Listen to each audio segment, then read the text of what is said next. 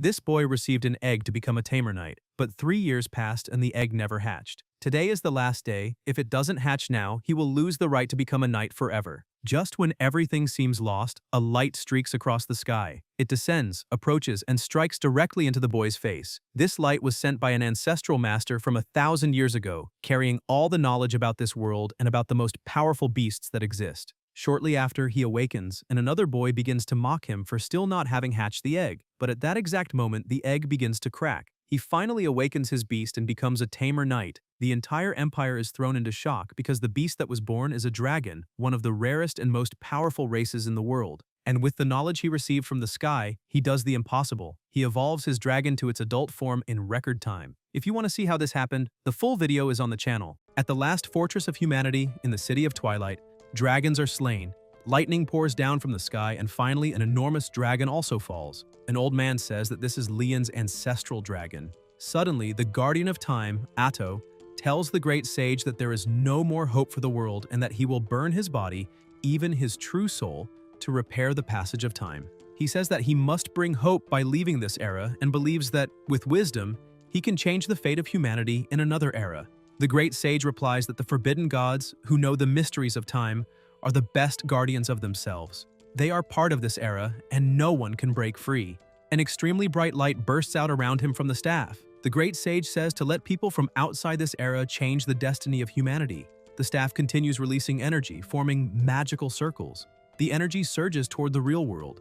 A voice says that before the predestined extermination, any futile struggle will only seem pathetic. The guardian asks what that is, and the great sage answers that it is the forbidden god who will destroy the passage. The voice says that any lesser hope will be swallowed by despair. Silent humans in the ruins of this era, together with their miserable hopes, turn into dust. The great sage closes his eyes and says that they are dust, but also heroes, and that the forbidden god must witness the power of 10,000 pieces of dust. People look on in shock and say that the great sage is initiating a sacrificial ceremony.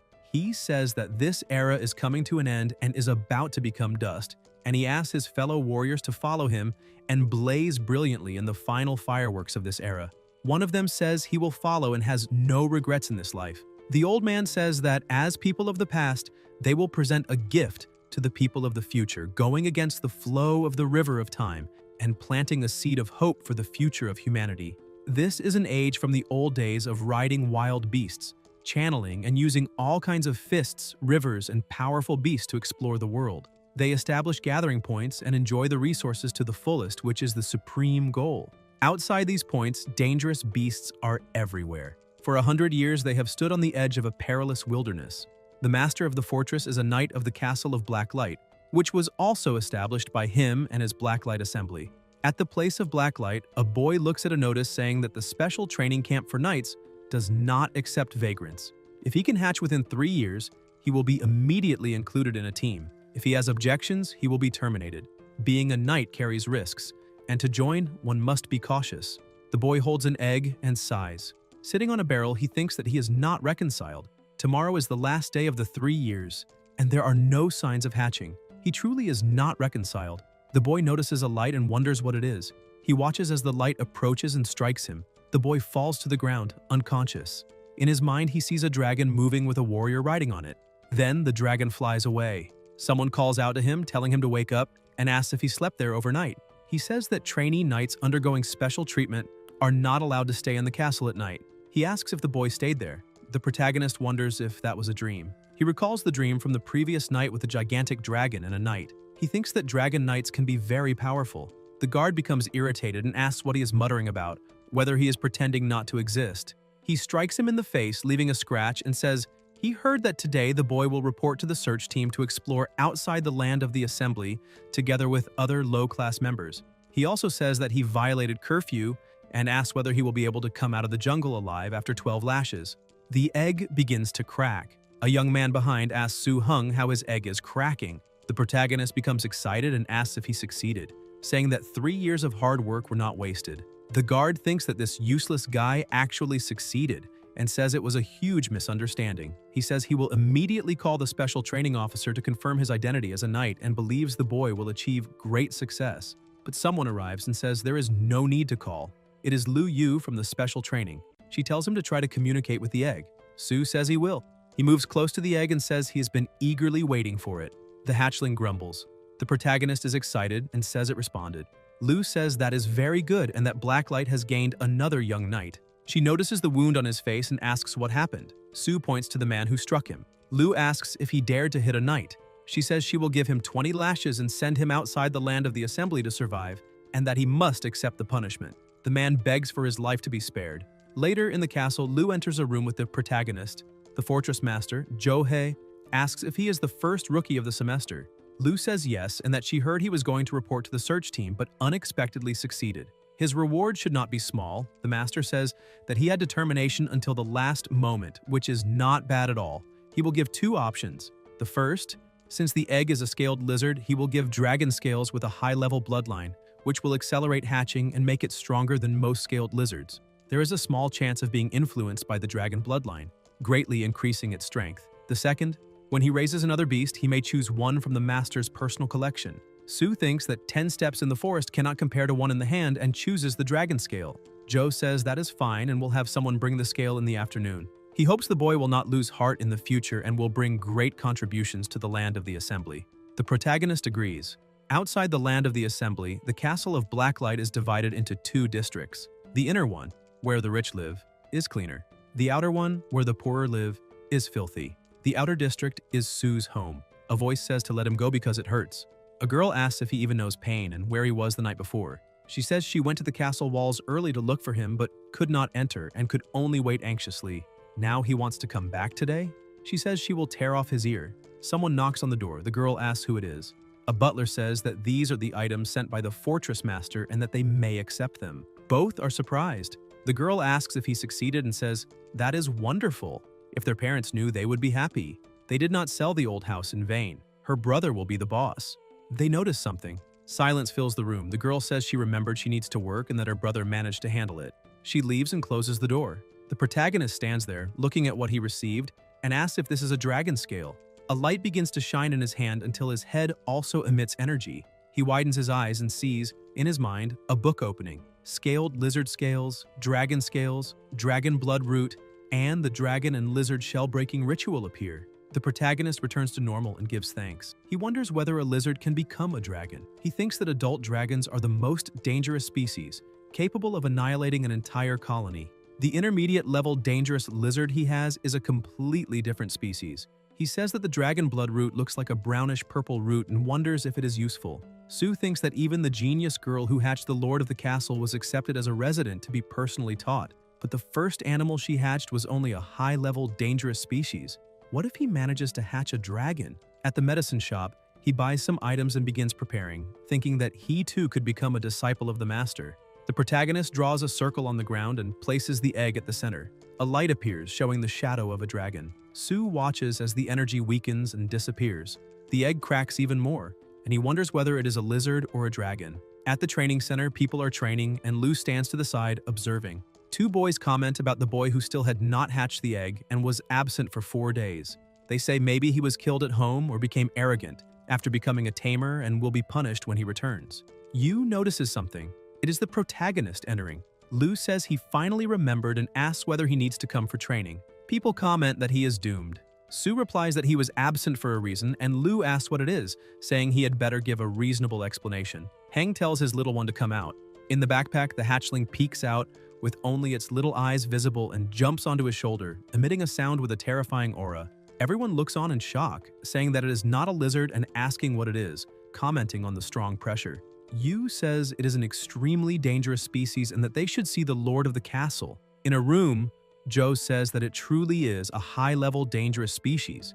He grits his teeth, saying that at the very first hatching it was already like this, and orders them to check who made the egg, saying to notify the department and deduct 3 months of salary. In truth, they made a dragon egg instead of a lizard one, and almost ruined the future of a genius. As for the protagonist, he says these years must have been hard, but he was lucky.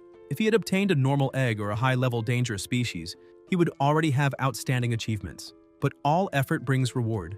With this dragon as his starting point, he will be no weaker than anyone in the future if he works hard. The protagonist says that he will not disappoint the castle. The fortress master replies that he is grateful the tamer training has produced such a genius, both talented and tenacious, and asks whether he is willing to become his disciple. Sue is surprised, and so is Lu. Hang thinks that, after 3 years, the lord of the castle who once took in Bai is accepting disciples again. The protagonist says he is willing, and Zhou says that this is excellent. He announces that today he summons all tamers without missions to a banquet to witness the birth of another talented tamer and celebrate accepting another disciple. The banquet continues into the night. The protagonist and his sister are escorted home by a castle guard in a carriage. At home, Sue says that he now receives a monthly stipend of 100 grams of gold and that, once he has enough money, they will buy back the old house that was sold for him to undergo special training. His sister says she could not earn that much even in 3 years and praises her brother. Hang complains, telling her not to pinch his face and to go rest since she works tomorrow. The most common distinction between ordinary creatures and dangerous species is whether they are born with the talent to use energy. Techniques that use this talent are called skills and are essential for determining the combat capability of a tamed beast. Dragons are superior species by nature with extremely high energy talent. In addition to their common violent attacks, they possess 6 skills. Dragon Sleep, which allows rapid recovery, low-grade racial skills, Dragon Strength, a destructive skill, Earth Spear Sacrifice, and Earth Power Absorption. The last, when combined with Dragon Sleep, gives them astonishing vitality, making them nearly indestructible. Finally, there is the strongest demonic skill, second only to Dragon Breath, Demonic Breath. The protagonist looks at a book and says he believes his hatchling will become a powerful beast. He widens his eyes in surprise, thinking about the growth speed of dangerous species. In the castle, during tamer training, Zhou says the dragon's potential is extremely strong and suggests testing its talent for the 3 types of energy, choosing one to train first. Its main strength is demonic. Hang looks at the ring on his hand and asks if it is the domination seal. The tamer's seal is a special item that keeps the beast in an internal space to sleep and recover energy. Because adult beasts are very large and a tamer needs several, they use bracelets, necklaces, brooches, watches, earrings, and similar items. A scarlet demon wolf is summoned. He says it is born with a lower classification but is nurtured until it reaches high level and is one of the master's main beasts in his early years, making it perfect to test the dragon. The protagonist wonders if that is appropriate. Zhou explains that the wolf, being a mix of demonic and pure beast attributes, allows the dragon to observe and will be fine. The dragon trembles when it sees the wolf approach and seems afraid. He orders the wolf to use demonic breath so the little one can learn. The wolf opens its mouth and releases the breath. Zhou tells it to stop. Hang watches in surprise, seeing the hatchling surrounded by a terrifying aura, and comments that it seems clever. The protagonist encourages it again. The hatchling tries to release breath, but nothing comes out. Zhou explains that the little one has comprehended demonic energy, and that the purple smoke is the embryonic form of demonic breath. He says they have found a treasure, that the dragon is extremely talented, and that the wolf needs no further testing. The wolf disappears, and the hatchling relaxes. Another, larger beast is summoned, a demonic-type beast with the special classification, Terrifying. The hatchling clings to its owner's leg, trembling. Sue says this is not right, and Zhou agrees. Another animal is summoned, a dragon with powerful energy. He explains that using something beyond the terrifying type makes things easier, and that this is one of the master's main forces with fire, dragon, demonic, and earth attributes, his only dragon-type beast, and tells her to come out and start playing. The Tyrannosaur is enormous. Heng asks whether dragon types are not rare, and Zhou replies that they are and that he is lucky to tame it, since many veterans want such a beast. The protagonist thinks he must keep the book a secret. Zhou asks if he is ready. The Tyrannosaur stares at the hatchling, which panics. Zhou tells it to use a bit of dragon power so the little one can feel it. The Tyrannosaur releases its power, creating terrifying pressure. Sue thinks it feels like being in a small boat on a stormy river about to capsize. He touches his shoulder and tells him not to stay within the attack range. Heng feels the pressure disappear and thinks about the strength required for that. Zhou is surprised that he holds firm and tells the Tyrannosaur to increase the pressure. The aura intensifies, and Zhou asks whether he can endure any longer. Heng widens his eyes when he sees the hatchling resisting and says that, even though it is weak, it is using low-level dragon power to confront the Tyrannosaur. He says such talent is hard to imagine, and that, in the future, it could break limits and reach great heights. The protagonist asks if it is really that strong.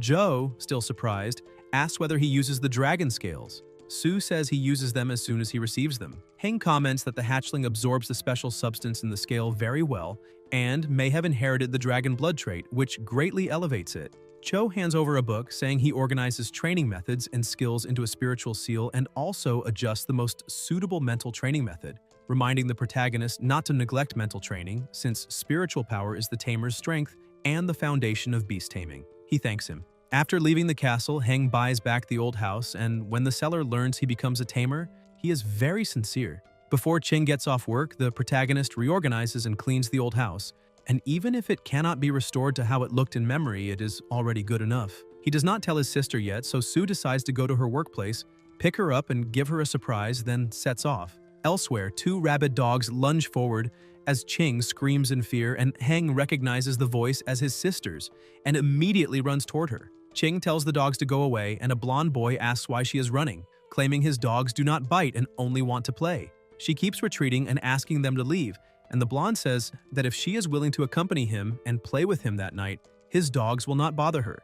The protagonist approaches, asks what he means by playing, and tells them to shut up. He advances with a stone in his hand, strikes one of the dogs, and knocks it to the ground. Heng says he is just a street gangster and tells him to stay away from his sister, warning that it is not because his father is a plantation director that everyone must treat him well. The blonde shouts for his dog, asks how he dares hit Charlie, and orders the other dog to bite the protagonist to death. The animal rushes forward, and Ching screams for him to run. But when the dog lunges, the dragon hatchling stares at it and bites it, shocking everyone. The protagonist orders it to bite until the end, and the hatchling continues. The blonde protests about his dogs, pulls out a knife, and orders his friends to draw knives as well to stab the two. The three advance, but Sue extends his hand using dragon power, and the hatchling releases a terrifying aura that stops the blonde in place. He asks what is happening, while the other two say that Bastard is frightening and they should be cautious. Another group approaches, asking what they are doing, and one warns that a guard is coming, suggesting they ask to have the boy handcuffed, saying there will be room to maneuver if anything happens. The blonde says he knows the nearby guards and will ask them to handcuff that trash, claiming that once he's taken to the security team's detention room, they will make him incapable of doing anything, and that he even plans to take advantage of the protagonist's sister, saying his dogs will not have died in vain. The guard arrives, asks whether that is not young Master Gu, and asks what is happening. The blonde says the protagonist cruelly killed his two dogs and demands they capture him immediately. The guard orders him to be handcuffed, and the two guards advance with cuffs, saying he killed the young master's favorite dogs and should surrender peacefully. The protagonist looks at a brick on the ground and says that the brick killed the dogs and that if they are dissatisfied, they should punish the brick. The guards say he dares act arrogantly even after killing someone, and warn that he will regret it once locked in the detention room, until they notice the dragon hatchling releasing an intense, powerful aura that frightens them. Sue shows his tamer classification and tells them to look carefully. The guards are shocked and call the captain. The leader realizes he is the famous new disciple accepted by the lord of the castle, already known throughout the region. The captain draws his weapon, fires into the air, and aims at the blonde, saying they have indeed banded together to commit crimes on the street and are far too presumptuous. He orders them to be handcuffed immediately and warns that if they resist, they will be killed on the spot. They are handcuffed. The blonde protests, claiming he is the victim, and that his father is the plantation director, but the captain punches him and orders that he be slapped. Other guards begin beating him, and the captain says that Bastard truly dares to kill dogs, and that if not handled this way, he would cause an even greater disaster. The protagonist says they have handled the matter temporarily. The captain thanks him and says those bastards will be beaten severely as punishment, asking if he is satisfied. Sue replies that it does not matter whether they survive or not, because he will still look for them after they are released from prison. The captain understands, and Heng tells his sister to go home since everything is fine. Ching agrees and follows him. The captain asks his partners whether it is better to offend a plantation director or a tamer, and the partner replies that there is no need to think about it, because offending a tamer means not even knowing how one will lose their life. The captain agrees and orders a vehicle to be prepared to take the prisoners to the garbage incineration site and eliminate them. Elsewhere, Ching cries hard when she sees the old house her brother buys back, saying she never imagines returning there and that it feels like a dream. The protagonist tells her not to get overly excited and hands her the house key, saying this is only the beginning and that the future will only get better. And Ching says she believes in him. Then someone knocks on the door and Sue asks who it is. The old man says he is forgetful and introduces himself as Deputy Director Guo from the Plantation Administration Office. Ching asks why he has come, and Guo replies that he has received news from the security team that Ding's son offended them, so he will help handle it by arranging for him to be transferred to the third-level planting and agriculture sector as an ordinary farmer, saying that although wild animals are unruly and accidents are frequent, Ding always says he can adapt to any position. and asks whether the protagonist is satisfied with the arrangement. Heng replies that he is very smart. Guo says he has heard that Qing is also a senior agronomist and will be transferred to the agronomy department as a deputy director. She asks whether he thinks she is unsuitable, and Guo replies that she is completely suitable because she is the Lord's sister, and if she encounters any problems in the future, she can come to him. Qing says it is fine and that she accepts. The protagonist thinks that becoming stronger truly brings more privileges. Later, food is placed in a bowl, and Su calls his pet to eat, saying it is an excellent recipe given by the teacher, specially made for growth, and that if it eats well, it will become stronger. He thinks about how there are 8 levels of beast-rearing formulas: inferior, qualified, intermediate, good, very good, excellent, extraordinary, and perfect. The teacher's recipe is for demonic-type beasts and is of good level, precious for a novice, but Su finds it strange that the hatchling stops eating after only 2 bites and wonders whether something is wrong with the ingredients. Heng says book and summons the book, which shows that after being born, the dragon devours the eggshell and stops eating for a period of time. Because it is a combination of earth, dragon, and demonic attributes, its recipe should not be balanced but focused, and it is picky, preferring living beings. The protagonist concludes what the problem is and decides to change the recipe. Every month he receives money from the teacher so he can feed the dragon the best. In the following days, Su prepares food according to the book and the little one loves it, but this causes a frightening problem. Heng says it cannot be. It is only the 5th day, until a coin falls to the ground beside the hatchling and it is already much larger, and the protagonist realizes that, despite being driven into bankruptcy by it, the dragon has indeed grown into the juvenile stage. He thinks that if they encounter those 2 hard-to-kill dogs again, the current dragon will not even need to use skills, only fly, bite, and slash with its claws to cut them in half with its sharp teeth. Su strokes it, thinking that ordinary people would not even be able to injure it. Perhaps not even firearms would be effective. And even 5 armed people would be eliminated instantly. He remembers that the teacher says that when the dragon reaches the juvenile stage, he should go find him. But this happens in just 5 days, something unprecedented. Perhaps the recipe is extraordinary or even perfect, so he must keep it secret. He tells his pet that now they need to train skills and stop feeding for 10 days. At the castle, Heng knocks on the door and a voice tells him to enter.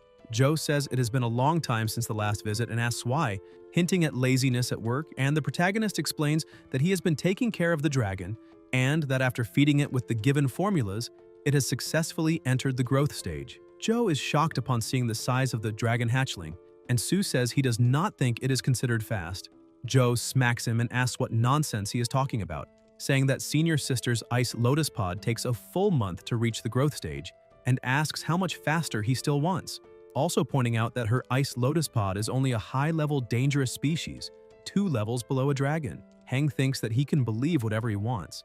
As long as he does not pursue this abnormal growth rate, it is fine. He comments that it seems the protagonist is not only talented in skills but also in growth. Since it has been cultivated to the growth stage, he says the dragon should already be familiar with its skills, and asks which have been developed. The protagonist replies that dragon power is enlightened to the 1st level and has developed 2 skills: Dragon Power Deterrence and Dragon Power Shock, and that demonic breath is also enlightened to the 1st level and developed into Shadow Ball. Zhou, shocked, asks whether he is joking and whether he has really trained the skills to that level in such a short time. Su replies that it is thanks to the teaching, thinking that fortunately he never tells him about Earth Spear Sacrifice and Evil Strike, which are comprehended on the rooftop the previous night. Zhou says his eyes are not mistaken about him and orders him to go to his exclusive training ground to show how much he has grown. At the Lord of the Castle's exclusive training ground, Zhou tells him to do his best and perform well because if he is satisfied, he will give him a tamed saddle, since the dragon will grow larger and larger, and he should have noticed that already, and asks how a tamer could not have a tamer seal, making Heng think that obtaining this tamed seal for free depends solely on him. Zhou raises the ring and summons the rock bear of resilient armor, stunning everyone. The protagonist asks how many tamed beasts he has, since he summons a different one every time. Zhou replies that he has no weak beasts, that the terrifying ones he has domesticated number about 20, and the common ones, like the rock bear of resilient armor and the lava tyrannosaur, are only half that number, and that if he wants a tamer seal that can demonstrate combat capability, it is time to test the training results. The bear opens its huge mouth, releasing massive pressure, and the dragon releases its powerful aura and stares it down. Su watches in surprise, thinking that it activates dragon power with just deterrence, and Joe says it is not bad to be able to withstand full pressure already at the growth stage. Joe orders the bear to stop, and it obeys. Then he tells them to be careful and instructs the protagonist to use demonic breath and try to attack, and Heng orders the dragon to use demonic breath. The dragon opens its mouth and releases the breath toward the opponent, but the bear realizes it does not even scratch it, and Joe asks whether the dragon has eaten nothing and says it is only tickling the bear. The protagonist smiles and orders his pet to use demonic breath ball continuously. The dragon locks onto the enemy and fires the demonic breath ball, hitting the opponent and cracking a piece of stone skin. The bear roars in pain, and Joe comments that this is very good, that he has indeed developed the skill well on his own, using demonic energy attacks and continuous shots, and that even so, the precision and speed are excellent, not bad at all. Sue thanks him for the praise, and thinks that even with a conscious attack that makes it impossible for the enemy to dodge, but still cannot completely break the bear's defense, it is already enough to satisfy him with the performance. Joe says that as a reward, the Beast Domination Ring is now his. It has plenty of space and is enough to hold 5 beasts, and in the future he will no longer need to worry about their size, as it can house up to 10 beasts if they are willing to squeeze in. Heng thanks him. Joe tells him not to be happy too soon because even if his skill development is not bad, he still lacks combat experience, which can only be gained through fighting. Therefore, he decides to send him to the northern frontline garrison, whose defensive line will give him many opportunities to fight dangerous species, and orders him to report to the military headquarters 3 days later, when someone will arrange the mission. There are 4 defensive lines outside the high walls of the Black Lantern gathering place, protecting the area. Each defensive line is composed of solid fortresses, tamers, powerful weapons, and soldiers. Among them, the southern and northern defensive lines are the most dangerous, fighting dangerous species almost every day. Most materials related to dangerous species in the city come from the hunting results of the 4 main defensive lines. During these 3 days, Sue requests an advance payment for assistance as a tamer, 250,000 grams of steel, half of which is exchanged for dragon food. He spends 3 days making all the food formulas that can be preserved for a long time. Under the arrangement of the Outer Fortress Army, Heng heads to the guard point at the 7th post of the northern section, serving as a team member, and the protagonist thinks that the 4 defensive lines in the Enclave are widely established to protect the plantations in the wilderness. After all, the amount of land within the gathering place is limited. The food produced by the 7 plantations in the gathering area simply cannot meet the consumption needs of 50 to 60,000 people in the region. Working on a plantation outside the city is the second most dangerous occupation, second only to being part of a search team, and it is also one of the dangerous industries that residents try to escape. As he remembers, the director of Plantation Number 5, Ding, was assigned to Plantation Number 30, a security zone responsible for the northern defense line. The vehicle moves on, and the guard tells him that this is guard post number 7 and wishes him well, saying he needs to return to make a report. A young man becomes indignant when he sees Sue get out of the vehicle and asks whether the chief of staff personally sent the newcomer. The blonde man beside him, wearing a bandana, says he heard that Sue is a tamer and asks whether he does not see the food on the vehicle, saying that all of it is feed for tamed beasts. The young man asks what they are waiting for and says they should go help him, and the blonde agrees, saying he is right. They immediately run over, pick up the bags of food, and ask how he could possibly do all this alone, telling him to let them help carry it, but Heng replies that there is no need. The young man introduces himself as Huang and says Sue can call him Xiao Huang and that he will take good care of him. The protagonist replies that he is too kind and says he will call him brother from now on. Huang says this is the first time he has seen a tamer without any arrogance, and tells the others to be quick with their hands and feet so they can finish moving everything soon. There are a total of 29 sentry posts along the northern defense line, and guard post number 7 is located exactly in this section. 10 years ago, this place was demolished and destroyed by a monster, with no survivors escaping that attack. The current post was rebuilt on the ruins, becoming the place where he will fight. Huang picks up some food and tells Sue to try the meal prepared by Wen. Although their conditions are not good, Wen's skills are excellent and he should give it a try. Heng tells him to just call him by his name since they are comrades and there is no need to call him Lord. Huang replies that Lord Tamer is an important person, but that he will call him brother instead. And the protagonist says that is fine and that they will call each other brothers. He asks whether encounters with dangerous species are frequent in this area, and the blonde man, while eating, replies that the defense system here is considered mid-peripheral with less pressure than the outer area, but there are always some monsters that manage to get through. He tells him to take a look at the beasts they have hunted in recent days. In the middle, and at the end of each month, officers come to count military merits, take combat materials back to the city, and convert them into military merit points. Su says that this is amazing because even without a tamed beast, they are already able to achieve such results. The young man asks what Su's tamed beast is and whether he can show it. Huang complains, saying they do not know the rules and that tamed beast cannot be summoned casually, but Heng summons his dragon and says it is fine. They are shocked to see that it is a dangerous species. The beast lands on the ground and the protagonist says that this is his summoned beast, a dragon. The young man comments that his very first beast is already a dangerous species and says that this is incredible. The dragon becomes irritated and begins releasing its terrifying aura, and Su flicks it on the head, telling it not to use abilities on them because it is very rude, and asks the young man if he is okay. Hu replies that he is fine, saying the tamed beast is incredible, and the blonde bursts out laughing, saying Hu claims he is fine but almost wet his pants. Hu tells him to stop talking nonsense, making everyone laugh. After a meal, Su is already quite familiar with the 5 brothers at the post. After tidying up a few things, Heng begins cultivating the mental training method following the teacher's guidance. The protagonist thinks that the mental tempering method taught by the teacher is called the crystalline breathing tempering method and has 3 stages.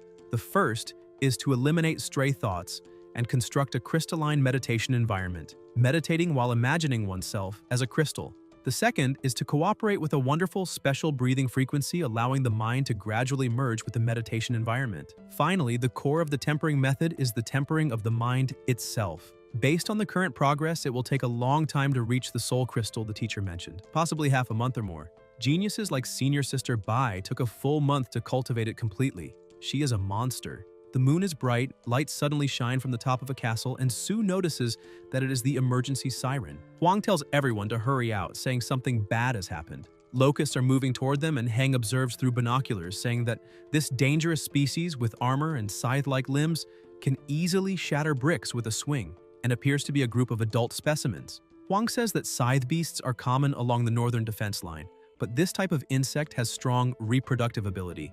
With only 4 of them, it should not be too difficult to deal with. He orders everyone to prepare for battle, saying he will man the machine gun with Lao, Wen will shoot toward the northwest, Hu and Lu will take positions at firing trenches 5 and 6, and Ahwen and Huafu will kill the adults and guard what is growing for their brother. They all respond affirmatively. Bullets are fired. The locusts sense something approaching and activate their barrier, preventing the bullets from hitting them. But when the bullets make contact with the barrier, they shatter into pieces.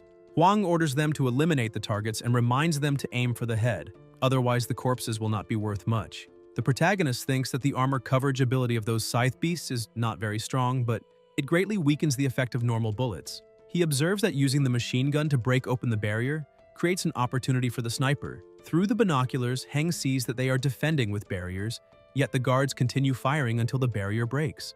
The blonde man, weapon in hand, says that now is his chance, fires, and lands a direct hit, destroying the target. The protagonist wonders if this is the northern defense line and thinks that even without being tamers, they have excellent teamwork. After countless battles together, they are strong enough to eliminate those beasts. The locusts are killed and they notice one escaping. Huang calls for Hu to take it out. They pursue it with the vehicle until they get close and stop. The insect notices them and watches cautiously. Su gets out of the vehicle and walks toward it, and Huang tells his partner to keep an eye on him, because those who come from the periphery to train often step too far forward, and they must not let him get hurt. Heng raises his ring, which emits light, and says to use the devil attack to see how good that guy really is. The dragon is summoned and uses its skill, devil attack. The locust activates its barrier, but the dragon effortlessly breaks through it and knocks it flying. The locust crashes to the ground and screams. The protagonist realizes that the armor blocks most of the attack and that it did not suffer serious damage, so he orders the use of Shadow Ball, continuous fire. The dragon flies forward with its terrifying aura and continues attacking. The locust activates the barrier again, but it begins to break once more, and Su watches closely. The locust also releases a powerful aura around its body. The two face each other, and the protagonist orders the dragon to use dragon power. The dragon stares at the opponent and opens its enormous mouth. The locust is terrified, and Su orders it to be destroyed. The dragon roars, and with the roar alone, a portion of the locust's body is sliced off. The insect begins to flee, and Heng asks whether it wants to run and whether it has permission, ordering the pet to use earth power. The dragon slams its paw into the ground, causing a massive impact and finishing off the locust. The guards inside the vehicle are shocked, and Hu says he does not think Su needs any help at all. Huang comments that he is very strong. The next day, Hu recounts the fight, saying he heard his brother shout, "Earth Spear Sacrifice!" and the monster was easily finished. Huang says he is different from those who come only to train, that he is incredible and truly strong, and that he is impressed. The protagonist says no, that everyone performed well. A guard approaches, saying someone has arrived, and they go to take a look. When they see it, Huang says it is the headquarters convoy, finding it strange because usually when merits are counted, headquarters goes from post to post. He comments that they should not be there before noon, so why did they come so early? Su watches attentively. The commander-in-chief of the Northern Defense Line, Lu Ling, steps out of the vehicle and the guards greet him. Ling says that so many years have passed, yet nothing has changed. Huang says he never thought the commander would remember his name and feels honored, adding that it must have been a hard journey to get there. The commander replies that it is nothing, not a difficult trip at all, less than 10 minutes by car, and asks who Heng is and whether he's already used to staying there. Heng formally introduces himself to the commander-in-chief. Ling finds the title he is called by somewhat strange, and the protagonist replies that it is a pleasure to meet him and that he is already accustomed to living there. The commander pats his head and says it is great that he is already accustomed to the place. The teacher has mentioned several times that he has accepted another genius disciple this time, and he also heard from the chief of staff that he failed to see him during his last visit to headquarters because he had gone to exterminate a group of bastards. But this time, he came specifically to find him. The guards are surprised and wonder whether the commander-in-chief came all the way to such a small sentry post because of him. Huang thinks that he assumed Su was just an ordinary tamer and never imagined he was the lord of the castle's disciple and feels relieved that nothing bad happened. Ling tells them not to stand around and to go count the sentry's harvest for the latter half of the month, asking them not to disturb him, and then orders Su to summon the dragon, saying that the teacher assigned him a special mission to check the dragon's growth status and report back when he has time. Heng thinks that he assumed the teacher would stop caring once he left the city, never imagining he would send someone to check on him. The dragon is summoned, and Ling is surprised when he sees it, saying that the teacher mentioned it has not even been a month since it hatched. The protagonist explains that after learning dragon energy circulation, the dragon has been circulating it constantly because of the battles of the past few days, so it grew quickly and asks whether there is any problem. The commander replies that there is no issue, saying that Su's dragon is much larger than the one he raised back then, and that according to the teacher's request, he needs to test the dragon's combat experience. He adds that he also has a dragon-type pet and will use it to examine Su's, inviting him to play. A rhinoceros is summoned with a tremendous aura, and Ling explains that it is a dangerous species of the earth dragon type, just like Su's dragon, a high-danger species that he cultivated to the complete stage. With its thick skin and tough flesh, it can withstand attacks for a long time and is one of his main forces. The rhinoceros approaches while the dragon trembles in fear. Su asks him to take it easy and not eliminate the dragon, and Ling laughs at the word eliminate, telling him not to worry, that the rhinoceros knows when to stop and will not bully or injure the little one. Heng says to go ahead, and the commander comments that it seems the little dragon has just woken up, ordering the rhinoceros to use a ground stomp to wake it. The rhinoceros slams its foot into the ground, causing huge cracks and a massive shockwave. The protagonist observes and thinks this is the benefit of being able to control mental power after tempering, but now is not the time to dwell on that, so he orders his pet to use Devil Attack and get out of the attack range. The dragon grabs him onto its shoulder and begins to fly, and Heng orders it to use Shadow Ball continuously to return the favor. The dragon releases its skill, but the opponent remains unharmed. The protagonist realizes that defeating it with his current dragon is impossible. All he can do is demonstrate how much the dragon has grown so as not to disappoint the teacher who cares about him. He orders the dragon to take advantage of its speed and attack from all directions. The dragon flies around, releasing even faster attacks, opens its massive jaws, and unleashes a powerful strike that injures the opponent's back. Su then orders it to absorb energy to recover. The dragon lands on the ground while the rhinoceros remains unmoving, staring at it. Heng orders the pet to use Dragon Power, Earth Spear Sacrifice, creating a massive impact, yet the opponent still remains intact. However, the rhinoceros grows irritated, slams its foot into the ground, and flings the dragon far away, making it crash onto the ground. Ling comments that Su's tactics are good, but unfortunately, the rhinoceros's skill has already reached level 9, making it very easy to defend against the dragon and the Earth Spear. The protagonist asked whether he did not ask him to use all tactics so he could complete the mission given by the teacher. The commander replies that he already understands the dragon's combat capability fairly well and that it is quite good. The teacher will be very satisfied. The growth speed of Su's dragon is much faster than that of the senior brothers, and the teacher truly accepted an excellent disciple. Not long after the senior brother departs, Winter begins. The outpost becomes extremely cold, with no walls sufficient to block the icy northern winds whistling through. Without electrical devices or heating, the only thing to rely on seems to be a sleeping bag.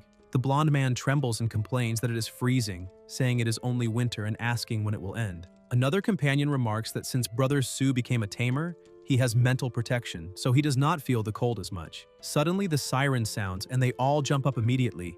Huang says it is a call from control post number 3 in the northern section. Plantation number 25 has been invaded by a group of dangerous species. Huang tells Brother Hu and Su to come with him, and orders Lao to bring Wen and Xia to stay behind and keep watch. They respond and move quickly to their tasks. They get into the vehicle and a voice reports that, according to Captain Li, the situation is critical. Plantation number 25 has been completely breached, with many dangerous species entering the area.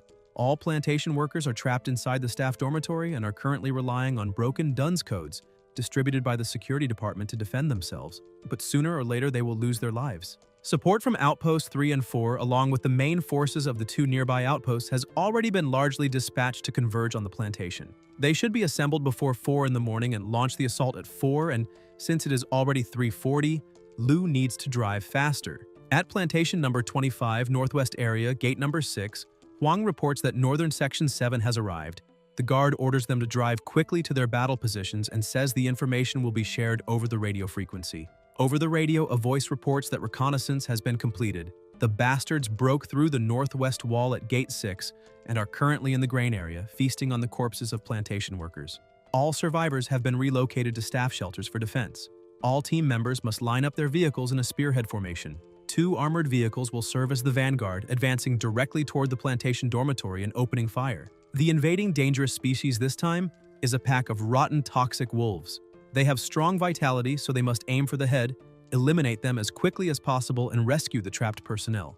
They begin firing, aiming for the heads. The lead wolf observes and lets out a howl. The protagonist senses something wrong and asks his partner to slow the vehicle and create some distance. Huang asks what is wrong, and Su replies that he heard a strange howl just now and asks if they heard it too. Huang explains that dangerous species like rotten toxic wolves have a certain chance of evolving into a supreme leader, and although the probability is very low, something is definitely wrong. Heng tells them to look closely and notices that the wolves are deliberately creating distance, wondering what they are planning. He comments that it is no wonder they managed to break through the plantation's defenses using only dangerous species. The lead wolf reveals a murderous gaze and releases an innate ability of rotten toxic wolves, wolf smoke. People in the vehicle ask what it is and whether it is poisonous fog. Over the radio, a voice orders them to activate infrared targeting, remain alert, and avoid accidentally injuring comrades. The protagonist says it will not be that simple and that they need to retreat. But then the wolves begin leaping onto the vehicles, tearing everything apart with their massive jaws. Su says this is a shadow wolf companion, and that the special ability of a rotten toxic wolf leader is companionship, meaning there is another leader. Huang says that one is coming. A wolf charges at their vehicle, smashing the windows and flipping it onto its side. Huang begins firing, but says it is too tough and they cannot penetrate its armor. The wolf leaps onto the vehicle, ripping chunks away. Heng remains calm and summons his pet. The dragon releases its terrifying aura and uses dragon power, intimidation, creating immense pressure, then follows up with evil thought bullet, rapid fire, causing explosions and blowing off the wolf's head as its body collapses to the ground. The protagonist speaks into the radio, telling the commander to avoid friendly fire and requesting a ceasefire, saying he will handle the rotten toxic wolf leader. The commander watches through binoculars and thinks that he truly is Bao Zhu's direct disciple. Seeing such combat power in an apprentice is astonishing. He thanks him for the fire support but says to leave the rotten toxic leader to them, as they will deal with the other scum and not let them interfere with the battle. Su gets out of the vehicle, noting that the poisonous fog is extremely dense, and asks where the hell the rotten toxic wolf leader is. Huang points it out. Heng looks and sees the leader wolf destroying a vehicle while a guard cries for help. The protagonist orders the monster to stop and commands his pet to use surprise attack. The dragon strikes, making the wolf spit blood and sending it flying. The leader grows even more enraged and charges again. The guard thanks Su for saving him, saying he thought he would lose his life. Su tells him not to stand there and to start running, but the wolf leader thrusts its enormous razor-sharp claws straight through him before he can even move. The leader pulls back its claw and the guard's body collapses to the ground. Heng is shocked and orders his pet to use Earth Spear Sacrifice. The The dragon slams its paw into the ground, causing a massive impact, and the system notifies that the rotten toxic wolf has released the enlightened power Shadow Assault, triggering a violent explosion. The protagonist says it is a good opportunity and orders Hu to suppress it with heavy fire, since the wolf is now outside the convoy's range. Hu responds that he understands. They open fire. The wolf leader tries to dodge, but before it even realizes what is happening, the dragon lunges forward and bites it. Su says he knew it would try to escape and orders the pet to intimidate it. While flying, the dragon releases Dragon Power 1, strikes the opponent again, and finishes it. Afterward, the vehicle continues through the mountains. Huang asks what is wrong with him and whether he is feeling down, and Heng replies that he is fine, he just wishes he could have done more. Huang says that according to past conventions, support is usually not even mobilized for an invasion of dangerous species on this scale, and that without him, the casualties this time would have at least doubled, because he helped a great deal. Huang shows a scar on his arm and says it is from the first time he participated in a plantation support battle, explaining that that battle was even more dangerous than this one, with more than 50 people dead or wounded, and an armored vehicle destroyed and turned into scrap by a super dangerous adult species called the golden-backed steel arm ape, whose attacks ground the crew members into minced flesh. In the end, it was the senior brother, the commander-in-chief of the Northern Front at the time, their martial elder brother, who personally took action and eliminated that beast to end the battle. He offers a few swallows of alcohol, saying it will make him feel better. The protagonist takes it, thanks him, and says he understands what he means. Huang says it is inevitable that ordinary people in these settlements live like floating duckweed with no roots to cling to, that no one can guarantee that if they fall asleep today, they will wake up to see the sun tomorrow, and that only by becoming someone like him can they truly gain the power to control their own fate. Su tells them not to overthink it and asks one for food, and Huang replies that they will eat a lot and wear that stinky kid out. The plantation support battle is the first time Heng faces massive casualties head-on. He behaves like a true warrior, and after a brief period of mourning, finally understands that only by constantly growing stronger can he protect himself and also protect the people around him in this chaotic world. In the following month, the protagonist enters special training for both himself and his pet, following the ancient dragon canon, and the results are remarkable. In addition to growing larger, the serpent dragon lizard's control over the 3 elemental energies becomes stronger, skills are developed one after another, and their effects become several times more powerful than before. While Su is immersed in training, watch post number 1 receives a familiar visitor. Ling arrives riding a lion and says it has been quite a long time. Heng thinks it looks really cool and wonders whether the pet has a mount attribute. Ling jumps down and says he heard that Su participated in a plantation support battle last time, and that his field performance was excellent. According to the senior brother, the commander at the time even submitted a report and praised him specifically. He truly is a student valued by the teacher. The protagonist asks whether the teacher did not say he should do a test once a month, and whether it has already been a month since he last left. Ling asks whether it was once, and says nobody really cares, explaining that he happened to have some free time these days and came over to avoid the teacher complaining later when he becomes too busy. He orders Su to release the serpent dragon so he can train it, saying they can talk later. Su responds that he understands and summons the pet, which is much larger than last time. Ling is shocked, saying it is growing extremely fast and asking whether the cultivation formula is perfect or something like that. Heng asks how that could be possible and says he has always used the teacher's G-Men formula. Maybe the little lizard just absorbs it better, and then tells him to put the serpent dragon away, saying there is no need to test further. Ling explains that according to the teacher's instructions, once the serpent dragon lizard reaches the mid-growth stage, the training on the Northern Front will be considered complete, so they should pack up the materials and prepare to return to the castle to meet the teacher. The protagonist asks whether he really can go back so soon. The companions behind ask whether he really can leave so early and say they cannot bear to see him go and will not be able to sleep. The blonde asks if that is really the case, saying everyone seems to be in a great mood and whether they should let the little lizard run with them for a race.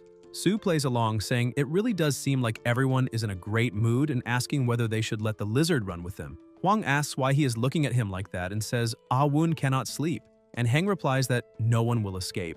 Everyone will run with the little one. The next day at the Dark Lamp Training Hall gathering point, the protagonist lies flat on the ground, exhausted, saying he cannot take it anymore. Lin Fu, the trusted disciple of the Fortress Master, his steward and loyal servant, comments that he lasted quite a long time under his bombardment and that, just as the Fortress Master said, He did not slack off this month, reporting to the master that he gained a good disciple who, although not as talented as the senior sister, is persistent enough. Joe says he did not expect the training to be completed in just 1 month and declares it a success, asking how it was for him and saying it must have been hard. Sue replies that not at all, thinking that through practice and training he can clearly feel growth and challenges at every moment, which is far better than the 3 years spent incubating and hatching the beast egg without any progress, and wonders how such a life could be considered difficult. He also feels that being able to train and cultivate the dragon to this point far exceeded his expectations. Joe says that this also gives him confidence in the plans he has for the protagonist in the future. Heng asks what the arrangements are, wondering whether they will go to the outer perimeter of the watch post, but the fortress master replies that they will not, saying he is preparing him to participate in the 6 territories duel to be held in 1 month. The 6 territories duel is held once a year, jointly organized by 6 major gathering places to compete for the opportunity to enter the Blood Forest ruins. Although it is called a duel, in reality it is a competition for the chance to explore those ruins. The protagonist asks whether so much effort is really necessary just to explore ruins, and whether there are not similar ruins near the gathering place. Joe explains that the Blood Forest ruins are completely different from ordinary ruins found anywhere in the wilderness because the outer area of the ruins is separated by a hidden energy barrier that prevents entry, and moreover, the ruins are occupied by a powerful and terrifying race. The master of the hidden area is an unimaginably powerful creature. Years ago, the 6 major gathering places joined forces and reached an agreement with it after a fierce battle, and under the pressure and probing of the 6, it agreed to open the hidden area once a year to allow 3 human beastmasters to enter and explore, thus giving rise to the 6 territories duel. Sue says this exploration opportunity is extremely rare and asks whether that means the competition will be intense, and whether, with his current strength, he can participate and has any chance of winning. Joe tells him not to worry, explaining that the area open to humans by the master of the Blood Forest ruins is only the outer perimeter of the ruins, while the inner area and core are inaccessible. For a novice like him, it is already a true treasure, but for real masters, it is not particularly attractive. Heng declares that since the teacher has said so, he will definitely compete for a slot and bring it back, and he says that is the spirit. Besides him, there will be 4 other participants, and tomorrow arrangements will be made for them to meet and get acquainted, after which a new round of training will begin. The protagonist asks where this new training will take place, and the fortress master replies that it will be in the Grizzly Forest. South of the gathering place lies a vast black forest covering an immense area known as the Gray Bear Forest beyond the southern wilderness. A staggering number of wild bears live there, all enormous creatures about 4 meters long and weighing several tons. However, due to their inability to utilize energy, they are not considered dangerous species, yet occasionally the bear groups give birth to incredibly powerful evolved individuals that become legendary figures even trainers admire from afar, earning a reputation as beings capable of soothing crying infants. Sue asks whether the Gray Bear Forest is not a forbidden area, and Joe replies that he will understand the situation when the time comes, and that before that, he should go back and rest for a few days. Later, elsewhere, Heng thinks that the advanced support of 250,000 grams of steel credits provided before going to the watch post is almost exhausted, and that the next support will not be distributed for another half month. To maintain the current growth rate, there can be no shortage of food, and advancing by relying only on this is not a long-term solution, so it seems he needs to find a way to make money. In fact, as a trainer, there are many ways to earn profits. Healing-type trainers can make decent gains by treating injuries and illnesses. Plant-type trainers can receive substantial rewards by increasing crop yields on large plantations. Water and electric-type trainers can also go to the resource department at the gathering point. However, with the help of the ancestral dragon manual, there may be even more efficient methods. In the Black Lantern gathering market, merchants shout to attract attention, offering the best and newest goods, big discounts, 1 gram of steel credit, 3 grams of credit, and so on.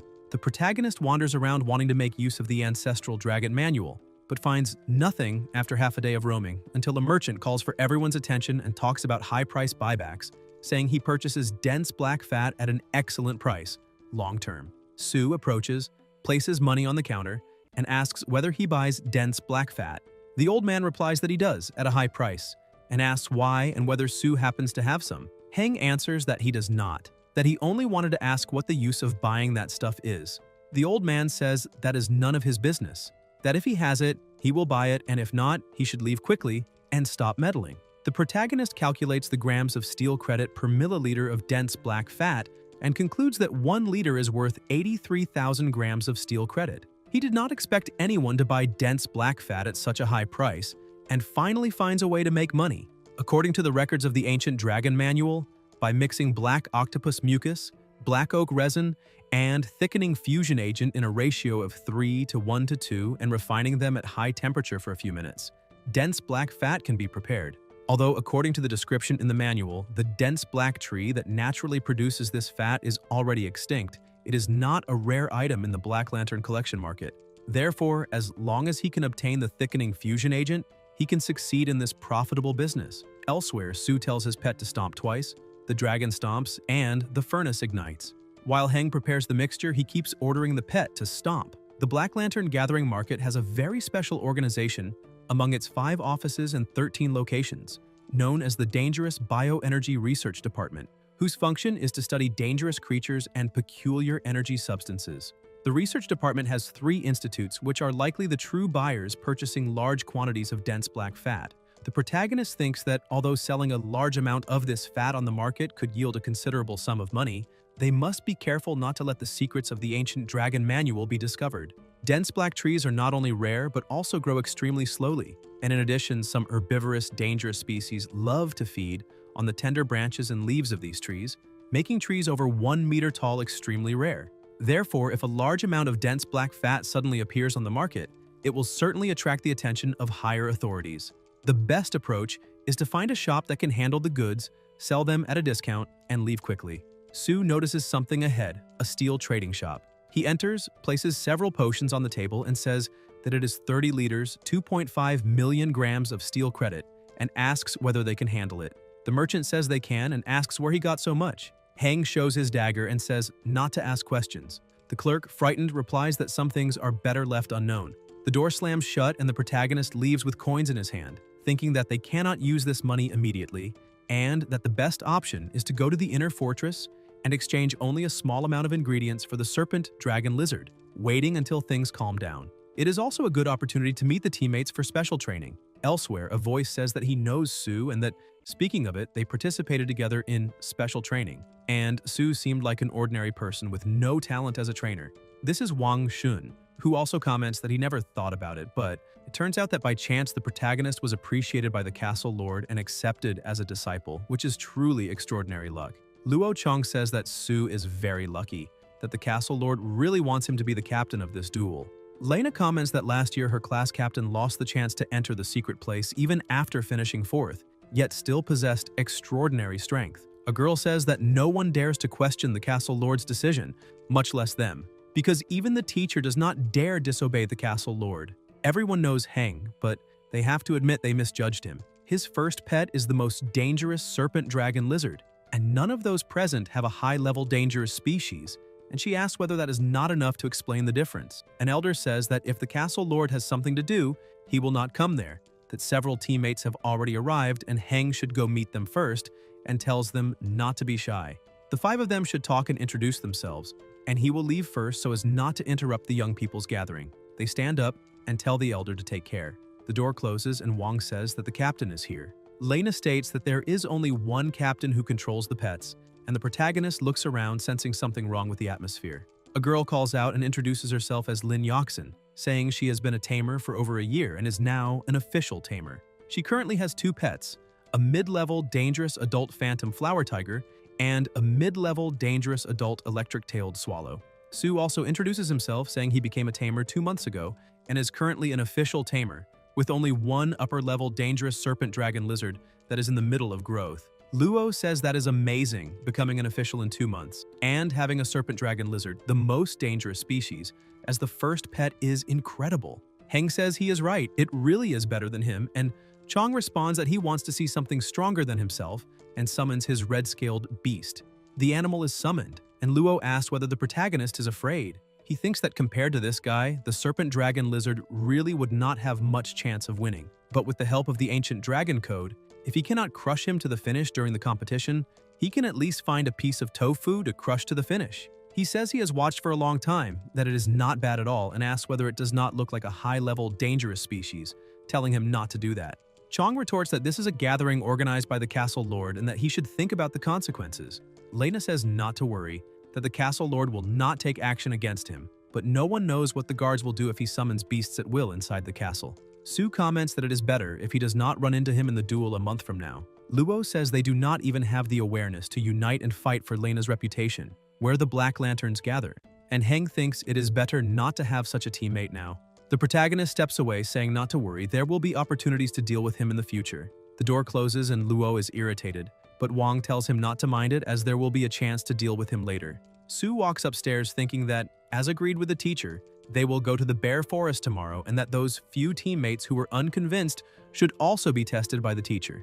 If he makes good use of the special training in the Bear Forest, when he returns he should become a worthy captain. The next morning at Heng's home, someone knocks on the door. It is a young man saying he is the Black Lantern War Chief, Zhang Cheng. A voice tells him to come in, they enter, and Zhang shows a map saying that this is where the Black Lanterns gather, and that this is their destination this time, a small to medium gathering point on the edge of the Black Bear Forest, the city of Ermet. The city of Ermet lies in a straight line to the left of the Black Lantern gathering point, but only half the distance between the two places has repaired roads, so the actual route is more winding. The distance is a little over 150 kilometers, and in addition to dangers and uncontrollable factors that may be encountered along the road, the protagonist says it will probably take 1 or 2 days, so they should prepare. Chung asks whether he has any questions, and Sue replies that he does not and tells them to set off immediately. In a forest, the vehicle moves along. The Black Lantern gathering point is located in the Gray Wilderness, as are Rivet Town and Grizzly Grove, an extremely vast area with dozens of large gathering points, many others of medium and small size, and even more refuge camps scattered throughout the wilds. The vehicle keeps moving, and Zhang says this is the place and tells them to wait, explaining that he will continue on afterward and rest here for the night. Someone atop the fortress introduces himself as Chanam, deputy mayor of Dru Prefecture, and asks whether they are from the Black Lantern gathering area. Chung introduces himself as the leader of the 5th Tactical Group of the 1st Squadron of the Black Lantern Castle Guard 3rd Detachment, and says he needs to go into the city for repairs. Over the radio, a voice asks for the latest password, and Zhang provides it. A gate opens, and Chanam approaches, saying they have come from far away and worked hard.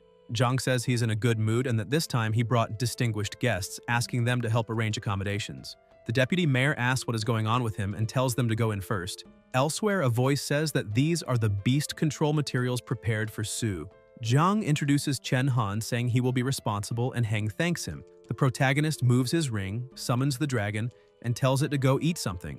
Everyone is shocked by his level of pet control, and Chen jokes that he wonders whether Sue even opened the box, because the beast looks like it is going to eat the container along with the food. The dragon opens the crate and begins devouring everything at high speed, leaving everyone astonished. Han says Chanam is different from the Black Lantern gathering point, that there is no curfew and the nightlife is lively. Many comrades stationed in Chanam go to the bar at the foot of the mountain to have fun, and he invites Sue to join them. Heng replies that they can go have fun if they want, but he will not go himself, and asks whether Han can help him find a guide since he wants to walk around the city. Someone knocks on the door. It is a little girl asking whether he is looking for a guide. She apologizes for overhearing the conversation and explains that Grandpa Andrew asked her to bring Lord Cha's specialty. Chen confirms that she is indeed Mayor Andrew's granddaughter, and says that if Sue wants a guide, she is perfect. Lena agrees excitedly.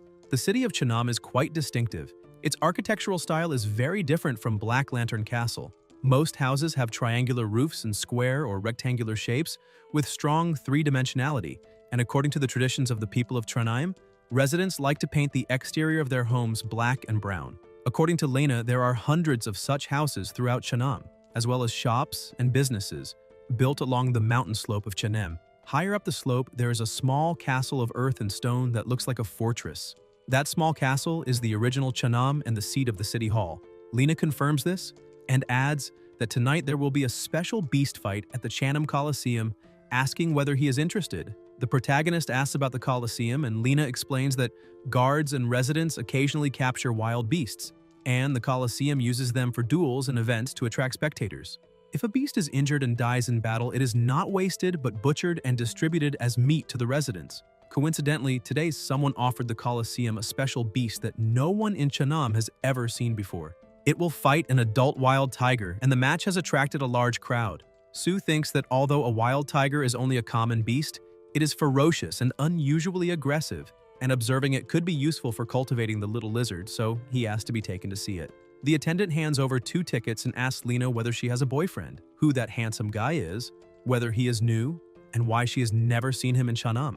Lena gets annoyed, tells her to stop talking nonsense, and urges them to go inside quickly. People recognize Lena and greet her, and one even invites her to sit with them. She thanks him and says it is not convenient today, but definitely next time. Heng thinks she is quite well known here. A man approaches calling her niece and asks why she has time to come today. Lena calls him uncle and says she is accompanying a distinguished guest, telling him to prepare the best booth in the Colosseum, or she will complain to his grandfather. Lad looks at the protagonist, notices the master ring, and realizes that someone of this status must never be offended. He says it is an honor to receive him and welcomes him to the Chanam Colosseum, and the protagonist replies that it is a pleasure to meet him. A roar echoes through the arena as the host announces that the beast fight is about to begin. The crowd cheers excitedly, and she announces that, just as everyone expected, the city guard has brought in a wild tiger with a body exceeding 3 meters in length and weighing over 600 kilograms. A tiger appears at the side, and 2 boys in the audience comment that it was captured in the trap of Chanam's best hunter, a Saizi, and that this wild tiger looks to be in excellent condition, brimming with ferocity, a true beast. One of them shouts for the match to start, and Lena, extremely excited, shouts as well. The host asks the audience to calm down and announces today's challenger, admitting that she has never seen such a strange creature before and hopes that this little guy, caught by accident, will bring everyone some surprises. A cage is thrown into the center, and the little guy inside looks dazed. The tiger approaches, and it runs away, scrambling up the bars. The crowd laughs, saying it is the first time they have seen something flee like that. The protagonist wonders what it is and whether it could be what he is thinking. The tiger opens its massive jaws and lunges at its opponent. The little guy screams in fright and keeps running, the tiger chasing after it as the pressure grows more intense. People comment on its speed, saying they thought the creature would be finished immediately, but did not expect such a turnaround. A small boy asks his mother what kind of beast that is. Sue thinks that according to the records of the ancient Dragon Code, among dangerous creatures there are 4 rare species that almost only appear in rumors, recognized as powerful and incredible, and thus called the 4 gods of rumor. The 4 rumored species are mystery, enigma, miracle, and muth. Speed and reactions like this cannot belong to ordinary animals. Combined with the golden seal on its forehead and its round body, that little beast is one of the 4 rumored races, the mystical treasure hunting race. Treasure hunters are extremely dangerous species, but almost non-aggressive, possessing an exceptionally rare mysterious ability, born to seek out and feed on treasures. Their traces usually appear only in extremely dangerous large-scale ruins and can indicate the presence of a hidden realm. He never expected to encounter such a creature here and cannot miss this opportunity, so he asks whether he can buy that little beast. Lena replies that the beast was sold to her uncle by the brewmaster of the cellar, Rio Rad, who owns the Colosseum, and that the Colosseum's beasts are his wealth. Heng says it would be best to ask her to take him to meet him. In another room, a man says he is afraid it will not work. Even though he is a friend, he cannot agree to such a request because she knows the Colosseum's rules. Unless one side is injured and loses combat effectiveness or even dies, the fight cannot be stopped. Lena pleads, but the man replies that it is not really about money. Lena says she knows that the little creature was sold for 4,000 grams of steel at the old shop and offers 8,000 grams of steel, asking whether that is enough. The man reminds her that she knows not even her father, from old Lad's generation, ever broke the Colosseum's rules, and says that Lad is concerned about the registered bets and sold tickets. Sue says that from what he knows, that little creature is not only rare but an extremely special species, and asks whether he really wants to let it be eliminated in the arena. The man replies that Sue has misunderstood, that he has his reasons, but he does not want to break the rules. Heng says he has an idea. Meanwhile, in the arena, a voice announces that due to special circumstances, the beast fight may have to be terminated. The crowd becomes irritated, saying they bought tickets and were excited for the show, but the voice asks for patience and begins to explain. First, all ticket holders will receive triple refunds, and those who placed bets will receive full refunds. Second, the Colosseum will present a spectacular duel, and here is the challenger, Sue.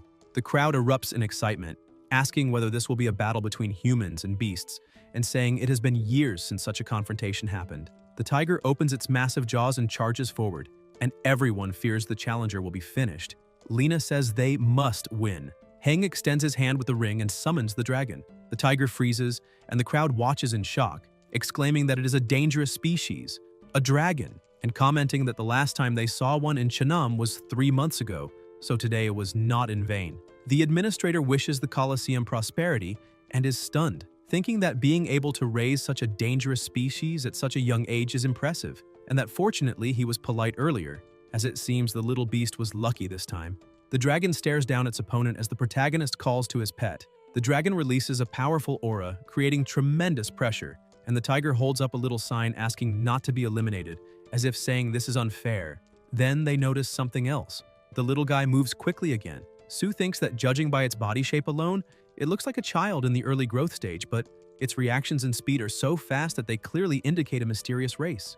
He orders his pet to attack. The dragon lunges toward the little creature and Heng commands it to use the second stage of enlightenment. As the smoke dissipates, the dragon opens its massive jaws and stretches out its claws about to strike, but the little guy moves even faster and dodges. The protagonist orders his pet to unleash the second shock, and the dragon releases an absurdly violent power, making everyone feel fear as they ask whether that really is the power of a beast tamer, saying that if he were to lose control of such a creature, the entire city might be annihilated. While the little guy trembles in terror, the dragon approaches, grabs him in its hand, and carries him back to its master. Later, inside the Colosseum administrator's office, the man says it is incredible that this is the first time he has seen a tamer capable of controlling the most dangerous species at such a young age.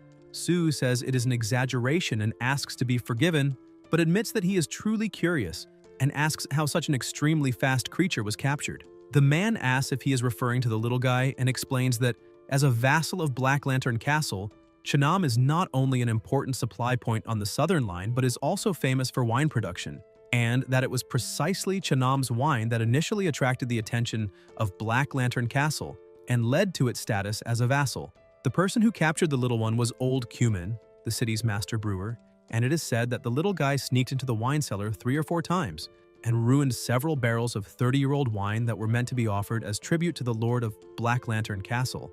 Old Cumin and his apprentices stood guard for 7 days, then thought it had all failed and returned, only to find the little fellow drunk and drowsy inside a wine barrel, so they simply sold him. Heng says that now he understands that a treasure-hunting species is born with a mysterious power to seek advantages and avoid disadvantages, but this one is so stupid that it got itself drunk. Outside Sue's residence, the protagonist thanks the little girl for everything and says that he now owes her a great favor. Lena replies that it does not matter, that it was only a small problem, and that she heard he will be traveling tomorrow, so it is better to rest early. Sue says that is fine, that he will explain things to Chen and the others and bring back some interesting items from Hailing next time.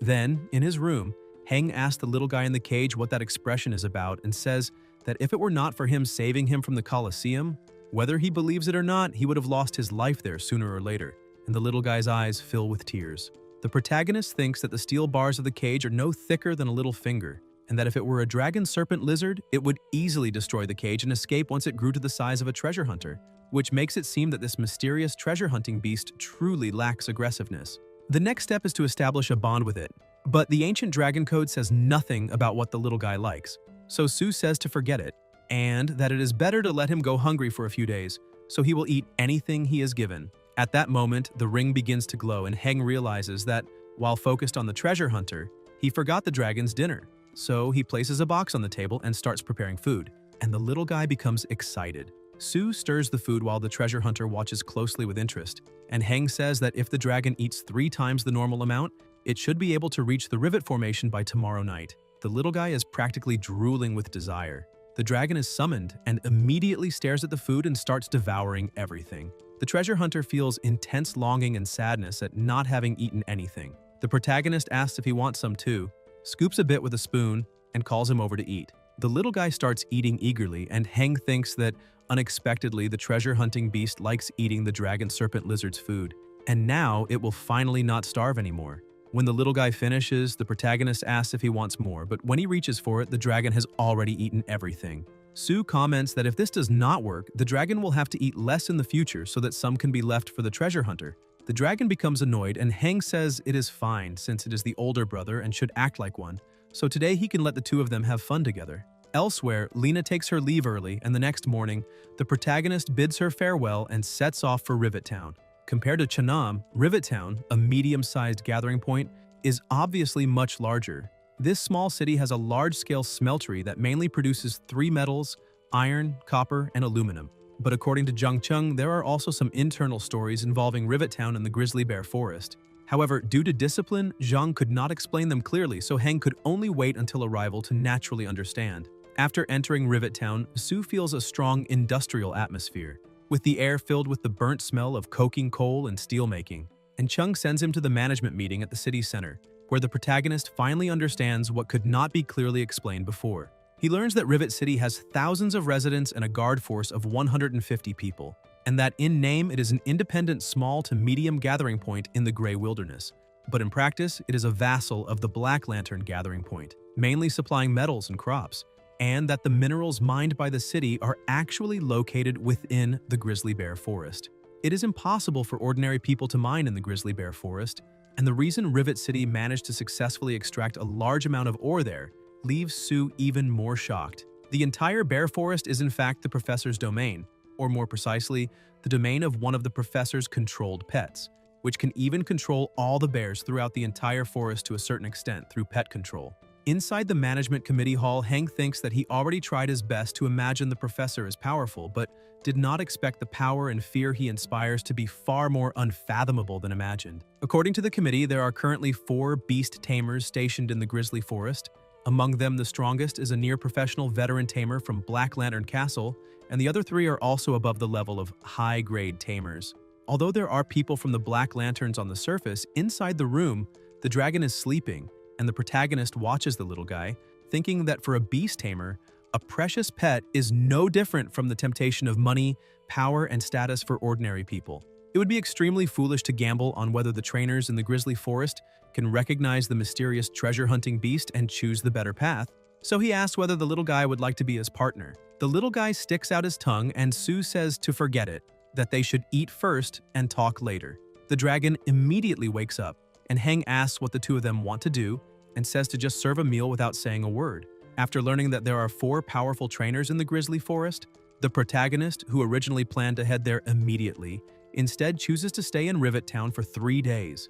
The reason is simple: to find a way to establish a spiritual bond with the treasure hunter, so that he can control it at any time. However, this matter is not as easy as he imagined, as every time Su tries to establish a spiritual bond, he is repelled by the consciousness of the treasure-hunting beast. Even after flipping through the ancient dragon code, he finds no relevant records, so Heng simply comes up with a stupid idea and asks whether the little guy is not a treasure hunter, saying that he will take him treasure hunting right now.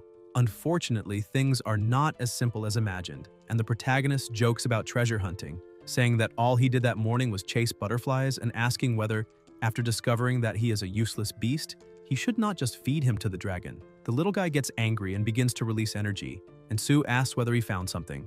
The little guy points his finger. Heng looks behind and asks whether he means he sensed the aura of treasure from that direction. The little guy tilts his head, and the protagonist wonders whether this time it is real, thinking that there seems to be a wave of mysterious energy in his body. Su smiles and says he does not want to go, that it might just be some kind of fake, and that it is better to go home and cook for the dragon serpent lizard. The little guy starts pointing insistently, and Heng asks whether he really wants to go, whether he wants that treasure so badly, and why he should help him obtain it. The little guy lowers his head sadly, and the protagonist says that he likes doing good deeds, but for that, the little guy has to agree to one request, and the little guy becomes afraid of being made into a slave. Su asks whether he is worried about that and explains that it is only to establish a spiritual connection, not to subjugate him. The little guy understands, and the two bump fists. Heng thinks that it is impossible to establish a spiritual bond overnight, and even if it is proposed, it is easy to be rejected. While establishing a spiritual connection is different because, as long as the other side no longer resists, it will not be difficult to gradually form the bond. Elsewhere, someone hands over a bottle. It is the attendant saying that the signed spiritual harmonium is there. The protagonist enters the place, and the attendant asks whether he wants a glass of the special drink. Su replies that he is just visiting, and the attendant gets annoyed, wondering whether he is the type of person who goes to a bar at noon just to look around and mutters to 2 young men that this guy looks strange. Maybe a foreign mercenary or connected to those soldiers, asking whether they should check what he is doing there. Heng asks what that is and whether it is a treasure hunter or a junk hunter. He comes across items that look extremely old until he notices something and thinks that it cannot be the transformation color stone mentioned in the ancient dragon code. The journey of beast control and dragon transformation is filled with hardships, and the demand for evolution materials is almost absurd, with transformation color stones being the core materials required by extremely powerful dragon species on the path of transformation.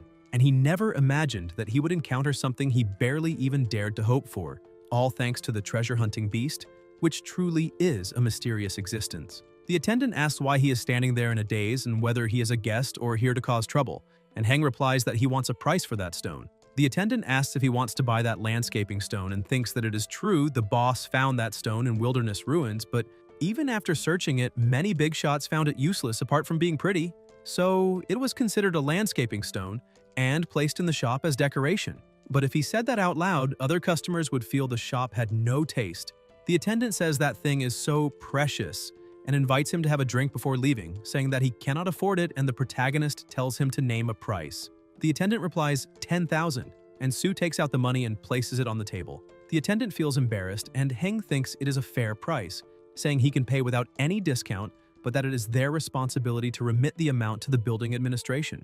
The attendant notices his master ring and immediately apologizes for the insult, saying that he did not realize a master ring holder had entered the shop, that the stone must be delivered and the price is negotiable, apologizing again and revealing that the real price is only 1 gram of gold. The protagonist says that trainers risk their lives to protect the gathering point, not so that people inside can take advantage of them, and hopes there will not be a next time, and the three repeatedly promise it will never happen again. In the process of subjugating a pet, there are 2 situations in which it can be done quickly. One is when an overwhelmingly powerful controller subjugates a low-level pet, and the other is when the pet itself agrees and even wants to be subjugated by the tamer. And the treasure-hunting beast at this moment belongs to the latter. In order to subjugate it within these 3 days in Rivet Town, Sue racked his brains, going on treasure hunts through a city full of rivets and delicious food. And he even acted like a mother, telling bedtime stories to the treasure hunter. Of course, cakes were also indispensable. For example, promising to take it to treasure-hunting ruins in secret lands in the future, where treasures would pile up like mountains. And now the treasure-hunting beast regarded him as an angel, wishing Heng would take it away as soon as possible. But the protagonist was more like a dog, and in order to accelerate the little one's sense of dependence on him, Sue euphemistically called it, training the treasure-hunting beast's speed, reserving time every day in the training field behind the management committee building to let the dragon serpent exercise the treasure hunter. The dragon runs toward the little guy with red eyes. Heng notices and orders it to stop. And when the treasure-hunting beast has been tortured to the point that it no longer has any love for life, he appears like an angel to stop the dragon serpent's violence. The protagonist says that the dragon quickly released the treasure-hunting beast and asks why it bullied it again and whether it could be a little gentler, and the dragon just stares back. Rescuing the treasure-hunting beast from the dragon serpent's claws increases the little one's trust and gratitude toward him, and Sue tells the little guy not to cry and to close his eyes, saying that he will subjugate it now and that it will obey. And up to this point, his plan has been perfectly executed. On the outskirts of the grizzly bear forest, a vehicle comes to a stop. Zhang says that crossing that river means leaving the outer area of the grizzly bear forest and entering the inner area, that someone will come to receive them on the next leg of the route, and Heng says he is tired. Someone approaches and jumps down with a dangerous species, a red-flamed tiger, and a red-haired woman asks if he is Sue, saying that she is Hei Ju, the tamer stationed at the grizzly forest garrison, and that he can call her senior sister. The 2 guards greet her and Heng greets her as well. Ju jumps down and says that the castle lord has already notified them through the short-range communicator that he would come to the forest for a month of training, and she thought he should have arrived earlier but did not expect him to arrive only today. The protagonist apologizes for the delay due to some unforeseen circumstances, and Ju says it is fine, telling the 2 guards they can head back. The guard asks whether the luggage behind is safe. Hei touches her necklace and orders her pet to come out. A monkey is summoned, and Sue thinks that the silver-backed, iron-armed monkey, a highly dangerous species, is at least purebred. And Ju comments that if its strength has broken the racial shackles, it is even harder to judge just by appearance. The monkey senses something, and Zhang says to take the luggage to the base. Hei mounts the tiger again, and Heng says there is no need, then summons his own pet. Ju is surprised and says that he truly deserves to be proud, the professor's junior disciple, whose first tamed beast is already an extremely dangerous species, and she wants to see how capable he is, because riding and fighting are completely different matters, saying that this one was also pretending to be weak at the start to deceive them. Not all bears can master this ability, which instantly increases strength and defense, and with this, the dragon is no match for such an enemy. So Jen says it is time to interrupt the challenge. The protagonist replies that In his mental world, he has not yet received any request for help from his pet and chooses to trust it. The bear becomes even more enraged and charges with full force. The dragon releases its mana and flees, but the bear is too fast, and Jen says that at that speed, the pet will not be able to escape and will end up seriously injured. The bear leaps, the dragon hesitates for an instant, flicks its tail, and activates the second phase, Stubborn Stone, causing a massive impact that strikes the opponent and knocks the bear down, sending it rolling away, while the dragon watches until the bear stops rolling and lies motionless on the ground. Lin remarks that it is a foolish bear and asks why he has never encountered such a stupid one before, and Sue replies that it was just luck. Jen adds that with Heng's current spiritual energy, he cannot remain airborne for long, while the protagonist is hanging from a tree. Lin whistles to summon his own bird. The eagle grabs the protagonist by the shoulder and places him on the ground, and Jen says that, as expected of the master's disciple, from what she saw in today's battle, he has clearly put in a great deal of effort training his pet. Lin summons the Lotus Hat, a plant-type healing pet that roots itself into the ground to absorb nutrients and recover injuries, and the Lotus Hat begins to heal the bear. Jen explains that this is also one of the forest challenge rules.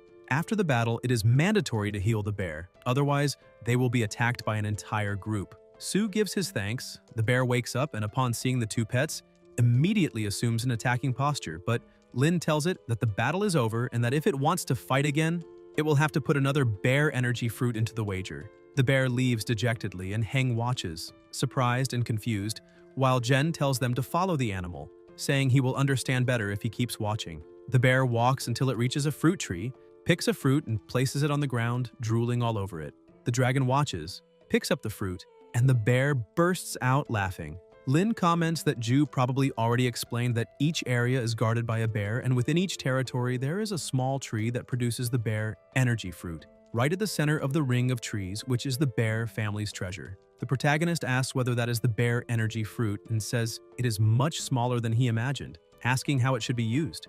Jen replies that it is meant to be eaten, and that once harvested, the energy begins to evaporate and disperse within minutes. So if there is no special preservation method, the best option is to eat it as quickly as possible. Sue tells his pet to open its mouth. The dragon remembers the bear spitting on the fruit and makes a disgusted expression. Heng asks what that look is and states that it is an incredible fruit, then asks his senior brother if he has water. Jen asks whether he plans to slice the fruit later, and Lin, laughing, washes the fruit with water. The protagonist orders the pet to eat it, the dragon swallows the fruit, and Jen warns him to prepare, because as soon as the dragon fully absorbs the energy of the bear fruit, they will depart immediately, otherwise a great deal of energy will be wasted. Sue asks what he should prepare for, and Lin summons the owl lion and the rock python, calling both out, while Jen tells them to stay alert. Heng thinks that absorbing the bear energy fruit is truly not easy, and thanks them for standing guard.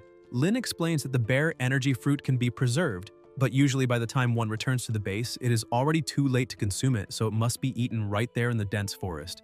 And if there is no beast strong enough to stand guard, the best option is to find safe, hidden places like tree hollows or mountain caves, saying he will get used to it after experiencing it a few more times. The dragon stands at the center of the magic circle and the protagonist calls out to it, while Jen says that the fruit's mysterious energy will transform the biological body and even the cells at an abnormal speed, which will certainly trigger a strong stress response in the body.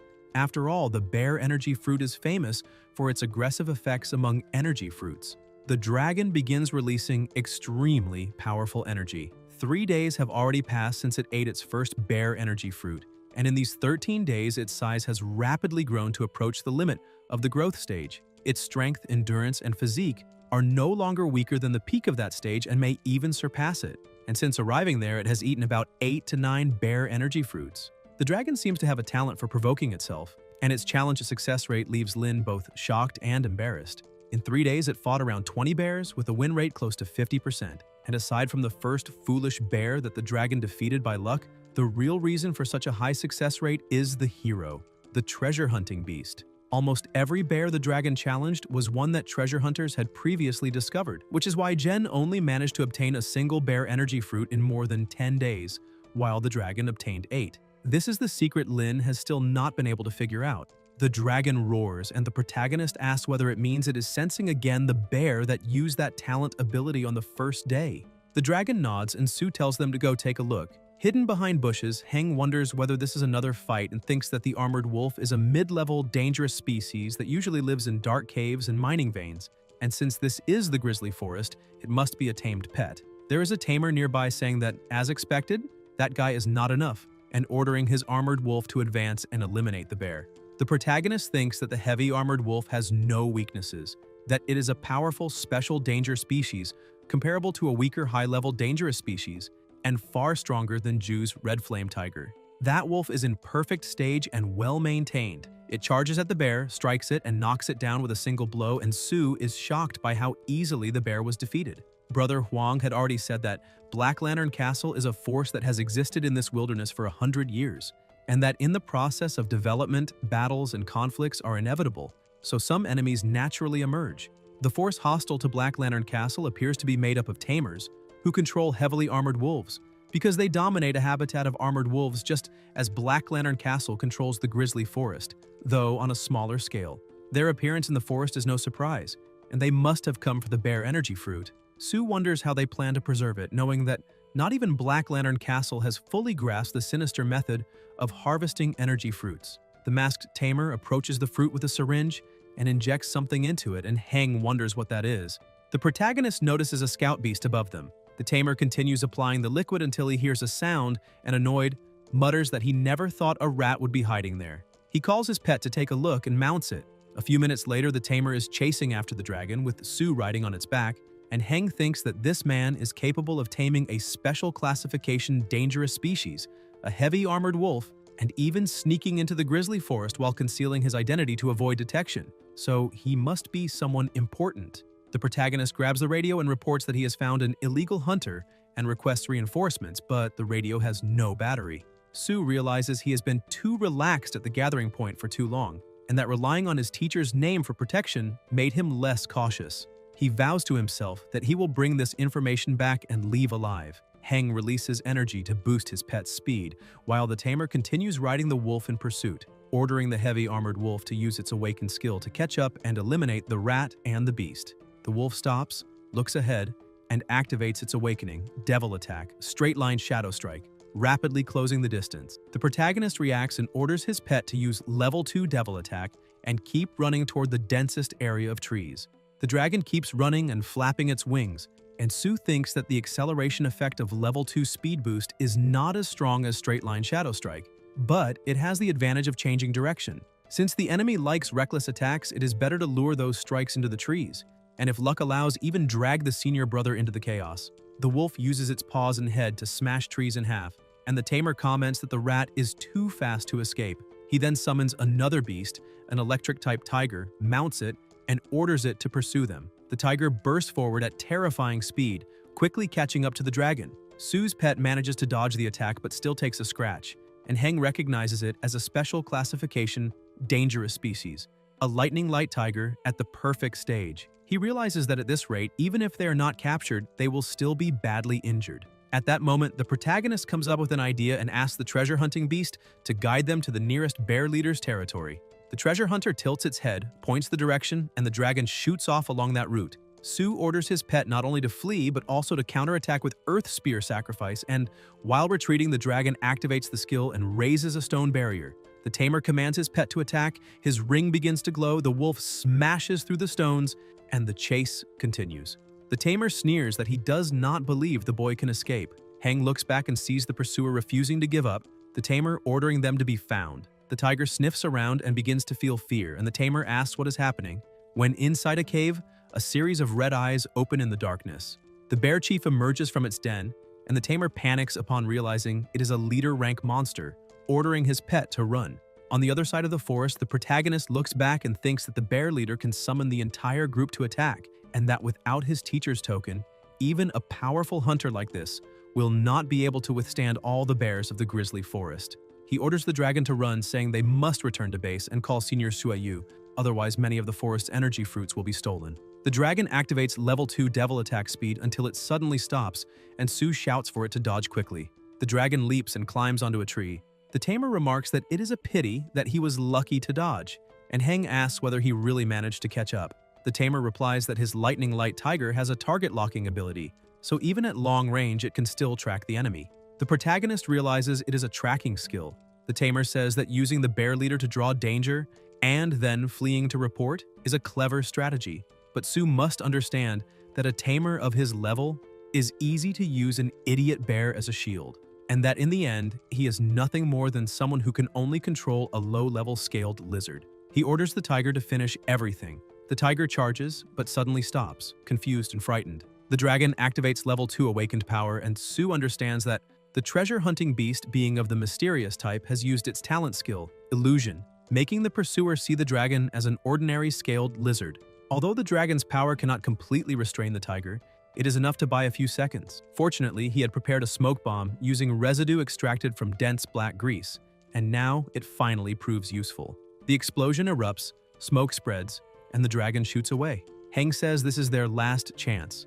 The tamer shouts that Su is still trying to escape, swearing that he will be finished today no matter what, and orders his tiger to use lightning dash to catch up and kill the trash first and the beast afterward. The tiger leaps, about to strike, but someone with a glowing ring activates a level 6 fire defense skill, Fire Guardian. It is the protagonist himself who raises a barrier and hurls the tiger away. Su wonders since when Fire Guardian could directly protect him and why no one told him earlier, complaining inwardly that he nearly died of fright. The tamer says that skill is normally mastered only by high-level dangerous species sealed in a special ring, and that such a ring is rare even among tamers. Not even he possesses one, so he demands to know who Su really is. Heng ignores the question, asks his pet what it is waiting for, and orders it to run. The tamer snarls that Su still wants to escape, that no matter who he is, he will not have a chance to report anything, and that he will have to show himself eventually. A white lion is summoned, and the protagonist asks how many tamed beasts he brought, saying this is unfair. The tamer replies that it does not matter who the master is, he will definitely kill him today. The dragon stops, and the tamer asks whether it will not run anymore. Su asks whether he recognizes that tamed beast. The tamer looks up in shock and realizes it is the green hummingbird, Lin's scout pet. Jen approaches with her pet leaping onto the ground and demands to know who dares harm her junior brother. The tamer asks whether she also dares to stop him. Lin replies that he will not only stop him but also kill him, and Jen says, "City of Sinful Fire, trash." Heng recalls that he has heard of them before. The full name of the City of Fire is the Sinful Fire Gathering Area, also a large-scale gathering place with deep and exceptional foundations, and it has always been hostile to Black Lantern Castle. Unlike the Grizzly Forest, their leader appears to have a deep connection with the wolf leader, which explains why their main force of tamed beasts is of the wolf type. The tamer says they are becoming more and more arrogant, but doubts they can do what they claim. All of the tamer's beasts charge forward as he declares that when Su is about to lose his life, he wants to see whether he will still be so arrogant. The beasts surge ahead. Lin smiles and says he will find out whether they are capable after he's eliminated. Jen summons her python, which releases its power and flings the wolf away, and the protagonist calls out to his senior brother. The wolf is struck in the face. Lin summons a flame and heat avatar that slams into the wolf and hurls it away, and the tamer looks on in shock. That is a flame and heat avatar with poison, martial, heat, magic, and charm attributes, a special classification dangerous species. Su realizes that his senior brother planned this from the start. When he summoned the python, he also summoned the flame and heat avatar, but concealed it with a magical stealth skill, preparing an ambush. This is the combat capability of a tamed beast with 5 attributes. The wolf begins releasing flames and terrifying power, and the tamer, still stunned by the flame and heat avatar, admits that it truly is a rare tamed beast. And no wonder Lin dares to be so arrogant. He hid it so well that not even the Sinful Fire City's intelligence agency discovered that he had tamed such a rare creature. Lin asks if, now that he has found out, the man understands how he will be killed today. The tamer scoffs, saying that an avatar of fire and heat wants to kill him and must be daydreaming, claiming that the armored wolf is also among the few special-level danger species, and that a mere fire and heat avatar will not be able to defeat it. The wolf uses a straight-line shadow strike, opens its huge mouth to swallow the avatar, but the avatar dodges and releases flames at it, hitting cleanly and blasting the wolf away.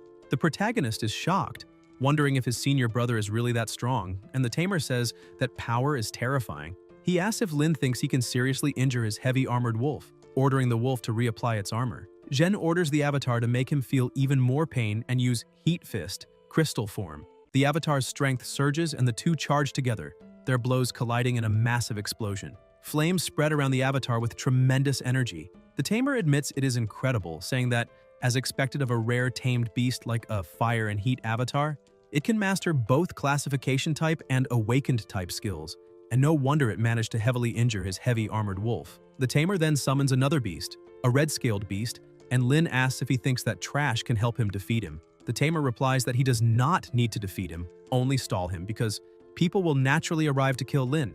He asks over the radio which of them is interested in killing Lin, and Jen answers that if that is what he is thinking, Chief Shu has already been notified, and now it depends on who arrives first. The tamer asks if there might be another way, and Lin asks if he still dares try something. The tamer says he should be able to hold them for 4 seconds.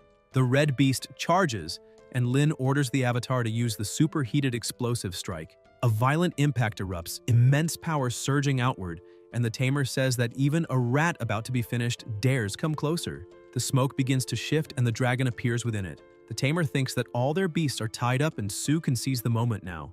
But the protagonist uses the evil bomb and the piercing soil pearl. The dragon releases a fierce, heavy blow, closing in on the enemy and detonating an explosion. The smoke clears and the tamer summons a chimpanzee, starting to laugh, when at that moment a bald man approaches with his own beast. The tamer says Sue is unlucky because his people arrive first. He orders the scorpion to deal with Lin and retreat, warning them not to get blocked by Shu's bastard. The bald man advances with a manticore, an extremely dangerous species in the mature stage. The pressure in the air rises sharply and the dragon's tail is struck, sliced into strips, while the chimpanzee opens its massive mouth and lunges at them. The dragon takes an attack stance and Lin warns Sue to be careful. The chimpanzee slams the avatar from behind, eyes brimming with killing intent, lifts its giant foot and is about to crush it when it is struck by flames first. Ju arrives with Z and Yu and he, furious, calls the enemies sun thieves, saying they are bullying them and asking if there is no one left in Black Lantern. The bald man asks if Yu should not be in Rivet Town and how he could arrive so fast, and Z replies that if Lao had not been there, they would not have gotten anything done with those tricks, and that everyone will have to stay there today. The tamer says that since their grandpas dared show up, they must be prepared, and orders them to bring out the final trump card, telling them not to hide anymore. The bald man explains that the creature was kept as a secret weapon against KE, but this time it will be used to bury those 4 bastards. He says 4 tamers will die at once, including 3 high-level ones. And even Joe, the Lord of Black Lantern Castle, might not be able to bear such pain. The chimpanzee opens its mouth, releasing a deafening sound, and Ju says it is a super dangerous species and that this is a huge problem. The chimpanzee charges, but is struck hard in the stomach and hurled away with a thunderous impact. Everyone is stunned, and Hay says that is Chief Shu's main force, and that beast is a terrifying dragon.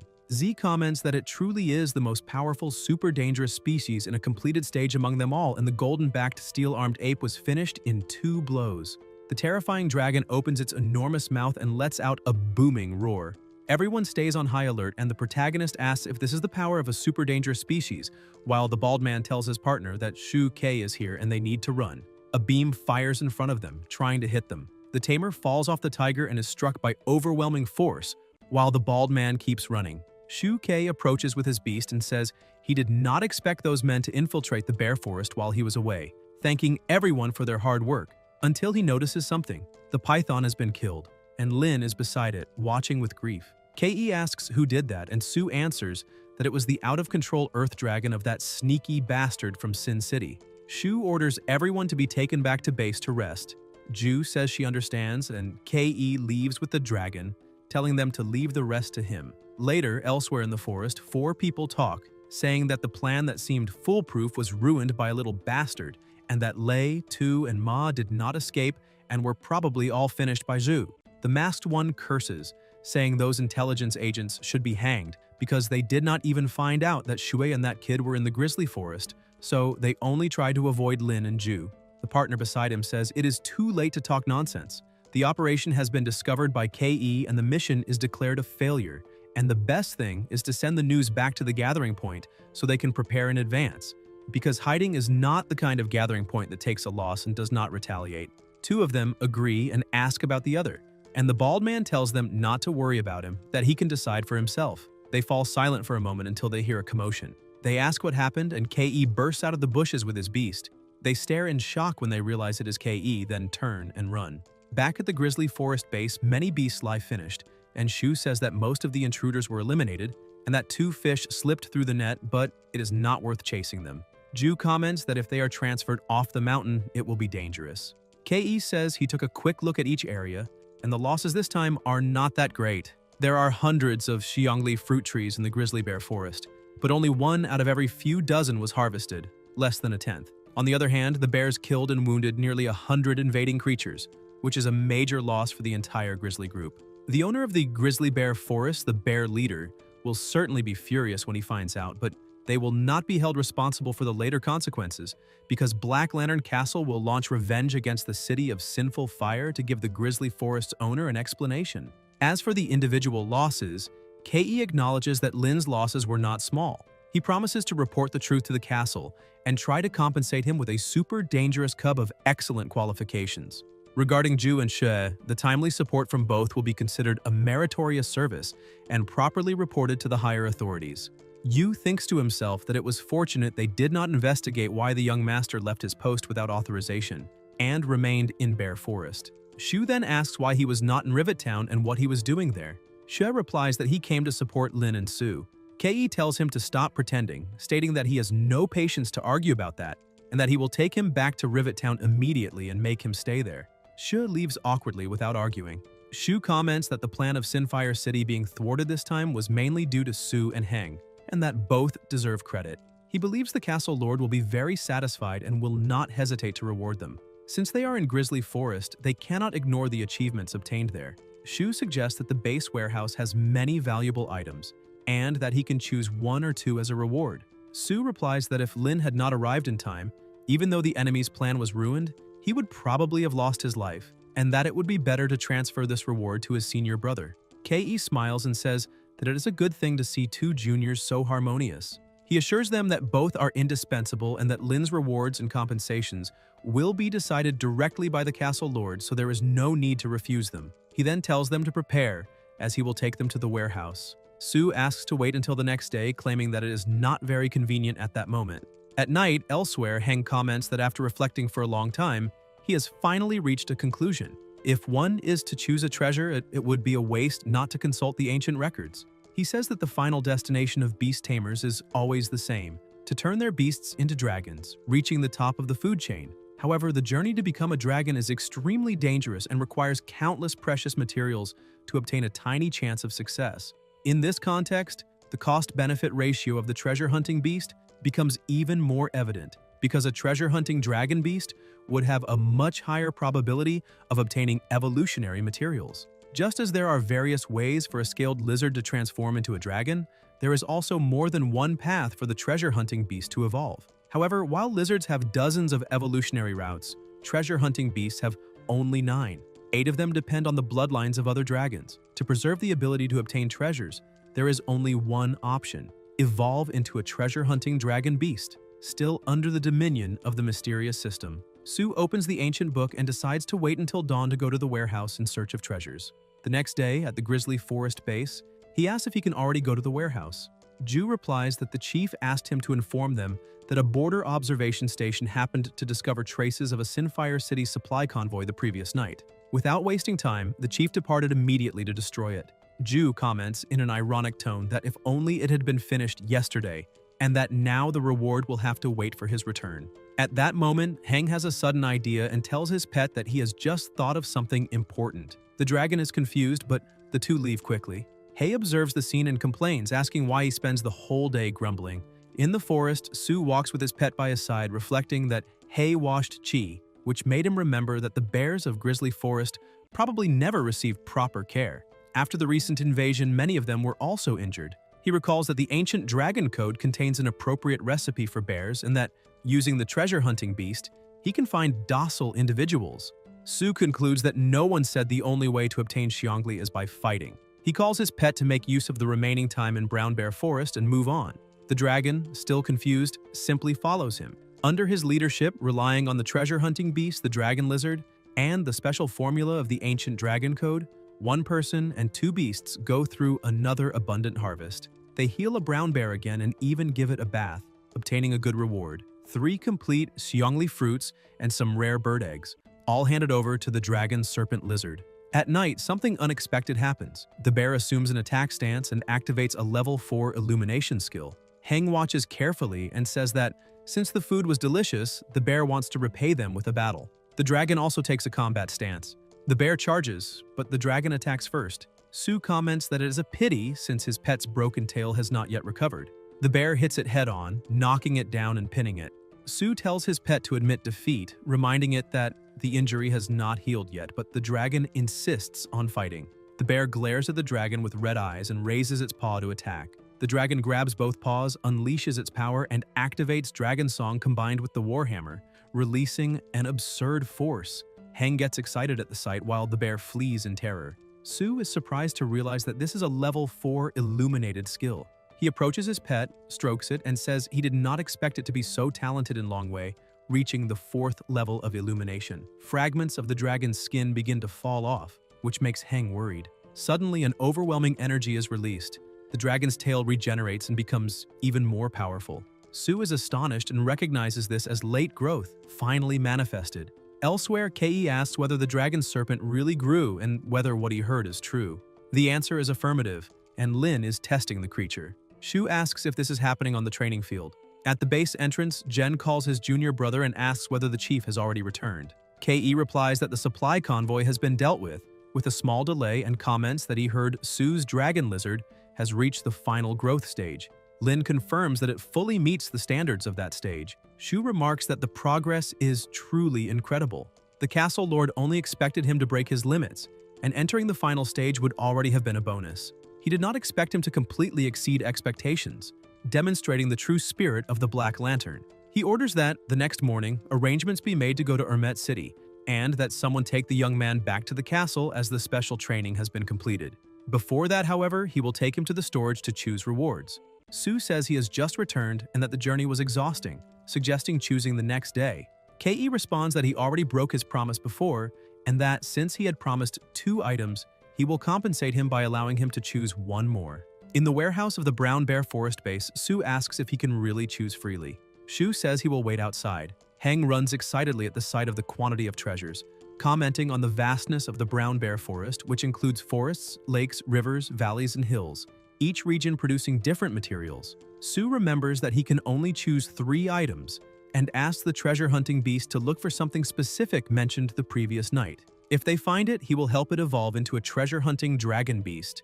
The creature runs off among the treasures. Sue comments that in the end, everything depends on luck, until Heng notices something strange when he sees it stopped on the chest of a statue, refusing to move away.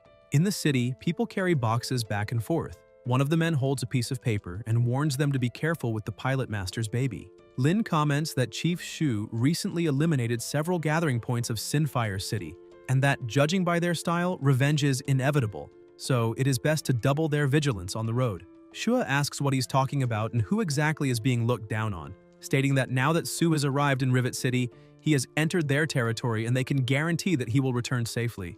Jen replies that then everything is settled, as Chief Ke still has matters to handle and welcomes the junior brother to return to the forest whenever he wishes. Heng says he will certainly return and thanks them for the care during this period. Yu comments, somewhat irritated, that they have already been sentimental enough and that they will check the firepower unit again as they are about to depart. The target is the Black Lantern's meeting point, and everyone responds that they understand. In Rivet City, a hooded woman states that the information has been confirmed. According to a local informant, that day, a group of guards would escort an important person to the Black Lantern stronghold. From the descriptions, it is the little problem protected by the Ring of the Fire Guardian, someone capable of interfering with the operation. The bald man says he also received news that Lin has already left Armet City and that now all that remains is to wait for the escort combat of the Little Mouse. They decide to ambush the group in that valley. Hidden among bushes, they observe vehicles passing by. The bald man snarls that the cursed rat has developed a special taste for escaping death, and that the hunting team exists solely to make him taste the fear of being finished off. He guarantees that this time, he will make the man watch his own brother die.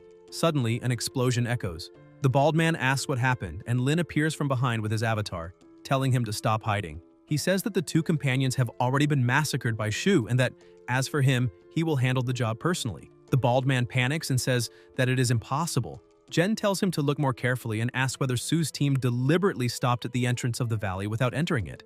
The bald man grits his teeth, calling it despicable, saying that they use the information as bait just to lure him out. On the other side, the masked man lying on the ground spits blood and sneers.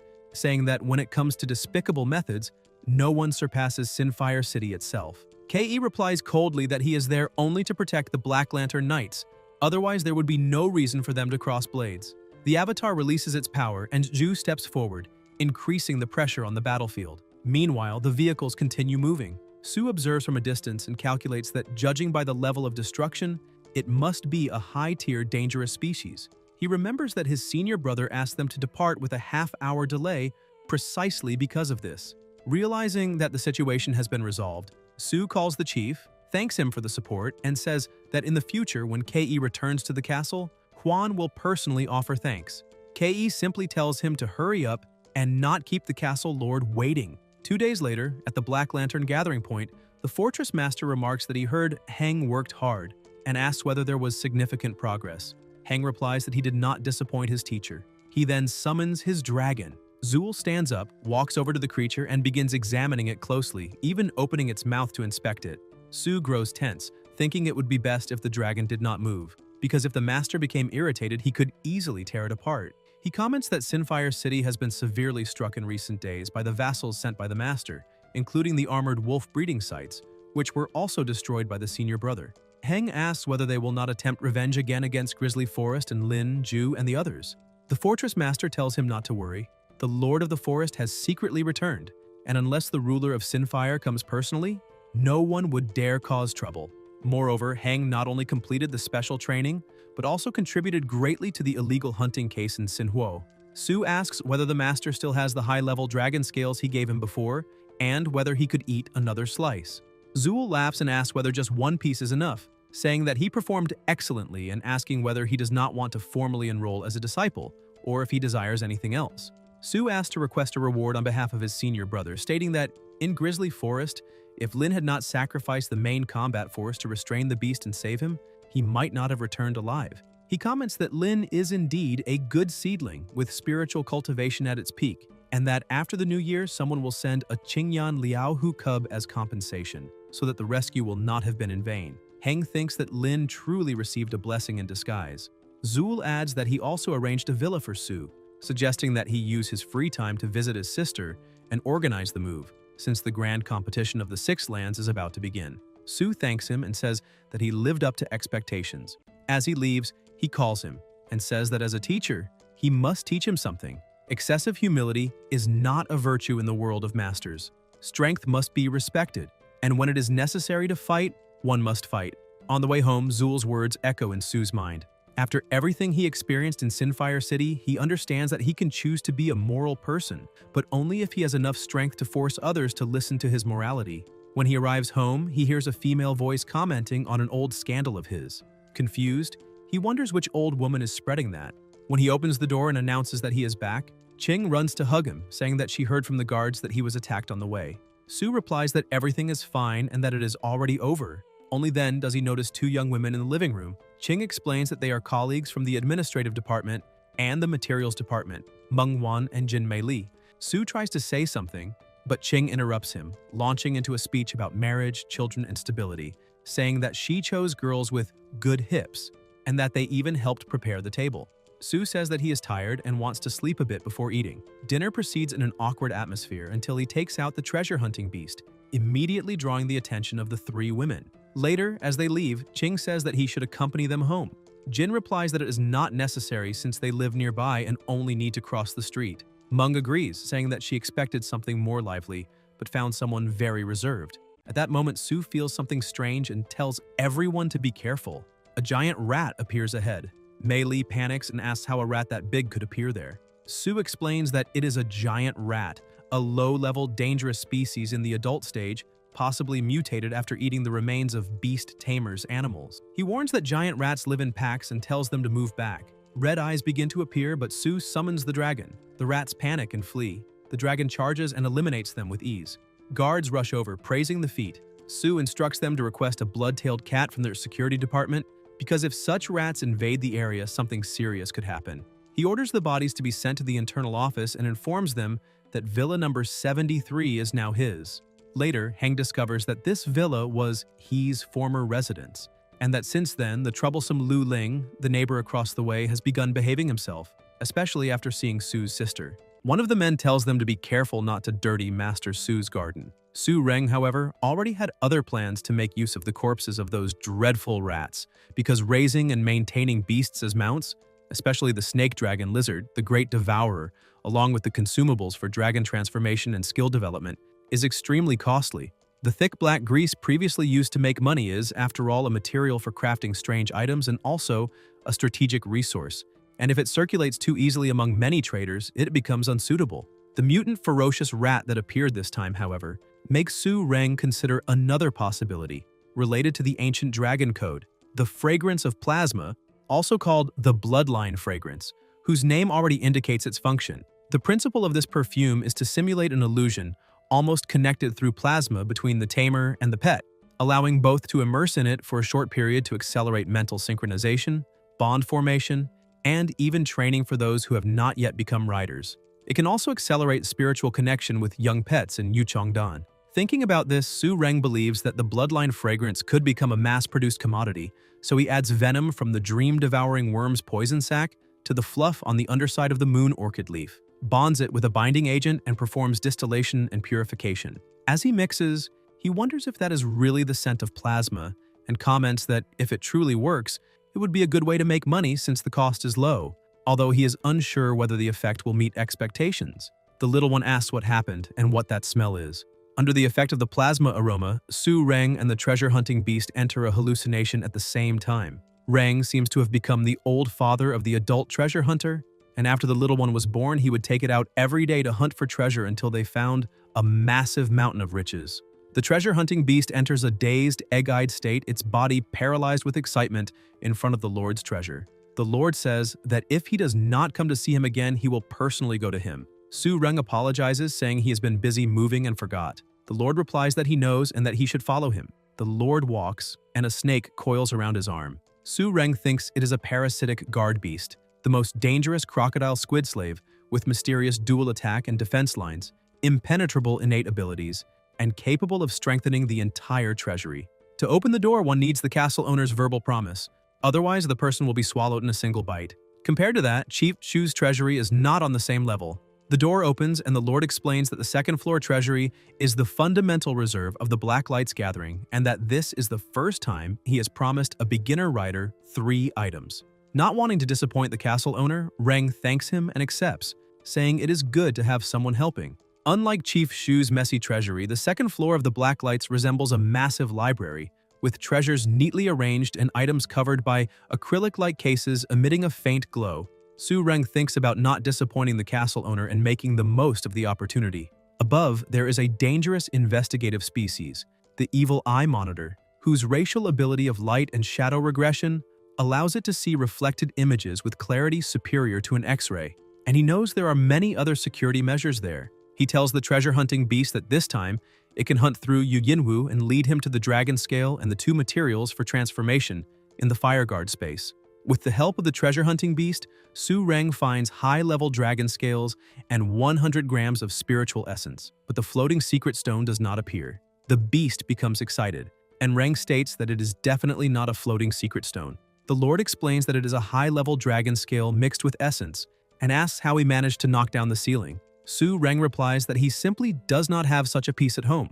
The Lord warns him not to be careless, as the bricks are mixed with floating secret stones, a treasure exclusive to the 3rd floor, and says his eyes are poisonous.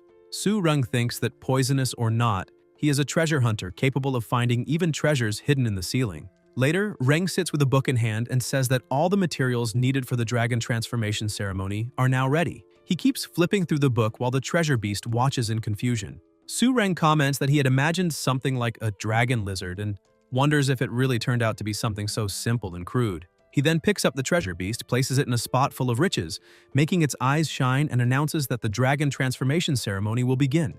Zhou He, the lord of the Black Lantern Castle, previously had 8 disciples, and Su Reng is the most recent. The 8 older brothers and sisters hold central positions in the castle and are powerful trainers.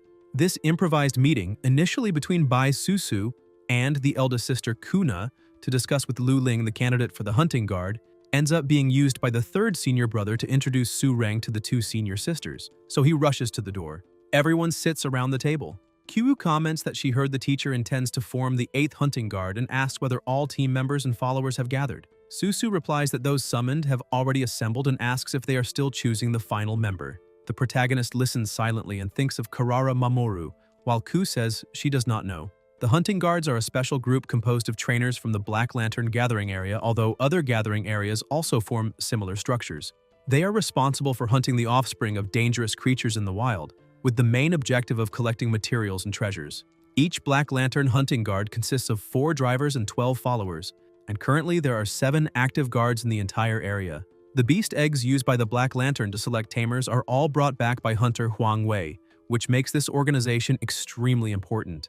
Susu then says she can recommend a promising newcomer, a girl named Reina, a trainer for only 2 years, owner of a complete iron demon tree, and a complete sleeping butterfly, both with strong instant combat power among mid-level dangerous species, as well as a young, high-level dangerous plasma lion. The protagonist comments that she has good strength and potential, quickly thinking about Reina, the demon tree, and the sleeping butterfly, remembering that she was not his partner in the Six Lands duel and noting that the plasma lion shows how everyone is striving. Kyu, however, says that unfortunately she still cannot keep up with her current team and that it would be problematic to divert attention to protect newcomers at this moment. Someone stands up, it is Lu, who asks what she thinks of the senior brother and says he will introduce a super rookie with great potential capable of meeting the guard's needs. Ling points directly at Su. Ku says she has just connected with the younger brother and that they can rely on him, as when the time comes he will be able to obtain good things. The protagonist asks what connections those are. Susu scolds the 3rd senior brother for causing confusion and says that the younger brother has only been a driver for 2 or 3 months, asking if he wants to throw him into the fire by sending him to a hunting guard. Q asks if the super rookie is the younger brother. Lu replies that yes, the recommendation is precisely the junior super rookie, and asks them not to underestimate him just because he has only been a driver for 3 months and has only 1 beast, because it is one of the most dangerous species.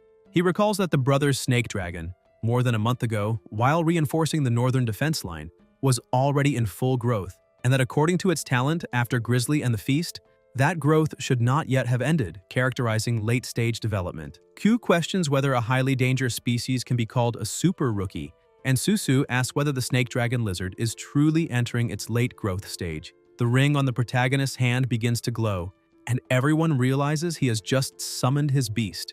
The dragon lizard appears, and Su thinks about the furniture around, reflecting that with that size and aura, if it had not escaped the final stages of growth, how could it have reached that stage just the day before? Susu says that what he lacks most now is real combat, and states that he can go with her, as her Karaway will carry him, allowing him to train as much as he wants. Q comments that the 7th senior sister already has her Karahara guards complete and that one person is still missing. Susu says she is not joking and declares that the younger brother will be her man from now on, while the protagonist thinks he still cannot decide.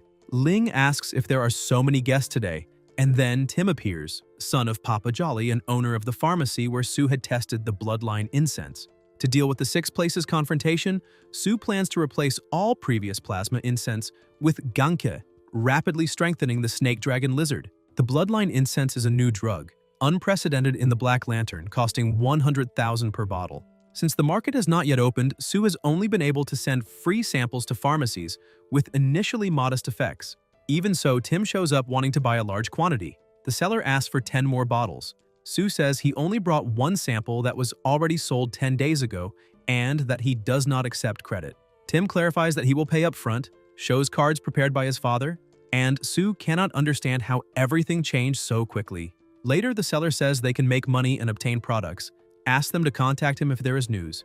Reng leaves exhausted. The seller explains to his son that if they do not sell, the losses will be enormous, says that it will become scarce once it spreads, and reminds him that the young man is the genius disciple of the castle's great master, a talented writer capable of producing this kind of magical perfume. Taking the opportunity to gain wealth and make connections, he does not know exactly where to start and asks why one should do business just by looking at someone's eyes. Tim says he will return soon, that they can talk when there is time, and asks him to stop hitting him. In another place, with 6 people gathered, Lu says that this duel of the 6 places is directly related to the honor of the Blacklights gathering and other areas, and that for him personally it is also a great opportunity, because if he achieves a good ranking, he will have a much broader path as a trainer. He He reminds them that they are all a team, that they must remain united and cooperate with each other, and asks if everyone understands, receiving affirmative responses. Yu says that is great, asks everyone to get into the vehicles and prepare to depart, explaining that Wang Shun himself and Luo Chong will take the third armored car, while Reina and Lin Yuxin will be in the second, and Su will go with her in the first armored vehicle. Everyone heads to their respective cars. Wang asks why they did not sit with Lord Lu for special training, saying it always seems to be Su who gets such opportunities. Luo replies that the boy has only been a trainer for a few days and may be trained separately out of caution, telling Wang not to be irritated because there will be many chances to deal with it along the way. Compared to the Grizzly Forest, the dual location is farther from the Blacklight's gathering area, but since the road is unobstructed, the actual travel time is shorter, taking about 2 days. This time, in addition to the Black Lantern Fortress, the meeting place includes Red Scorpion City, Iron Anvil City, Eagle Fort, Luanxia City, and Luyun City. Although the Black Lantern Castle is powerful, the other 5 lands also have their own advantages, and it is still impossible to predict who will emerge victorious.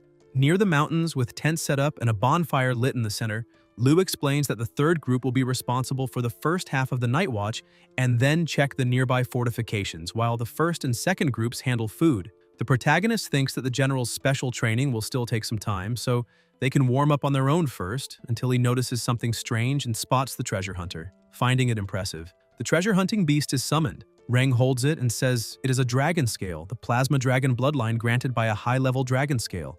The protagonist observes his beast and asks whether after devouring the floating stone, it also gained the ability to fly, commenting that he was very lucky. Lu claps and says they should first feed the pets and keep the beast under control after the competition. Yu asks about Su, and Luo replies that he does not know where he obtained a mixed plasma scale beast, saying he seems to be exchanging emotions with it, as different people match with different beasts. The treasure beast immediately looks at him angrily. Scaled beasts are the general designation for dangerous creatures with scales and armor, such as red-scaled, common-scaled, and fire-scaled types, while a mixed plasma-scale beast is the offspring of a scaled beast with another dangerous creature. The protagonist thinks that a dog cannot spit ivory and notices that more than one person there is dissatisfied. Wang asks if that is not a mixture of humans and animals, comments that the 6 places confrontation is about to begin and they still do not even know how to feed the beast properly, questioning what kind of strength he can have among so many tamers, and suggests feeding the beast quickly to calm them down.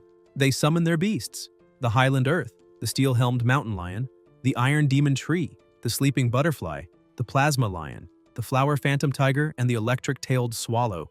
Qing reminds them that during special training, it was already said that they all represent the Blacklight's gathering, that they are a small team and must remain united, asking whether it is appropriate to gossip like that. Luo replies that a small team should listen to the strongest, and that if someone becomes a burden, it could drag the entire team down, saying that in that case there will be no need to rely on Brother Wang. At that moment, Luo's beast begins to tremble upon sensing the terrifying aura of Su's beast. The two stare at each other and charge, and the dragon lizard pushes the other beast away. Luo asks what he means by that, and Reng looks around, asking if he is talking to him. Luo asks if he wants to cause trouble, and the plasma wolf is summoned. The protagonist says no, that it was just a misunderstanding, that he gave no order to fight, and comments that his beast seems to be in a bad mood, perhaps because someone spoke ill of it. The dragon also strikes another beast further back, and Su says that even he cannot fully control it, remarking how difficult it is to be human in that situation. Wang also becomes irritated. Luo asks what he is doing and reminds that they are a small team and must unite. Reng replies that it is normal for there to be mixtures of humans and animals, that it is not polite to say such things, and that a small team should indeed listen to the strongest, because if someone drags the team down, everyone will suffer, asking if that is not how it is. Wang hesitates before speaking, and the protagonist says that at that moment he will still have to rely on Brother Wang and asks about training. Wang replies that he was referring to the scaled beast, not the lizard, and asks if he made a mistake. Su asks if he's afraid, and Wang retorts that they are not a team. Reng replies that he truly does not dare fight alongside Luo Chong, since he ended up letting the snake dragon lizard face 4 at once. Lu observes silently, thinking that Su seemed calm at the training ground and did not expect to see such a rigid side, finding it interesting. Later, still there, the protagonist says he is not intimidating anyone and that they can go together. Wang comments that he considers himself a veteran and is trying to improve. Su replies that these are simple and effective tactics, But in the face of absolute strength, they seem naive, and that if they continue like this, the snake dragon lizard will not need to use much strength to break them if they are not careful. The wolf opens its mouth and begins to emit a sound, only to be struck and thrown away by the dragon lizard. Everyone watches closely. The beetle also takes an attack stance. The lion roars and charges, and the dragon lizard exchanges blows with both, sending them flying in sequence. Ching wonders when he became so strong. Later, everyone sits around the campfire. Luo asks if he wants to eat and says the meat is very good. The protagonist asks if it is salty and comments that the blue bait last time was excessively salty. Luo replies that it is not, admits that last time he did not think properly and should have tasted it first, and says that if he still finds it salty, he can wash it with pure water to fix it. Reina comments that this is a talent and asks why she did not realize it earlier. Ching asks what his partner thinks, and Wang replies that he does not know. Su thinks that placing absolute strength first is a common concept among people who live in the wild, and that individuals like Chong are rare. In any case, he is a teammate, so he decides to pretend he did not see anything. The next day, the duel location is Hongfeng Valley, named after the red maples that grow there. The main competition building is made of Lei Ying stone, resistant and self-regenerating, built through the joint effort of the 6 gathering places. Despite the high cost, it requires no maintenance, and outside the duel period, almost no one stays there. The referees come from the Black Lantern Fortress, Red Scorpion City, Iron Anvil City, Eagle Fort, Luensha City, and Liuyun City, all at professional level or higher, serving the competition and representing the authority of their respective locations. The vehicles stop, everyone gets out, and the protagonist notices people ahead. Lu comments that Red Scorpion City has a good relationship with them. A woman approaches saying she did not expect her to lead the team this year. Yu greets Ji Fei saying it has been a while and she did not expect her to arrive first. Ji replies that she had to come early, otherwise the Black Lantern mead would be stolen, and says that if someone were to disappear, it could not be among them. Suddenly, a light appears and Fei looks to the side, irritated. A car approaches. Ji walks up and kicks it.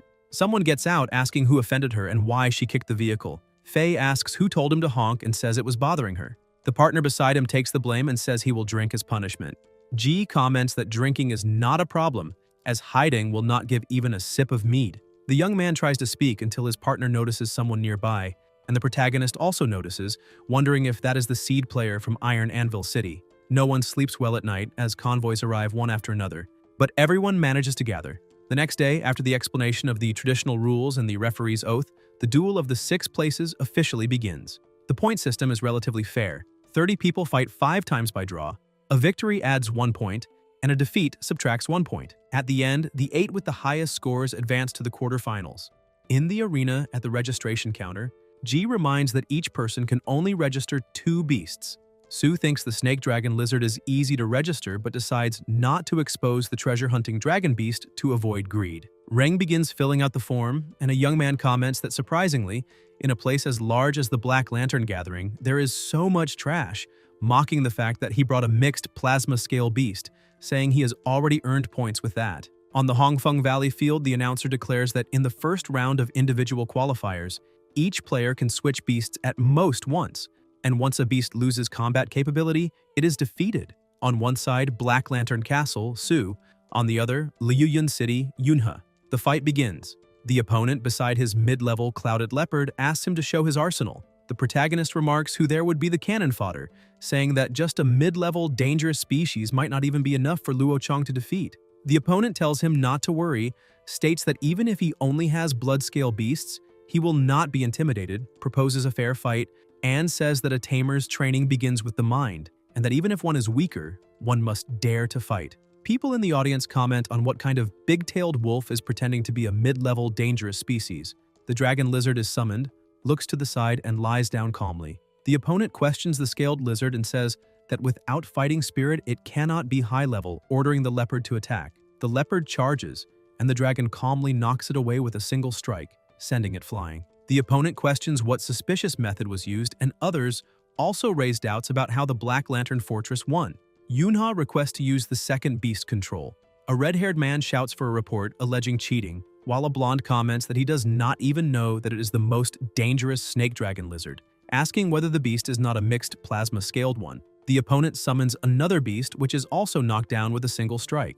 The audience protests, saying it is unfair and that the fortress sent a competitor with a super dangerous species.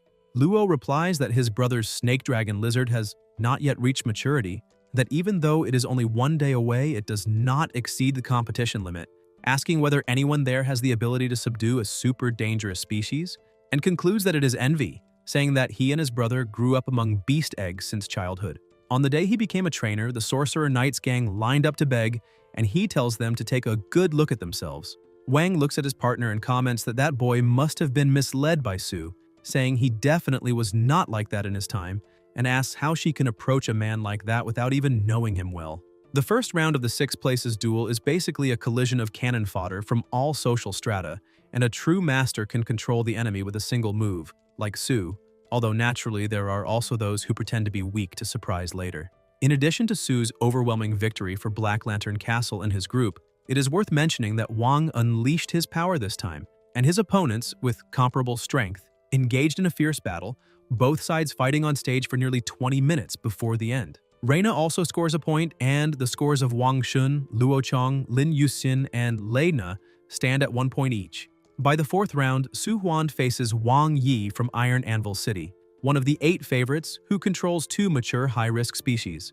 Wang Yi, like Su, holds 3 victories, and based on previous years, usually 1 win in 5 matches already guarantees a safe spot in the quarterfinals, making this confrontation crucial for both. The protagonist considers the temperament and natural controllability of steel-type beasts, and at a critical moment, the black steel-clawed tiger uses its tempering skill to increase defense and stop bleeding. Relying only on the steel system to trade blows with the dragon lizard does not seem worthy of him. He commands Basilisk Dragon, self-propelled Earth Force Cannon. The dragon enters an attack stance and releases its power. Su realizes that by taking advantage of the increased recovery of the Earth system, he strengthens the malignant thought bullet and fires it at high speed, not lethal, but difficult to deal with, becoming the new offensive of the snake dragon lizard after reaching the advanced growth stage. The dragon lizard opens its mouth and fires, causing a massive explosion. The smoke clears, and the leopard is left stunned. On the dueling field of Red Maple Valley, people comment that the referee acted just in time, because that evil ray is truly powerful. The announcer declares that in the first match, Huan wins for Black Lantern Castle. Huan thinks that after this fight, the dragon lizard must have consumed a great deal of energy and that the second tamed beast, a mixed plasma scale beast, should not have that much combat power after all, since it would be impossible to cultivate several super dangerous species to the advanced stage in such a short time, and he wonders whether Su can also take care of other pets. Huan then summons the 2-tailed Steelbeard, equally dangerous. The protagonist decides to use the evil Thought Bomb first to test the situation and slowly recover his strength. The dragon releases its power, causing a heavy impact. Huan smiles and says that the steel-type beast is his real main force, and that he will not lose again, activating the enraged Twin Maiden Saw. The beast emits a dark aura, and the crowd comments that it is a level 4 enlightenment skill, something no longer within the realm of novices, saying that Su's second beast control is only supplementary. Luo retorts that this is nonsense, and that his boss still has an even greater move prepared. Huan keeps issuing orders, and the 2 beasts exchange violent blows until the steel beast presses the dragon's head against the ground. The protagonist notices that the evil thought bullets strike the tough hide with heavy sounds, and that only the rays can break through the defense. Huan tells him to admit defeat, saying there is no need to waste strength, and that with this capability, Su could easily compete for the top 3 places, but continuing would only benefit the others. Su replies that for him it makes no difference if he gives up now, and Huan says that then he can only wait to lose. The pressure increases. The dragon lizard drags its claws across the ground, and Huan insists that attacks of that level cannot break the defense. Su asks how much longer is left. Another attack explodes until the dragon lizard releases an astonishing power, completely altering the terrain. The 2 beasts face each other. Huan realizes it is not good to continue with this level of consumption because the dragon lizard can absorb the power of the earth to recover, and he tries to change the pace, ordering a barrage of steel shots. The monster opens its mouth and releases its terrifying power. The dragon reacts, and Huan takes advantage of the opportunity, ordering the steel crack sniper. The dragon moves away, but the particles keep advancing. A rope coils around its body, and Huan's beast becomes excited. Yet the dragon breaks free by force and summons a hammer wrapped in an oppressive aura. Huan says he does not want to continue. The ice shatters beneath the hammer, and the commentator announces that in the second match, Black Lantern Castle with Su wins. With Reng's victory, the list of the 5 consecutive winners is announced, and they advance directly to the quarterfinals: Black Lantern Fortress, Liaoning Fortress, Luoyun City, Red Scorpion City, and Luansha City, one representative from each location. They are all seeded players, but Wang Yi of Iron Anvil City ends up eliminated by the roar of Su's dragon. There are still 6 players left with 4 wins and 1 loss, and it's a pity that the other members of Black Lantern Fortress are not among them. They will accompany him to the very end. After the elimination stage, 3 of those 6 advance to the quarterfinals, and first place naturally goes to Wang Yi of Iron Anvil City, whose strength is impressive. By now, the top 8 have already been decided and await the decisive battle on the following day. The quarterfinal format is simple and direct, elimination style, with the qualifiers competing one by one, the winners advancing and the losers being eliminated. Su once again demonstrates Yu Huang's luck and is drawn in the very first fight. By coincidence, his opponent is Li, the weakest pilot among the 8 from Lianying Fortress. Huan immediately admits defeat, and the protagonist comments that Li's master recovered well, and that he will eagerly await the next match. The people in the audience comment that in less than 20 seconds both tamers gave up, and that the gap in level was clearly enormous. Luo mocks them, saying that even chickens from Eagle Fort dare to bully someone like that, commenting that his brother is dominant, and that such acts of crushing the opponent cannot be seen often, so they should observe carefully and learn, because this is the true strength of Black Lantern Castle. A bald man corrects him, saying it is Black Lantern Fortress, and keeps staring at Su. The presenter announces the second battle of the day between Liu Lan of Liuyun City and Chen Dingxuan of Luansha City. Liu Lan enters with his red pole wolf and an advanced dangerous hawk, while Chen has the sandline mantis, a mid-level dangerous species, in addition to a super dangerous fire beast. The fight between the two is intense. The beautiful blue feathers of the Liu Feng hawk are cut by the fierce Sha Xian, but Liu Lan manages to win thanks to the powerful level 3 civilized wind skill. In the second round, the Liu Feng Kang hawk is defeated quickly, before consuming too much of the fire beast's energy, and Liu Lan sends out the stronger red wolf to control the situation on the stage. Although the red wolf was not a direct match for Chen's fire beast, he did not want to be disrespected in that competition. Chen's elimination officially marks Luansha City's withdrawal from the race for a place in the Plasma Forest ruins. In the third battle of the day, Ji Meiyu of Red Scorpion City faces Lian Yingbao. Meiyu brings the advanced dangerous Black Needle Plasma Scorpion, while Lian relies on the Flame Monkey, also advanced and dangerous, as well as advanced explosive beasts. During the fight, the Plasma Scorpion uses its sturdy armor and, relying on its high defense and thick plasma, swings its tail and teaches the Fire Monkey a harsh lesson with scorpion venom, nearly grabbing the monkey's tail directly to throw it out of the arena.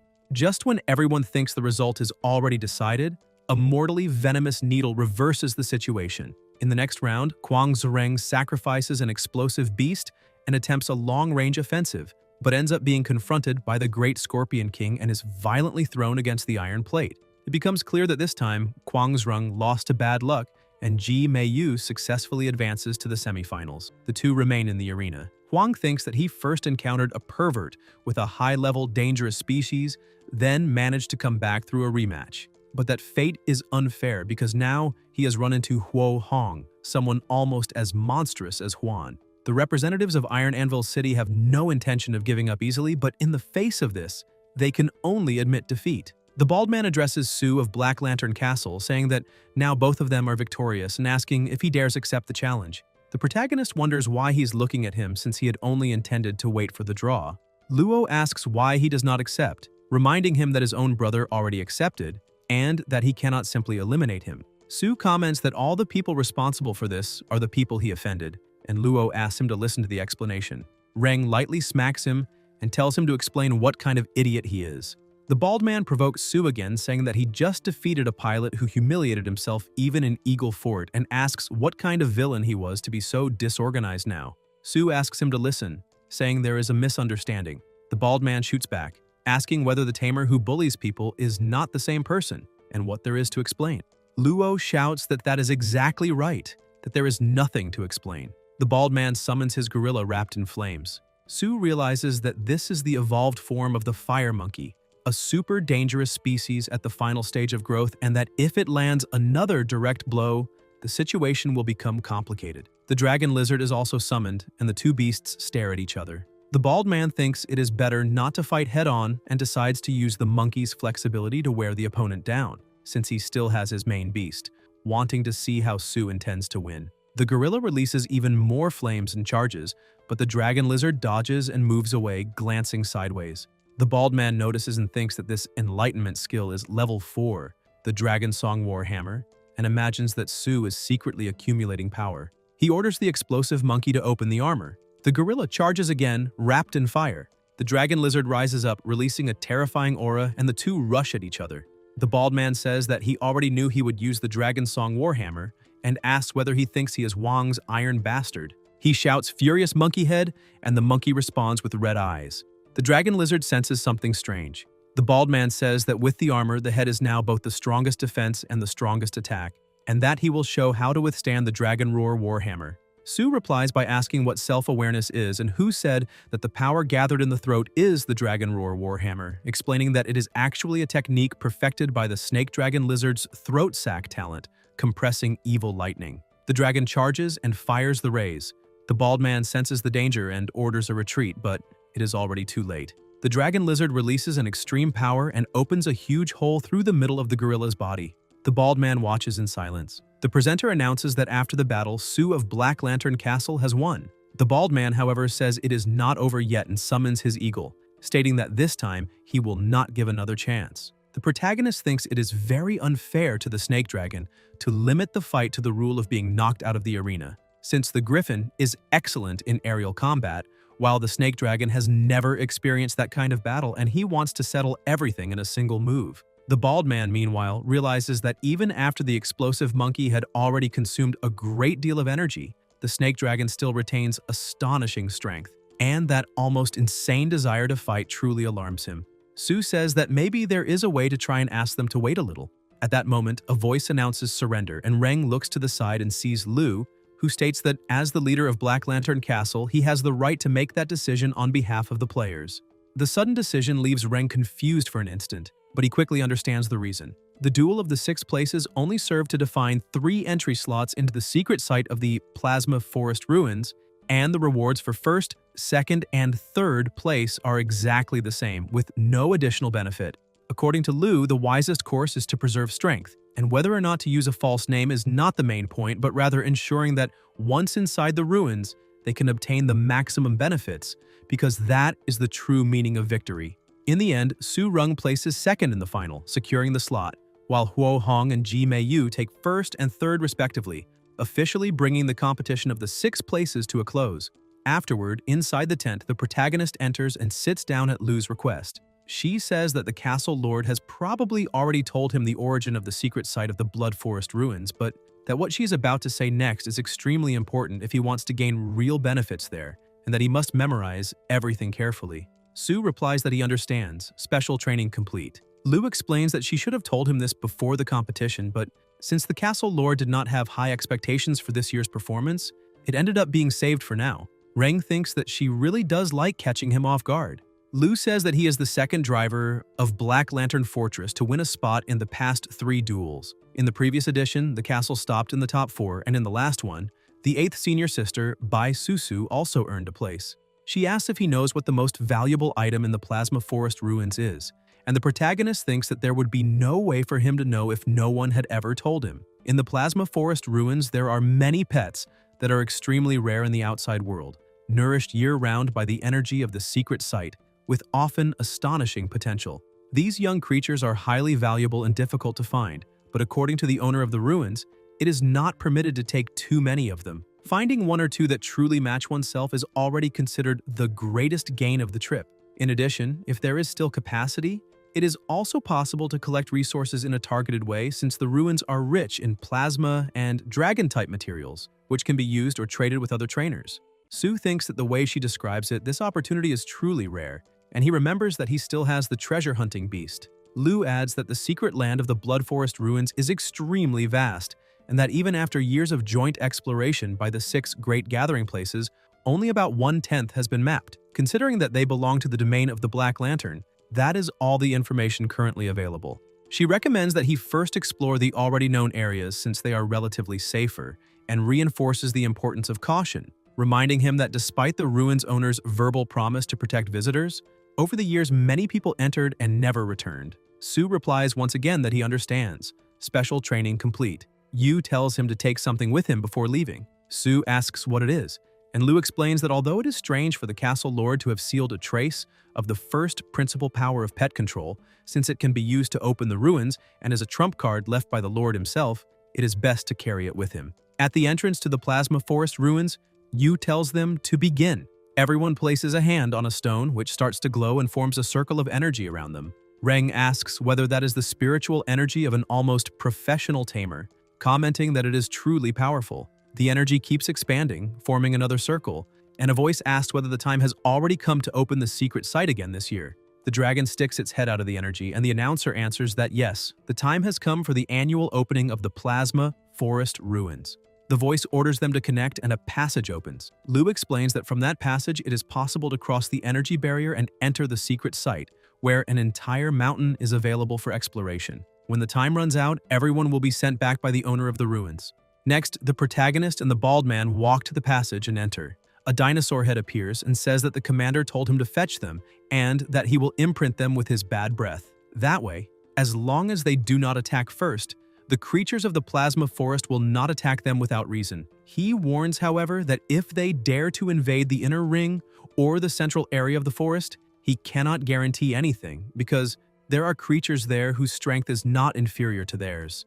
The wind blows and the dinosaur warns them not to be greedy. The passage closes and they are thrown near the mountains. When they get up, they realize that a tyrannosaur is already waiting for them. The girl comments that it is a cursed tyrannosaur that came to fetch them. The tyrannosaur spits on them, leaving them completely soaked, and Sue thinks that this is an extremely peculiar ceremony. The tyrannosaur says that the task assigned by the commander has been completed and that they are free to explore, explaining that after 1 month, he will track them by their breath and send them back to the outside world. The girl comments that every gathering place should have guides and suggests that they explore separately. The bald man agrees, and at Mayu's request, the three split up, following directions that had already been explored earlier by their respective gathering places. In truth, since the night before, after meeting Lu, Reng had been constantly thinking about how to hide the secret of the treasure-hunting beast, but he had not found a truly suitable solution. When he heard Mei Yu's proposal that day, keeping this girl from Red Scorpion City away seemed like a convenient opportunity.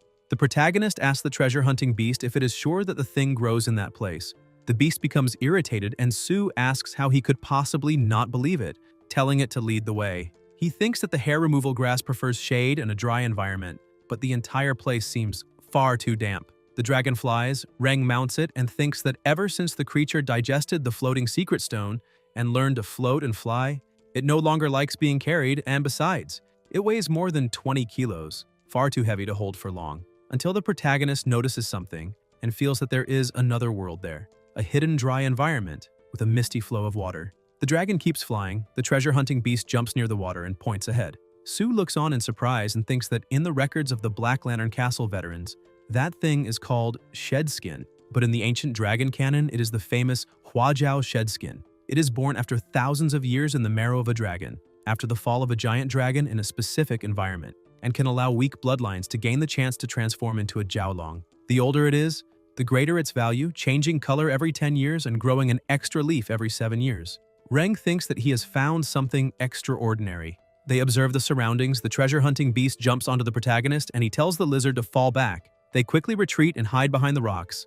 Sue thinks that where the grass grows in excess, Jiaolong-type creatures lie in wait, guarding it until it matures, and that it would make no sense for there to be no predators. Ahead appears one of the most dangerous species among frogs, combining water, lightning, and venom, already in the final stage of growth. A giant deep pool crocodile rises from the water, a super creature of water, strength, and savagery. The two creatures stare at each other, lightning crackles. The frog tries to flee, is struck, and is thrown far away, and Sue watches hidden as an extreme battle between species unfolds. Lightning gathers. The frog returns wrapped in electricity and strikes the crocodile, which roars and releases crushing pressure. After violent exchanges, the crocodile seems to fall, surprising the protagonist, who understands that the dangers of the plasma forest are real. The frog tries to devour the plant, but the crocodile awakens, lunges, and tears off part of its leg. Reng thinks that the crocodile feigned defeat to strike back at the perfect moment, just like in battles between trainers. The frog flees, mutilated. The crocodile chases after it, and when both move away, Sue takes the plant and says that now they need to flee as far as possible. Further ahead, the crocodile finishes devouring the frog and catches the scent of the plant. Su runs with the beasts. The treasure-hunting beast notices the aroma spreading, and he understands why it is called a fragrance. Reng runs a hand over his head and realizes that he underestimated the attractive power of the huajiao grass. He tells the dragon to open its mouth, and the dragon lizard swallows the plant, seeming to enjoy it. Their speed increases. Su asks whether there is an acceleration effect and realizes too late that he forgot the treasure-hunting beast can also transform into a dragon. He says that it contributed a lot, promises to prioritize it in the future, and the two cross their fingers. The dragon flies at extremely high speed. Su clings to it and energy begins to be released, and pieces of the dragon's skin start to peel off. Reng tries to heal it, but the dragon falls and injures itself. The protagonist thinks that the energy of the grass is still dissipating and does not know what it might attract. Not knowing how long the snake dragon lizard will take to recover, he understands that he needs a plan, takes out a potion, and decides that in that state the snake dragon cannot move, and that they will have to remain on watch through the night. At night, in a forest, the protagonist sits with the dragon resting on his legs and says that it has always protected him with all its strength, and that now it is his turn to repay it. While thinking that it evolved from a scaly lizard into a dragon serpent, and then from a dragon serpent into a terrifying existence beyond dangerous species, a true natural disaster. Every evolution in pet control is accompanied by greater danger and pain, and one day, it inevitably runs into the limitations of its own plasma. At that moment, trainers must face the difficult choice of replacing their main pets, because those who cannot keep up with the trainer's advancement cease to be a boost and become a burden, leading trainers to subdue stronger and more advanced creatures for their own use, since even someone as powerful as Professor Zul Ray must face this kind of decision. As one of the weakest pet masters among terrifying species, the scarlet wolf is not a beginner's pet, and whether due to emotion or the active rupture of the spiritual bond, this causes great trauma to the trainer's mind and spirit. Therefore, they do not completely abandon these pets, nor leave them to fend for themselves, but place them in specific locations and artificially strengthen them until the end of their lives, doing everything possible to help them evolve, because they cannot simply part ways. The next day, still in the same place, Su orders them to advance. The golden pet clenches its fist and strikes, and Reng, irritated, asks how he dares to try so hard, saying he is finished. The three play rock, paper, scissors. The dragon wins and the other two hug it, while the dragon serpent rises with defiant eyes and gleaming scales. The protagonist comments that 6 meters is a sign of maturity, and the dragon lizard emits a light toward him. The power to transform the floodgrass brings the dragon serpent lizard infinitely closer to maturity, and it is about to display its most perfect form. The shedding, full of oppression and pain, ends up allowing the dragon serpent lizard to learn new abilities, and this trick is not limited to it, being able to help other pet owners and even Su Ruan, the master of masters, recover quickly from injuries and maintain physical conditioning during sleep. Before, the plasma limit was always a problem he avoided facing, but upon analyzing the newly unlocked content of the ancient dragon code, an intense light begins to spread around the book. Later, still in the same place, the protagonist sits on the dragon reading and explains that if he chooses the lizard lineage as the main body, there are 23 evolutionary paths for the dragon serpent lizard to reach terrifying species. Among them are intermediate terror species such as the hammer-tail dragon lizard and the electric horn dragon lizard, both on the same level as the plasma tyrannosaur, the ruler of the plasma forest ruins. The hammer-tail dragon lizard is known for its enormous tail, whose swing and destructive power are comparable to the firing of a heavy tank's main cannon, while the electric horn dragon lizard is born with the ability to control lightning, possessing a sharp horn capable of releasing electrical discharges and also functioning as an almost indestructible weapon. In addition, there are variations such as the hill dragon lizard, the magma dragon lizard, and the fortress dragon lizard, all at an advanced terror level above intermediate, the latter being a race that follows the path of flesh shield and firepower, functioning as a mobile war fortress with iconic steel fire fusion abilities and metallic flamestorms capable of terrifying any enemy. Ordinary pilots and even masters at the professor level, if they obtained one of these evolution methods, would likely cry with joy, and the protagonist finds himself in real difficulty deciding which is the most powerful. The book begins to flip by itself until Su notices something, still in the plasma forest ruins, and reads that if the dragon serpent lizard chooses the plasma dragon serpent lineage as its main body, there are 37 evolutionary paths toward terrifying species. Among them are intermediate terror races such as the mist dragon, the wind and rain dragon serpent, the ice dragon serpent, and the fire dragon serpent. The mist dragon serpent controls mist, water, and draconic power, being able to ride clouds. But Sue considers this ability too flashy and of little practical value, discarding it. Other options include the Earth Vein Dragon Serpent, the Tanglong, the Zenlong, the Thunder Dragon Serpent, and the Wind and Thunder Dragon Serpent. Although the Earth lineage preserves Earth talent, the absence of the evil attribute greatly weakens the creature's potential, while the Wind and Thunder Dragon Serpent, which combines wind, dragon, evil, and lightning, represents the highest racial level among advanced horrors.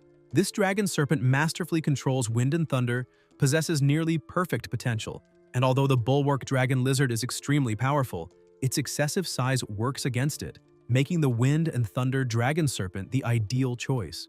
Reng evaluates that giving up the defense of the Earth system in exchange for flight capability and stronger attack methods makes this metamorphosis the best option, while the protagonist continues reading. The ritual requirements list: a complete dragon serpent, a high-level lizard descendant of a dual-line wind and thunder dragon at the terrifying level, a Fenglay plasma crystal, 2 sets of secondary dragon plasma essence totaling 5,000 milliliters, a complete windstone, a thunderstone, complete sound, and 1,500 grams of wind and thunder essence. Sue says that now he has a direction and that they should go there.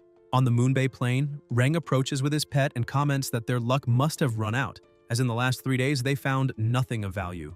According to the map provided by Lord Lu's special training, if they cross that region and continue further, they will enter a dangerous and unexplored area. Treasure Hunter, Open Vision Sharing. After further digesting the dragon transformation materials, the treasure hunting beast developed new abilities and, with the blessing of spiritual energy, begins sharing with Sue the images it explores.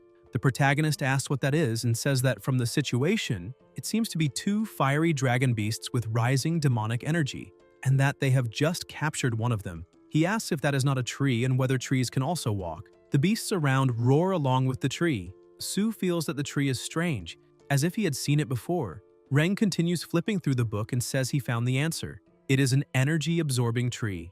According to the ancient dragon code, the record of this tree is extremely rare in the world and nearly extinct, being a unique entry in that book. The energy-absorbing tree does not belong to the species of the known world. Its family comes from the outer void, spending its entire life in the dark and boundless void, growing by absorbing energy tides with an extremely long existence.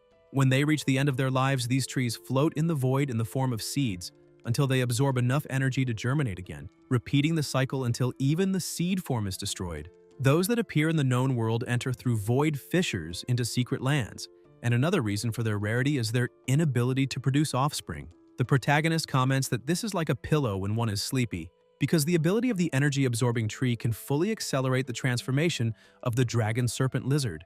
The dragon lizard looks confused, while Sue deduces that the tree has no combat power and was therefore captured by the fire dragon beasts, although its ability is absurd. The energy-absorbing tree belongs to the 4 super dangerous species of the void: magic, devouring, and evolution systems, being even rarer than the treasure hunting beast.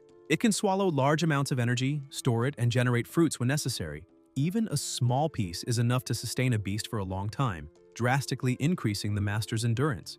Even more unbelievable, it can copy materials it consumes, functioning as a living battle laboratory. Sue states that any trainer with such a tree can easily form an army of high-quality pets and asks if the dragon is not excited, while moving quickly through the area. Soon after, 2 beasts and a tree remain there. A stone hits one of them in the head, thrown by the golden pet, followed by several others. The beast and its partner become furious, and the tree, with teary eyes, tries to dodge, but one of the beasts is struck. A hammer begins to float, exuding a powerful aura. It is the Dragon Song hammer, which strikes one of the beasts and knocks it down. Reng observes and says it is indeed a high-level dangerous species, already mature, and that it was only moderately injured by the blow. The ground-piercing spear technique strikes the target, while the protagonist turns and sees the dragon already beside the tree together with the golden pet. Sue holds a rope and says it is done. Later, Reng ties the tree behind the dragon lizard. At night, in another place, they gather around the campfire, and the protagonist states that if the contract is completed, the dragon serpent, the lizard, and the treasure-hunting beast will have nothing more to worry about. When Sue's spiritual energy connects with the energy-absorbing tree, a light appears and Reng closes his eyes. The tree appears dressed, wearing glasses, and says that it lived as an energy-absorbing tree on a deep mountain, growing carefree until it was observed and captured, feeling tormented and powerless. The protagonist comments on its style and tells it to eat, saying that it is high-energy food from the treasure-hunting beast, promising to give more to the dragon serpent lizard if it likes it, asking if it is delicious and suggesting becoming its beast controller. The tree replies that it is delicious, but that it needs to say no. Sue answers that there is no alternative, since they no longer have dinner and the tree has already eaten, leaving the golden pet irritated and Rang covering his ears. The protagonist thinks of carrot and stick, unsure if it will work, until he remembers the plasma incense, saying that the stick is infused with plasma and that the tree simply followed it. When using the incense, Sue and the tree fall together into an illusion. Rang feels as if he has become a mature, absorbing tree floating in the infinite void. On a distant day, Sue finds a colorful seed, the energy-absorbing tree, and Rang, as a great tree, roots himself in a void meteorite to care for it, being the closest person. The protagonist says he agrees. The tree smiles, holds his hand. A light explodes and the pressure increases. Sue says that this energy-absorbing tree seems to be at the end of its growth stage, and that the rejection of the contract's psychic energy actually allowed it to jump directly to the point where its eyes began to shine intensely. The light in the eyes is a phenomenon that only appears when entering a higher stage of spiritual practice. And reaching this level also means that a conductor has completely stabilized the cultivation of entering the room. From that moment on, Rang's title of semi-genius is officially confirmed. The protagonist asks whether the high-energy food delivered now can be replicated with the current strength. The tree begins to sway and several fruits fall. The golden pet, extremely excited, jumps onto the tree and begins eating. Sue comments that it is too fast and that it seems future rations are already guaranteed. The energy is absorbed, and the tree explains that it has reached its maximum age this year, 1,200 years, and that eating and copying have already become trivial, almost tasteless. It says it can produce the energy fruit from the plasma forest ruins and that the master just needs to take it and enjoy. Rang observes that one of the fruits has a steel color and shape similar to a steel bullet, while the other is light blue, vaguely resembling ice cream. He confirms that everything is correct, completely according to the manual provided by the special training. The iron marrow fruit appears to be just a common iron ball with no special appearance, but it is a true energy fruit.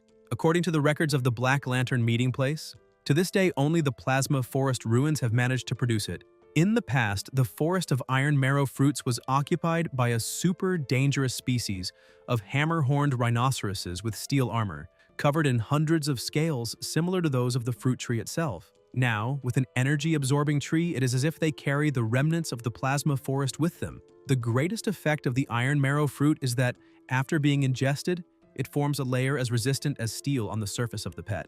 In creatures with scales, resistance increases drastically. Without further delay, the tree continues swaying and dropping fruits. The protagonist asks if the treasure hunter wants to play a game, and he and the golden pet begin throwing the fruits for the dragon to eat. Gradually, the tree becomes exhausted, while Rang comments that the iron marrow fruit truly has impressive effects. An aura begins to circulate around the dragon lizard, and the pressure generated becomes absurd. The protagonist evaluates that claw already has at least 7 points of strength, and that this level of defense is comparable to the scale armor of an adult dragon serpent lizard, concluding that unexpectedly the dragon serpent lizard was the first to reach defensive maturity. He thinks that if energy-absorbing trees can also transform into dragons, then this tree also has that possibility. Then the routes appear, the superior horror species, the energy-absorbing shield dragon tree capable of converting energy into defensive enchantments, and the energy-draining dragon tree focused on attack, which transforms absorbed energy into indestructible blades.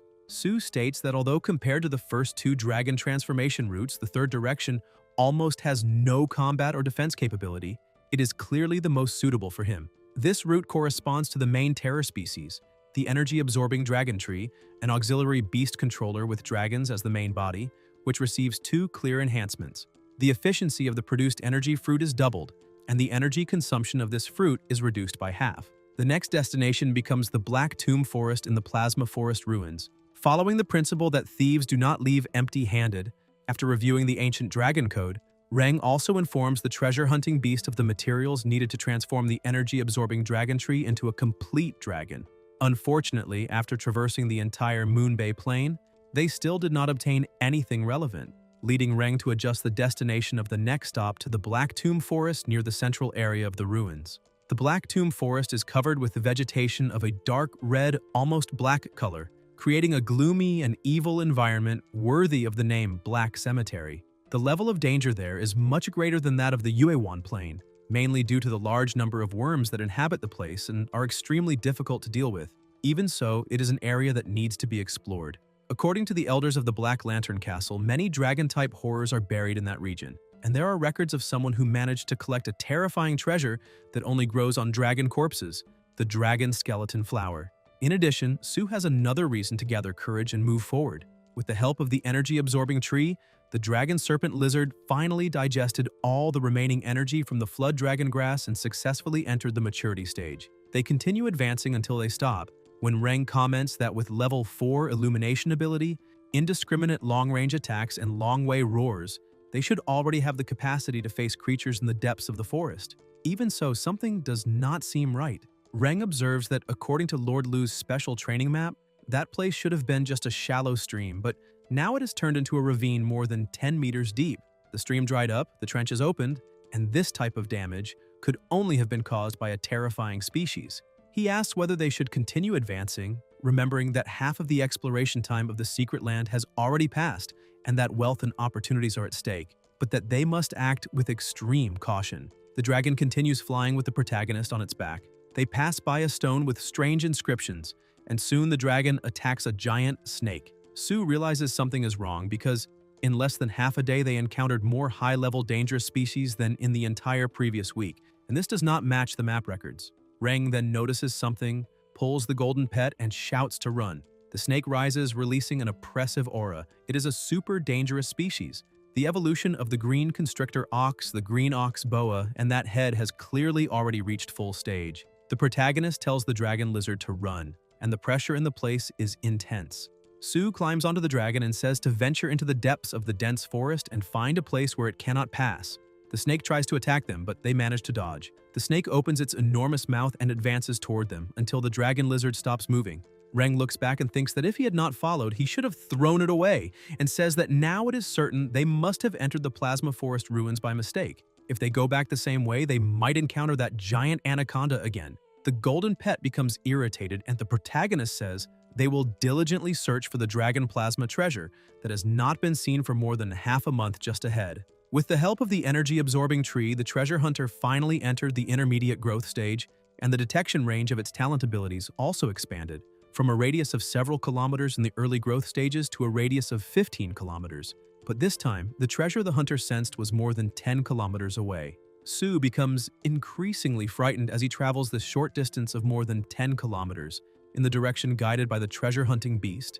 With each kilometer forward, it is possible to feel incredible coercion, and for Reng, it is as if there is a ferocious beast roaring in his ears all the time. Clearly, also because of this terrifying coercion, Sue does not encounter attacks from other dangerous species along the way, which makes Reng relieved, but also even more worried. The protagonist asks how far the treasure he now perceives is. The treasure pet emits energy, and Sue says that at a distance of 4 kilometers, the pressure can already crush the treasure-hunting beast to the point of almost preventing it from flying. He fears that the region is the territory of some creature born from a dragon of a certain level or even a group of terrifying species. In the lair of the Black Tomb Forest, facing possible advanced terrifying species and even deadly threats beyond that, the reason Reng still chooses to move forward is not overconfidence, but the decision to believe in the metaphysics of treasure-hunting beasts, which have repeatedly performed meritorious feats. Soon, under the guidance of the treasure-hunting beast, the dragon serpent lizard takes Sue to the source of the coercion.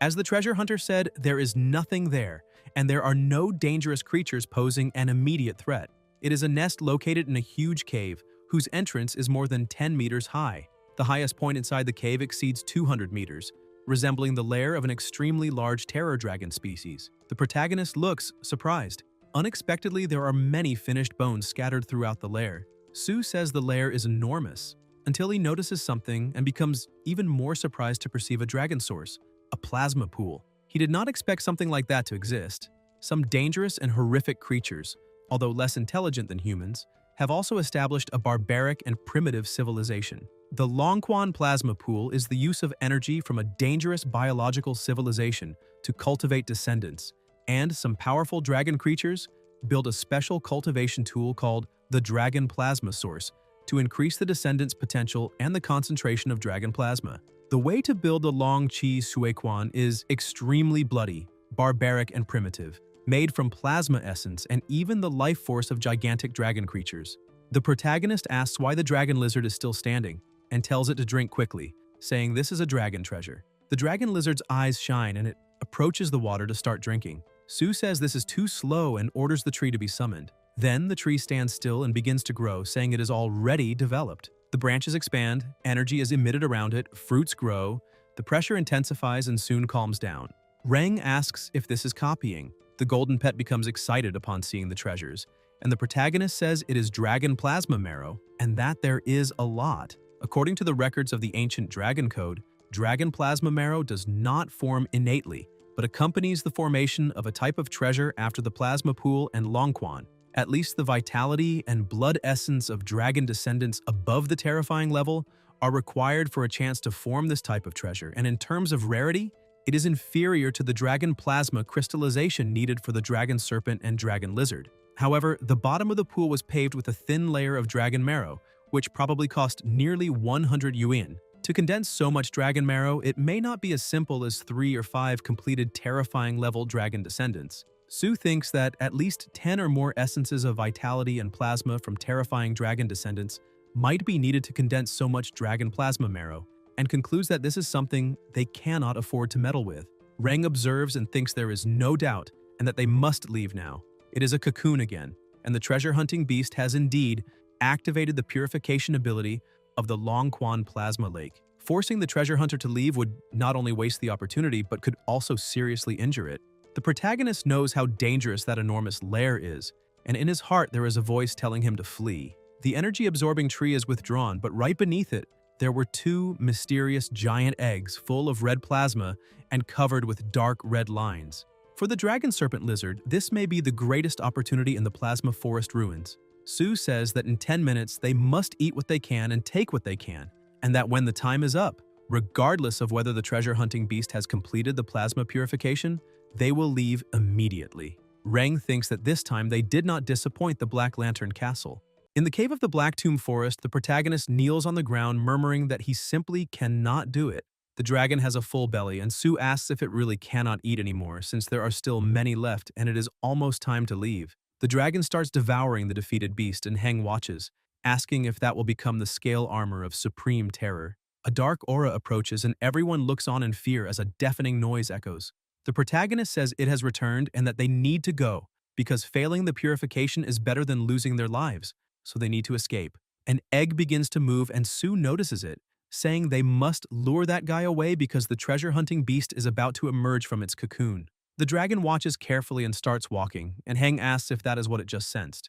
While beside them there is a dinosaur. The protagonist says there are 4 layers of protection, and maybe they can wait until the treasure-hunting beast is successfully purified. Su stops walking and widens his eyes when he sees the dinosaur destroyed by a single strike, absurdly powerful. An explosion occurs, the smoke disperses, and the bloody Tyrannosaurus approaches, releasing an incredibly loud sound and a crushing aura. Heng, fallen on the ground, coughs and says that breath can be felt from at least 2 kilometers away. The golden pet approaches, and the protagonist asks if the purification is complete, saying there is no need to worry now and that they can go all out.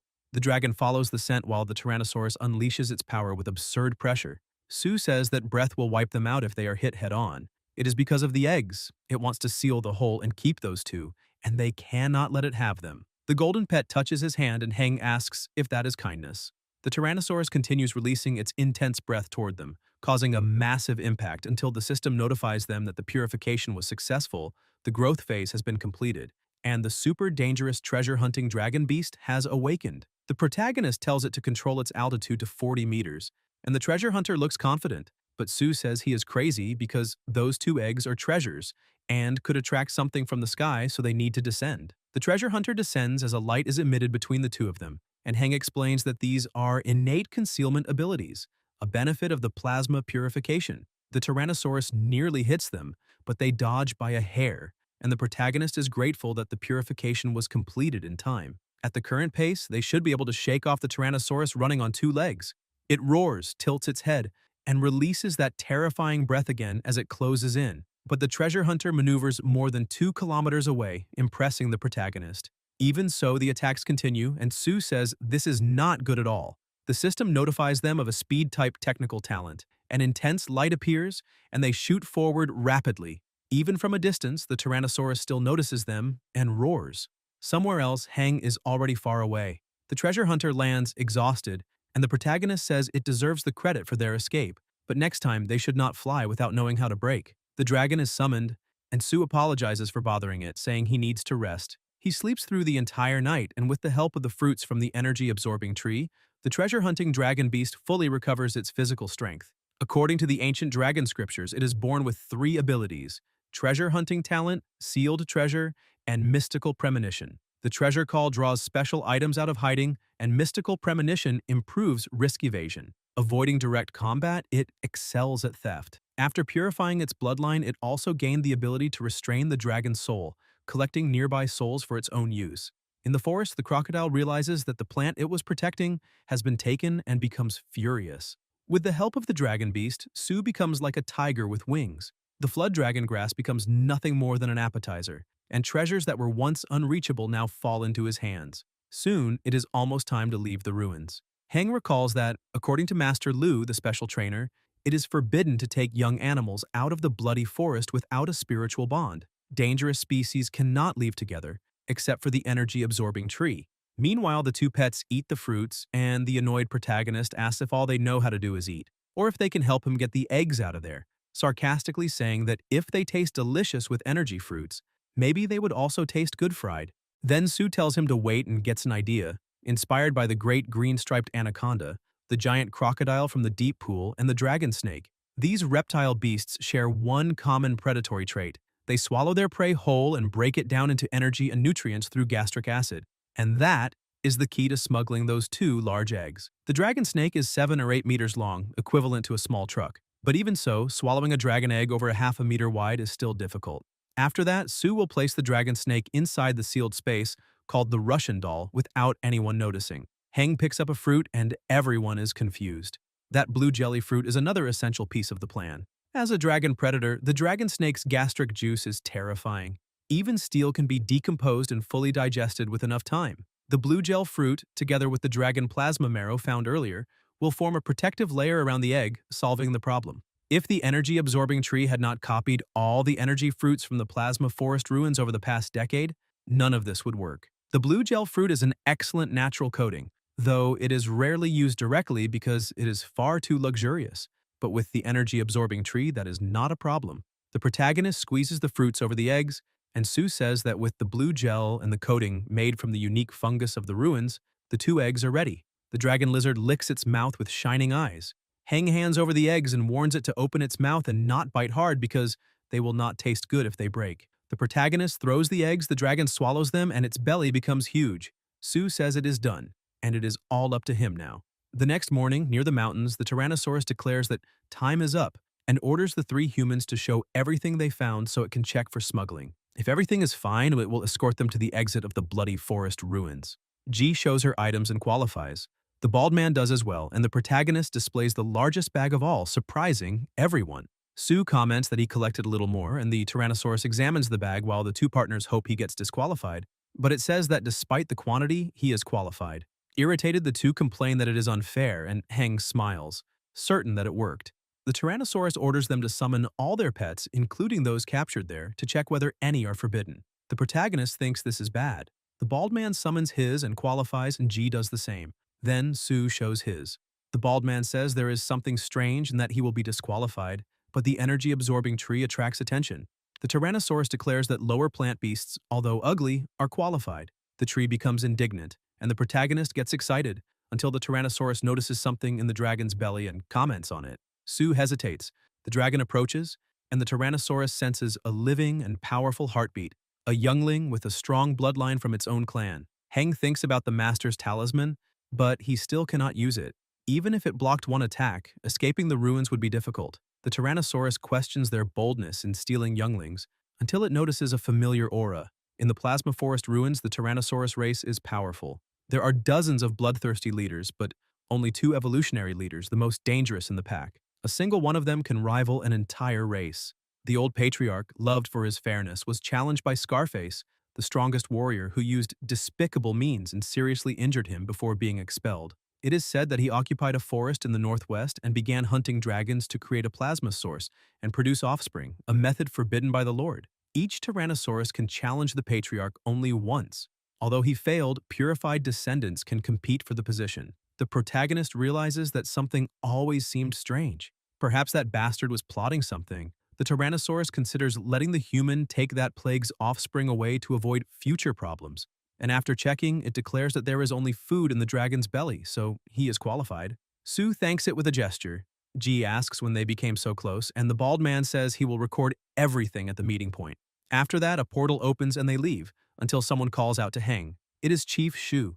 The protagonist asks if he came to pick him up, and Shu replies that the situation is urgent, and they will talk on the way. As they walk, Sue asks if the city of Sinfire is causing trouble again, but Zhu says no. It is a disaster wave. Heng naturally knew what that disaster wave represented. Even though he had not personally experienced one in his 18 years of life, the people at the meeting point, relying on old memories and ancestral rumors about past waves, had a relatively clear understanding of what it meant. Simply put, the so-called disaster wave was a catastrophe caused by dangerous and super terror species that, for different reasons, entered a frenzy and attacked human gathering places like successive tides. If they were not finished off or completely defeated, the attacks would not stop, forming a continuous and devastating wave. The most recent wave at the Black Lantern meeting point had occurred more than 30 years ago, and on that occasion, not only did the former castle master lose his life in battle, but almost all professional-level knights were finished off, and Black Lantern Castle was almost completely destroyed. Master Su Zhou had also been on the brink of death in that battle, but by uniting the remaining resistance forces, he managed to hold the defense until the end. And because of his great achievements, incomparable prestige, and demonstrated strength, he was eventually elected to the throne as Castle Master. Shu tells them not to worry too much, explaining that this time it is only a medium-sized wave and that, compared to the catastrophe from 30 years ago, it is completely different in scale. The Castle Master has departed with nearly a dozen Black Lantern Knights, including elder brother Sao Nian, second in command of the Harness Knights, to track the source of the wave and try to eliminate its formation once and for all, preventing something larger from happening in the future. Precisely because of this mobilization of the Supreme Combat Force, the strength currently present at the meeting place is not enough to quickly extinguish the ongoing wave, which has led to the tense situation in the city. Before leading the troops, the Master ordered the withdrawal of the forces stationed along the 4 defense lines, and now all Black Lantern troops are concentrated on the walls of the meeting point. The withdrawal represents a painful loss for the crops cultivated in the safe zone, and the protagonist immediately thinks of his sister, fearing that she may be in danger and asking them to return as quickly as possible. Shu, however, says they must first head to Chanaim, because all the knights scattered outside Black Lantern Castle have already answered the Master's call and gathered there, preparing to march together toward the castle. The journey from the Plasma Forest ruins to Chanaim takes at least 2 days. Even if the Dragon Snake Lizard or the Ice Lake Demon Horse possesses extraordinary endurance, they still cannot surpass the speed of an ordinary car, because they need to stop periodically so the pets can rest, eat, and drink water to recover their strength. At one point, Heng steps away under the pretext of refilling their drinking water and heads to a hidden bush near a stream. There, he makes the dragon snake spit out the 2 dragon eggs and the items it had swallowed, hiding everything in a safe place indicated by the treasure-hunting dragon beast. He avoids Shu not because he lacks trust in him, but because, for now, he does not want to reveal the news that he smuggled out the younglings of terrorist species from the bloody forest ruins. As for the energy-absorbing tree, Sue does not hide it. On the contrary, he gives Shu some fruits capable of quickly restoring the Ice Lake Demon Horse's physical strength, leaving him amazed and even more optimistic about the young man. Even so, Heng does not allow the tree to produce energy fruits indiscriminately. At night, when they arrive at Chanaim, the protagonist observes that the place seems to have transformed into an important military center. The guards recognize them and order the gate to be opened. Shu calls them inside, and they proceed together. Heng notices a strange smell in the air until the protagonist realizes it is tough meat being prepared in large quantities. Shu explains that before the troops move out, food and provisions must be delivered to ensure the army departs properly supplied. Then they enter a room where several people are already gathered. Gao Zun appears, the chief knight of Black Ruin City and former director of the operations department of Black Lantern Castle, now responsible for the external support of this combat operation. He guards the city where the only energy crystal-producing mine among the castle's vassals is located, an essential factor that has allowed Black Lantern Castle to remain standing for hundreds of years. Beside him is Xia Yuping, a poison specialist who once defended the mine alone with 6 super dangerous species under her command and defeated a low-level mature terrorist species that approached. The protagonist is impressed and comments on the feat, but Shu scolds him, telling him to go help move supplies instead of standing around talking. Later, Su asks about the current situation of the castle, and the answer is that large-scale battles require careful planning. Faced with a wave of disastrous beasts, they need to discuss strategy and follow the decisions of the veterans. Heng asks why he has not seen Sister Hei and Brother Lin. The hairy man replies that Lin stayed behind in Rivet Town. After all, the metal warehouses are there, which is very important to the Black Lantern meeting place, and they cannot afford to lose them. By the way, after they decided to ask the castle master for the blue flame tiger, that guy Lin had always wanted to thank them. Suddenly, a deafening noise echoes. They look to the side and Huan approaches riding a bear. The protagonist says it is his sister. She is on top of a brown bear, the leader of the bear forest. The hairy man comments that from the looks of it, that is the leader of the brown bear forest, and Sue confirms it, saying he did not expect even that being to come help Black Lantern Castle. The guards approach and the city's chief knight orders them to welcome the esteemed bears. The bear roars and Gao states that the food has been properly prepared. They themselves will distribute it to the bear warriors who have traveled from so far away. The hairy man comments that the leader of the brown bear forest was once the leader of a low-level terrorist species. However, it was cultivated into a super terror species by the castle master, whose strength is truly beyond imagination. Sue says that must be why the brown bear warriors are doing this. She fears that the forest leader not only has the strength of a super terror species, but also possesses considerable wisdom. No wonder the chief and the others prepared such an enormous mountain of meat. They begin delivering the boxes of meat until someone calls them two big idiots. It is Ju, holding two boxes while they carry only one, asking if that is too heavy for them. The hairy man says that for some strange reason, she gained the approval of the firstborn of the leader of the Little Bear Forest. She is simply too crazy, and if it were not for that, who would let her lead the bear army? Ju pulls his ear and asks what nonsense he is saying again. The protagonist thinks it is true. Only she can control that army. The bear army that traveled from the bear forest quickly recovers its energy with enough food and, under the command of the grizzly leader, settles on the hillside outside the walls of Chanaim, falling into a deep sleep. Thus, the entire city of Chanaim is enveloped in loud snoring because, after eating, the bears simply went to sleep. And so, obviously, with the battle imminent, Heng definitely would not have time to rest that night. Under the arrangement of Shu Kei, Su, and the others, they followed a secret passage behind Chanaim at night, which led to a strange convoy. Hei tells everyone to prepare to unload the truck, and then the men begin unloading it until something falls to the ground. The protagonist says it is such a huge helmet and asks who could possibly have such a big head, and Shua tells him to guess whose terrible idea it was.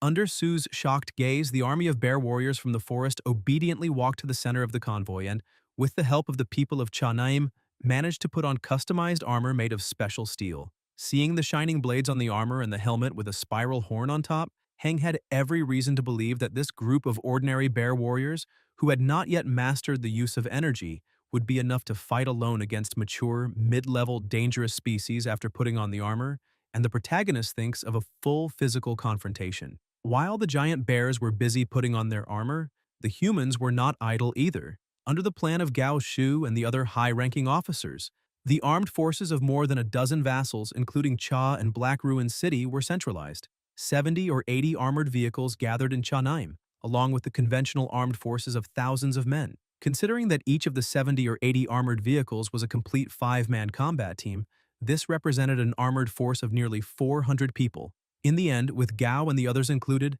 the support force gathered in Cha reached nearly 2,000 people. The bald man says that today, they have answered the castle master's call, all reinforcements have been mobilized, and they are marching directly to Black Lantern Castle during the night to break the siege of Black Lantern Castle, and wherever disasters fall upon them and their homeland is at risk, the glory of their ancestors will bless them in triumph. They must fight until the end, defend their homeland, and go there. Inside the armored vehicle, the officer says he is the temporary captain of the 2nd Tactical Squad of the 4th Brigade, and that he will also be his comrade in arms from now on, and that he is very happy to have him there. According to the chief's plan, Chief Gao, Shu, and Deputy Chief Xia will form a high-level combat power group responsible for dealing with high-risk areas on the battlefield. Under the command of the three of them, all combat power this time has been divided into 4 tactical brigades. Currently, he is the escort of the 2nd Tactical Squad of the 100th Unit of the 4th Tactical Brigade, and his main combat mission is to assist the 4th Tactical Brigade in eliminating as many surviving forces of the disaster wave as possible. The protagonist thinks that compared with Shuha's 100th Tactical Squad, which is responsible for leading the army's main assault, the chief is placing him in the safest position. According to the combat plan, the 4th Tactical Brigade, being the least powerful, having the weakest firepower and still not being at full strength, has also received the lightest missions among the 4 tactical brigades, responsible only for assistance and harvesting residual plasma, and he hopes this trip goes smoothly. Unlike humans, dangerous creatures rely on instinct rather than human wisdom when facing disasters. In other words, it is their intuition for battle, and this biological instinct to avoid the heavy and take advantage of the easy is no weaker than human tactical command. Fortress Lord Zhou led a considerable number of high-level fighters to the source of the disaster, trying to get rid of it once and for all. Black Lantern Castle also adopted the method of reducing its outer defenses and firmly defending the city walls, and at some point, the entire castle was surrounded by dangerous creatures. After the reinforcements were dispatched, the War Bear Legion from the Brown Bear Forest set out. According to the battle plan, the War Bear Legion will not enter the battlefield at the same time as the 2,000 reinforcements led by Gao. After all, in close combat, with the insane discharge of firepower, it would be difficult to prevent bullets and artillery fire from accidentally injuring those big guys charging at the enemy. According to the combat plan drafted by Gao and the others, the Mechanized Legion will lead the battle against the disaster, drawing out the mid to high-level combat units hidden within the disaster tide, and then the controllers will advance and enter the center of the battlefield. After that, under the cover of the War Bear Army, the Mechanized Legion will advance on its own and finally reach the base of the city wall, press against it, and form a comprehensive firepower network with the defenders of Black Lantern Castle. Then, inside the car, the captain says that if they want to execute this combat plan, they must reach Black Lantern Castle before dawn. To avoid the formation of a larger-scale disaster tide, Sue says they are not close to Black Lantern Castle and that if they want to get there before dawn, they will have to cross the dangerous zone until a sound is emitted and the telescope moves, noticing a presence ahead. It is an advanced horror species, the Fear Golem. And Heng thinks that with this level of coercion ability, all dangerous races would have already been driven away. In fact, with the help of professional-level knights, the dangerous zone is no longer as dangerous as it used to be. Ahead, there is a giant bear and a fear golem staring each other down, and the protagonist thinks this is a secondary horror species, the grim lunar bear. This is the first time he has seen a battle between horror species up close, and he needs to observe carefully. The fear golem smiles while staring at the bear until it begins releasing its power toward it, striking it in the eye. Sue thinks it is terrifying because the lunar bear could not recover from the fear caused by the golem's terrifying ability before its death. As expected, it is a high-level horror species, a mixture of ghost, alien, and spiritual energy that, even against an opponent of the same horror level, can eliminate it with a single blow. Gao's strength seemed greater than he had imagined, which gave Heng more confidence in the approaching battle. Under the powerful coercion ability of the Fear Golem, the army crossed one after another without any danger. However, to prevent the after effects of the Fear Golem's coercion ability from affecting the ordinary soldiers, Gao sent it 1,000 meters away from the army. The Thunderhammer Rhinoceros does not have a horn as sharp as that of an ordinary rhinoceros, but this war rhinoceros has extraordinary destructive power. Each impact is not only accompanied by powerful kinetic energy, but also triggers electrical damage. The Thunderhammer Rhinoceros was positioned by Gao to march at the rear of the entire army responsible for guarding it. This way, even if creatures escape the Fear Golem's coercion ability, there is no way to avoid the majestic Thunderhammer War Rhinoceros, which is like a fortress protecting the army. Gao says that all vehicle crews must stay close and keep the distance between them as small as possible. The next stretch of road is the most dangerous area before Black Lantern Castle, and they need to be very careful to ensure they pass through without injuries. He asks if he brought his things, and Shu tells him not to worry. Then Kei opens the roof, releases his energy, and his animals are summoned, a Brontosaurus and a Thunder Demon boy. The protagonist observes in surprise and thinks that, together with the Horror Golem and the Thunderhammer Rhinoceros, a total of 6 horror species have been summoned, wondering how many terrifying things are still to come. Sue wonders if that is all until something appears. Giant crystals. Heng says those crystals do not look like natural minerals and asks how he feels about it. The protagonist looks surprised. Noises are emitted, and a monster begins to emerge from the ground, while another of the same race also appears with ice on its back. Sue wonders how something like this could exist in the dangerous zone around Black Lantern Castle. Very loud noises echo all around. Heng never imagined that such a beast existed near the meeting place, and only found out after asking Shua through the communication channel. It turns out that this plane was called the Rocky Rift Plane and was discovered by the castle master 20 years ago.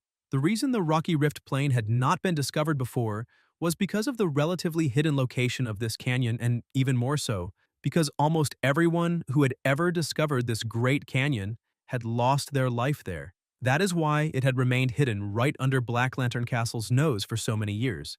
This giant beast is now called the Rockthorn Mount Dragon. It feeds on energy crystals, and it is the ruler of the entire Rocky Rift Plain. At first, even the castle master did not expect that a little more than 120 kilometers from Black Lantern Castle, there would be such a terrifying group of them. Of course, the castle master was the first to come out alive and completely conquered the pack. The evolution of the upper-level terrorist species is the Rockthorn Dragon. And so the Rockthorn Dragon and the castle master made an agreement not to invade each other. Otherwise, even someone as strong as Gao would not dare lead the army through there, because the Rockthorn Mount Dragon clan is naturally aggressive, and even under the leader's control, it is still full of aggression. That is why Gao summoned all the main forces as a deterrent. The protagonist thinks that it feeds on energy crystals, is aggressive, and wears crystal armor on its back, but that is nothing compared to the Rockthorn Mount Dragon clan. According to the ancient dragon scriptures, which are quite rare, the Crystal Rock Dragon is one of the top 3 on the list of most desired harness pets, being one of the best defensive types. No wonder he could not find any records of Crystal Rock Dragons even after searching through his master's library. It turns out that in Black Lantern Castle, the Crystal Rock Dragon is called the Rockthorn Mount Dragon, and it is already under the castle's control. After they overcome this crisis, he needs to find a way to subdue a Crystal Rock Dragon. Sue hears a sound, looks to the side, and asks if they will have to fight. The mission of this reinforcement is to strengthen Black Lantern Castle, and they should not cause unnecessary losses by fighting those simple-minded beasts from the Rocky Rift Plain. Gao thinks he hopes he brought enough things this time, and tells them to unload. The pressure around them increases. The truck stops moving, and crystals are dropped onto the ground. The monsters look interested and start eating. Gao observes and tells them to keep going. After successfully crossing the territory of the Crystal Rock Dragons, there were no other dangerous creatures blocking the army on the road ahead. Finally, around 4 in the morning, the reinforcements spotted Black Lantern Castle. But chillingly beneath the walls, countless dangerous creatures had gathered to form a black mass of the disaster wave. There was a constant hissing and roaring coming from the disaster wave. Most of them were common jungle races, but their numbers were enormous, with beast types and insect types predominating. Amid the disaster wave, from time to time, powerful and dangerous creatures expelled streams of energy toward the 30-meter-high walls. The defensive fighters on the walls retaliated, sending artillery fire into the attack zone and destroying everything. The two sides went back and forth in the confrontation. The roar of 2,000 reinforcements and hundreds of war vehicles attracted the attention of the disaster wave. The wave from the failed siege instantly split into a large section and rushed toward the reinforcement formation. The driver notices something and says to inform the commander-in-chief that 2 groups of the disaster wave are approaching from the 2 o'clock direction, mainly insect types and beast types. Among them, the 6-blade sword spiders and carrion wolves are the greatest threats. The monsters get closer and closer. Gao says they are only upper-level dangerous species and that there is nothing to worry about. Everyone should, as the disaster wave approaches, aim at the 50-meter zone in front of Black Lantern Castle's walls and prepare to attack, taking care not to affect the city walls because they and the defensive fighters cannot attack at the same time. Knights and ground troops must use all their strength and provide full cover for the mechanized forces. High-level warriors on the battlefield must be ready to eliminate high-risk creatures at any moment. Everyone responds yes, gets into attack position, positions their weapons, and begins firing. Gao tells everyone to open fire, and along with the roar of artillery, a large number of creatures from the disaster wave fall like wheat harvested by sickles. But this is limited only to the weaker, dangerous species of lower, low, and mid levels. Huge beasts with unfathomable auras emerge from this disaster army, withstand the artillery fire, and stand before the advancing beast horde and insect swarms. They have one common name: terror species. The protagonist says these giants can withstand conventional gunfire without a single scratch. The golem remains intact, and Sue says the commander is taking action. The demon boy advances, and Heng says it first used the exhaustion light wave to slow them down, then used the thunder demon boy's group damage ability to attack. It is simply devastating, and he thinks that, sure enough, the battle chi of high-level terrorist species is no lower than that of humans. They want to interrupt the Thunder Demon's abilities. The beasts use a barrier. The barrier is attacked but remains intact, and the protagonist asks if this is the strength of a perfect pet control formation. A Thunderhammer War rhinoceros specialized in defense, allied with two extremely lethal pets. Among them, the Fear Golem also has a control ability and easily blocks more than 10 terror species. The child launches its attack, causing a massive impact, and Gao says all masters must summon their harness pets and join the battle. Insect-type pets are particularly good at underground warfare, so they must make sure to protect the maneuver units. Another beast is summoned. It is Heng's beast, and in the face of countless imminent disasters, this will certainly be a long-lasting battle. Although the exceptional artillery fire from the maneuver units cannot stop the disaster's top combat power, it can effectively eliminate mid- and low-level dangerous creatures, saving more energy for the reinforcements and increasing the chance of winning a prolonged battle. Surrounding the maneuver unit's artillery and firearms in the center, and containing the enemy's top combat power, this formation turns into a meat grinder on the battlefield. But controlling only the ground combat power is not enough. The aerial forces and underground creatures in the disaster will never allow this meat grinder to remain standing.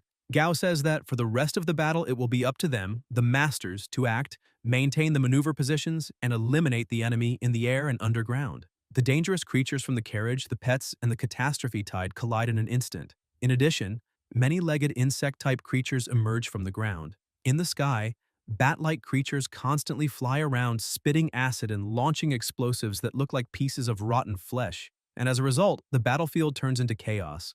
The dragon snake lizard shows great power, and creatures from the catastrophe tide lose their lives around it. They begin firing their own weapons, and the officer says that luckily Heng's dragon snake is an ally or they would be in trouble. The protagonist notices something and widens his eyes.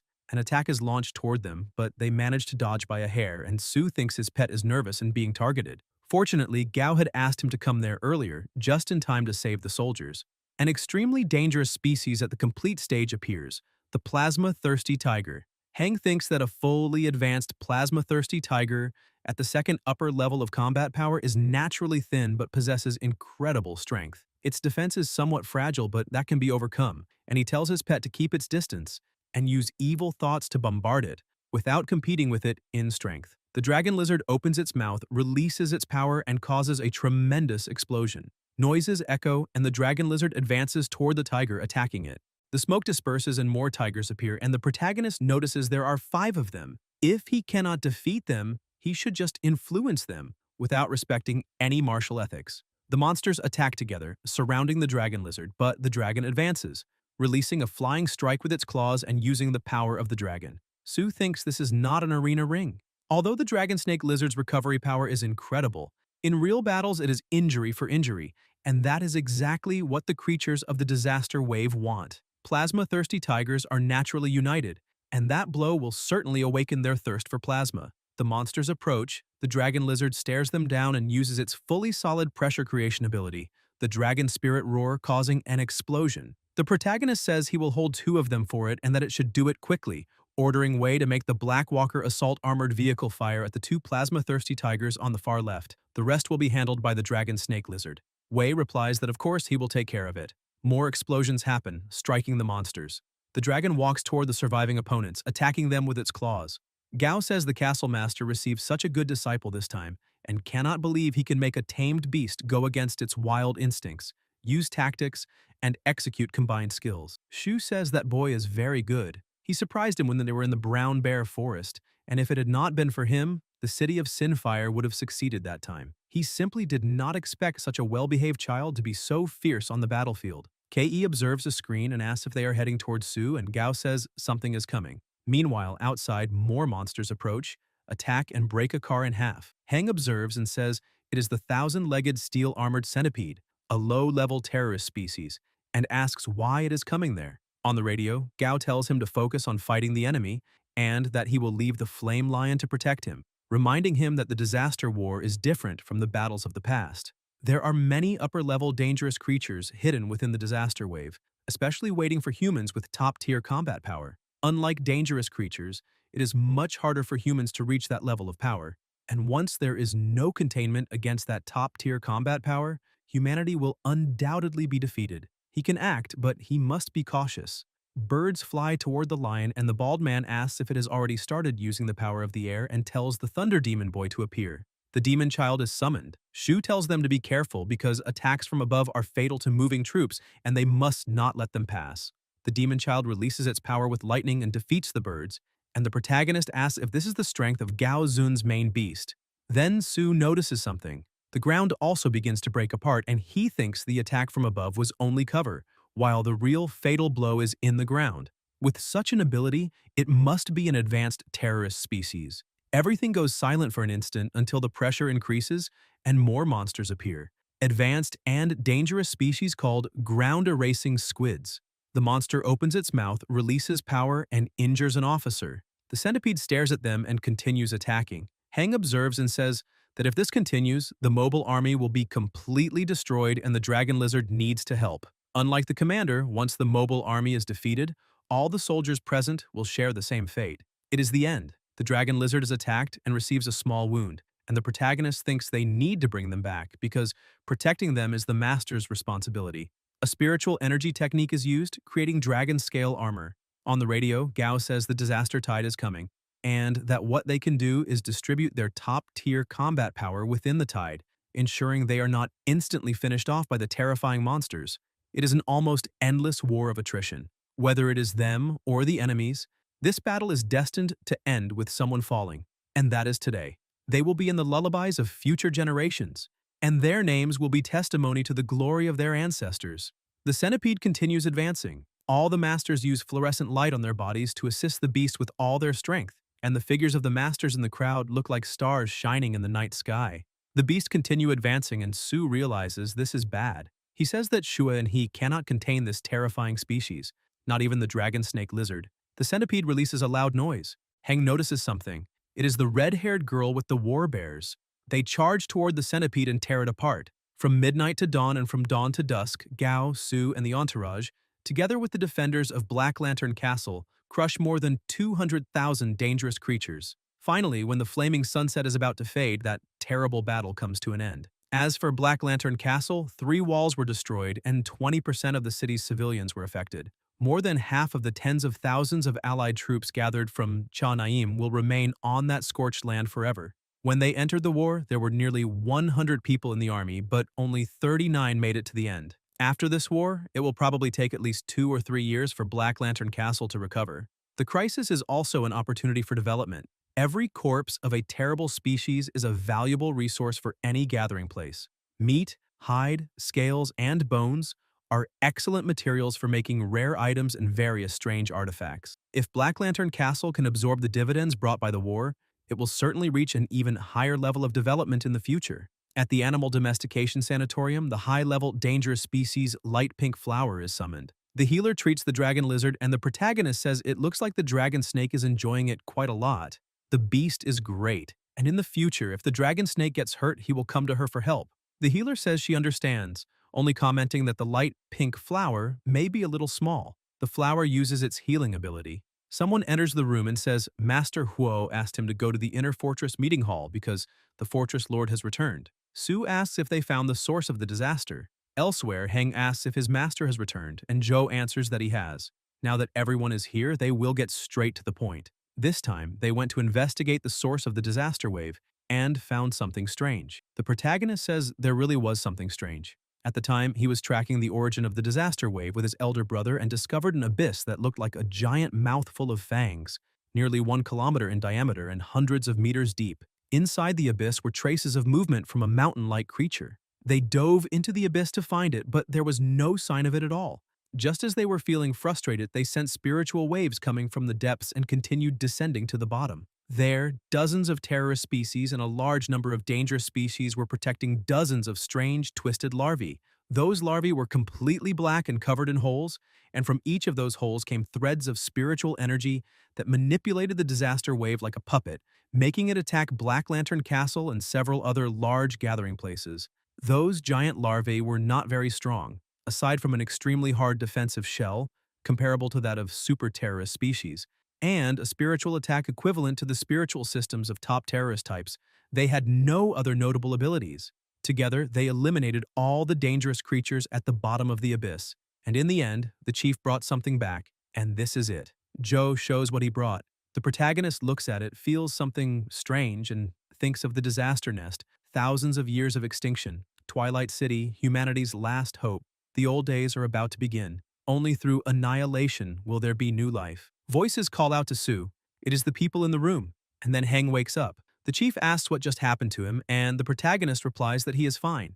Maybe because he had been a little tired these days, always on guard and unable to rest, and when he saw that he had returned, he felt so relieved that he could not contain himself. Joe says that unfortunately this time was truly difficult for him, that he should go back and rest, and that if there is anything else, he will ask his brother or sister to notify him. Sue thinks that he cannot believe the ancient dragon scripture is actually from the future, from the final battle of humanity's destruction, and that beast egg was not the true source of the disaster wave, but rather the beginning of that era. These eggs, whose true name is Disaster Nest, never appear alone and are the beginning of humanity's darkest era.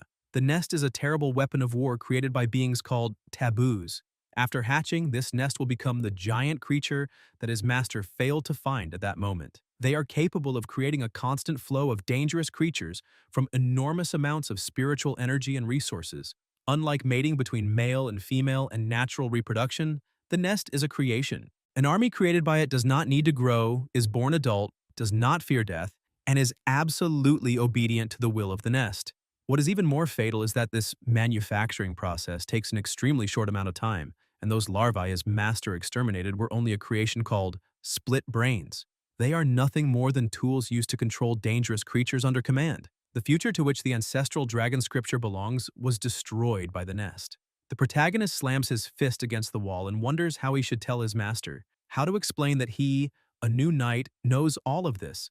Then Sue realizes that the wound on his master's hand is a big problem. What caused this kind of damage must have been the nest chamber that surrounded the eggs. The nest chamber is like a womb, wrapping around the eggs and generating a special type of energy to incubate them. The chamber's attack power is actually quite weak, but the special energy it uses to incubate the disaster nest eggs is a major enhancer for it. For human knights, however, it is a deadly poison. Once this energy penetrates the bloodstream, it begins to corrode. This strange energy is formed from a mixture of various energies combined with soul, life, and death energy, and it will continue corroding the knight's vitality until he loses his life. According to the records of the ancient dragon scriptures, an ordinary person would lose their life in 1 or 2 months. A disciple can last up to a year, and a professional can last 2 to 3 years.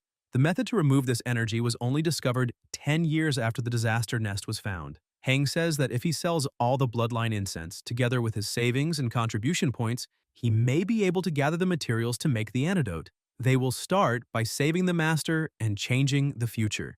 At the blacklight meeting place in the market for 2 entire weeks, Sue began the plan to save the teacher. With each passing day, he became more anxious, because if he delayed even a single day in dealing with that strange energy, Teacher Joe would lose 1 or 2 months of life. Heng first sold all 68 bottles of bloodline incense at a discount. Even the large bottle he used to store the drink was sold, and he kept nothing. There were also some rare materials he had brought from the plasma forest ruins. The total income was 23.05 million steel, which was definitely a huge amount of money. However, it was still not enough. In the end, Sue borrowed a lot of money from everywhere, and a total of 30 million grams of steel was gathered. 2 sets of materials were obtained, but the first experiment was ruined, leaving only this one. The protagonist says he already said he only managed to get 2 sets of materials, and ruining this again would be a great injustice. This strange energy is the hardest to resolve because it is mixed with the energy of life and death, 2 mutually exclusive energies. The solution is to transform their mutual repulsion into a relationship that promotes interaction. After decades of attempts, the best proportion was finally achieved. Sue pours a liquid into a flask and says it is about to happen. Next, he must let the potion extract energy from 2 pebbles from the fountain of life and the soul witch's nails. Heng puts something inside the flask. When the item falls into the liquid, a reaction occurs. The protagonist stands still for a moment, picks up a crystal in his hand and asks if it worked. Elsewhere, an even more dangerous species, the spoon goblin, is stirring a pot. Sue observes from afar and thinks that the teacher's daily meals are prepared in the castle's private kitchen and that the head chef is the pet. The spoon goblin does not have much combat power, but it is a rare pet with exceptional culinary ability. To be frank, the flavor of the food prepared by the spoon goblin far surpasses that of any chef in the entire Black Lantern meeting place. However, except for the teacher, few outsiders can taste its skill, and in the entire Black Lantern meeting place, there is only one spoon goblin under the teacher's command. Hang thinks that, however, according to the ancient dragon scriptures, this beast has a weakness. The protagonist calls the treasure pet and points at the spoon goblin. The pet blinks, runs into the kitchen, and knocks things over. The spoon goblin becomes irritated and confused because it cannot see anyone, but it puts the flasks back in place. Sue says that, sure enough, the spoon goblin has severe obsessive-compulsive disorder, and he is certain the teacher will recover quickly with his soup, and that he never dreamed he would save him from a terminal illness.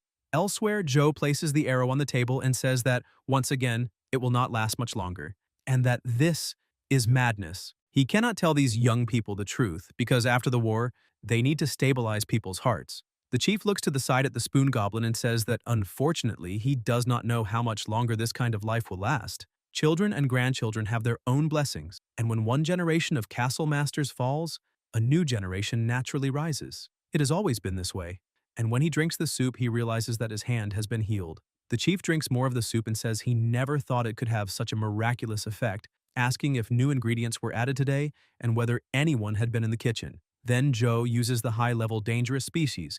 The evil eye guy notices Heng and is surprised. He says that now it makes sense. Sue created a bloodline incense capable of increasing the closeness between a knight and tamed beasts, and he thought the boy was only trying to use his name to make money and almost decided to give him a beating. However, he discovered that the incense truly had a miraculous effect and that, in terms of post-war reconstruction, it was a great achievement. Then Sue exchanged all his contribution points for borrowed money, gathered his elder brothers and sisters, and secretly sold the materials brought from the plasma forest ruins. In total, he gathered thousands of grams of steel, but in only 2 or 3 days, everything was thrown into the market, and what he bought were various strange materials. He even thought about calling the boy over and giving him a good scolding, but after reflecting carefully, he realized that Sue must have acted this way after learning that he was injured, spending all the money to gather materials, sneaking into the kitchen and bringing the medicine to him. Then he wonders what could happen in Black Lantern Castle that he, as the castle master, would not know. Joe says there is something strange about Sue.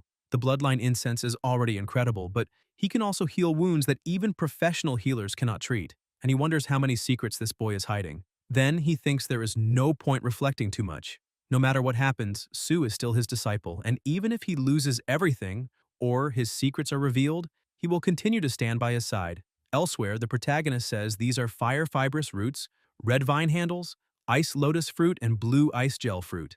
Lou comments that she should have gone to him earlier to check the harvest from the plasma forest ruins, but since the aftermath of the city defense battle had to be handled first, she did not have time. Looking at the backpack, she comments that the harvest this time does not seem very good. Sue replies that this is only the first bag and that the rest are much larger and are with the dragon snake lizard. The dragon lizard is summoned, carrying another backpack. Lou thinks that if this boy really emptied the bloody forest ruins, this amount of materials must be greater than the gains of the previous 6 competitors combined. His performance is so good that she even feels proud on behalf of the castle master. She says the quantity seems correct, but she still needs to check the quality, until she is surprised when she observes one of the items. Heng explains that it is the dragon bloodline unicorn, and that after examining it, he discovered there is still a remnant of the beast's soul inside it. Lou is shocked. The protagonist also presents dragon plasma marrow, the eye of an ember dragon, a 100-year dragon grass, a starfire flamestone, and the eggs of an advanced super-terrorist species. Lou becomes even more surprised and remembers that before Sue arrived, the castle master had specifically said that no matter what he brought, Heng would receive 20,000 contribution points.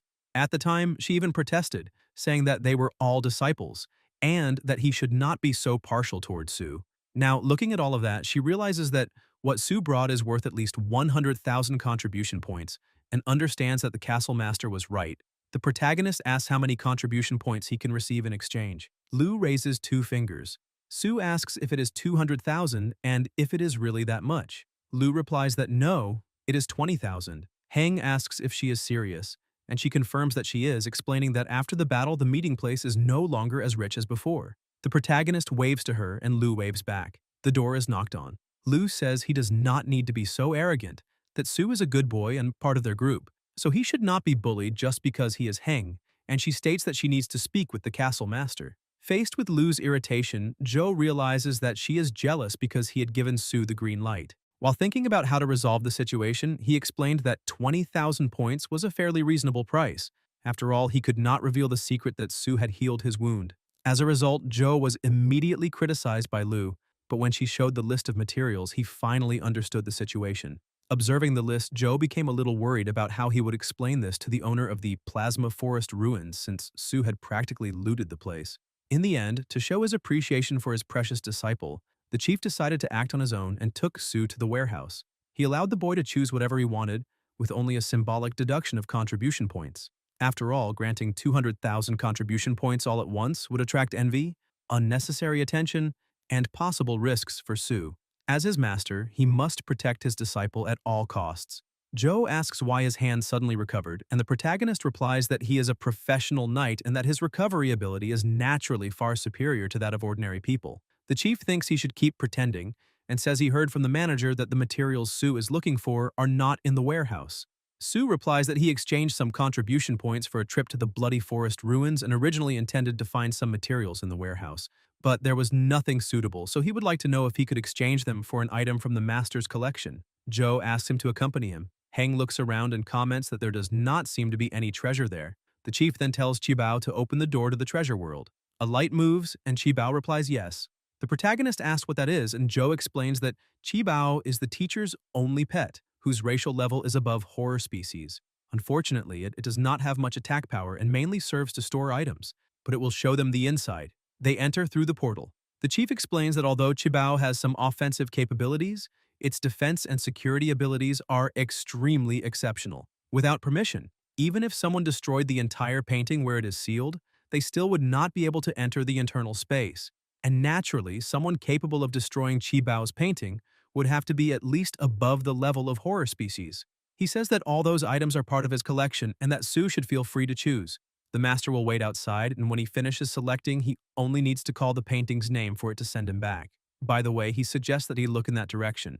Sue asks if it is over there. Heng looks at the crystals nearby and says he has already gathered in advance all the materials beneficial to the dragon snake lizard. Although he wanted all these things, 20,000 contribution points may not be enough. This time, the goal is the materials to transform the dragon snake lizard into an advanced horror species, and the materials to transform the energy-absorbing tree into a dragon. The protagonist summons the treasure hunter, and as soon as the pet is summoned, it immediately points at something. It is an item with a surreal aura. Sue says it is not actually cracking, but the majestic spatial energy gathered within it is real. This is the crystallization of the void dragonborn plasma bloodline. He did not expect the teacher's treasure to really contain something like this. The treasure hunter looks in surprise at another object, and Heng observes it, asking if this is it. The protagonist moves his hand to take it and says that it is indeed the material needed for the dragon snake lizard to transform into an advanced horror species. Even finished objects truly have this power, and he asks if there are any other materials. Outside, Joe asks if he really learned that quickly and thinks that a master who truly knows his students knows that the things he prepared for him must be useful. Otherwise, he would not have chosen so quickly. He says he wants to see what he chose, and Sue replies that he chose two things and does not know if his contribution points are enough for the exchange. The chief says that the wind and thunder essence and the void dragonborn crystal are very dangerous materials and that he may get into serious trouble if he does not handle them properly, asking if he is sure he wants to exchange for them. Heng thinks he was so focused on exchanging things that, with his current status, it does not seem very reasonable to directly take these things. Joe says that he has always acted decisively, so there should be no problem, and asks if he is sure he only wants these two. The protagonist says that is all he needs, and anything beyond that probably would not be covered by his contribution points.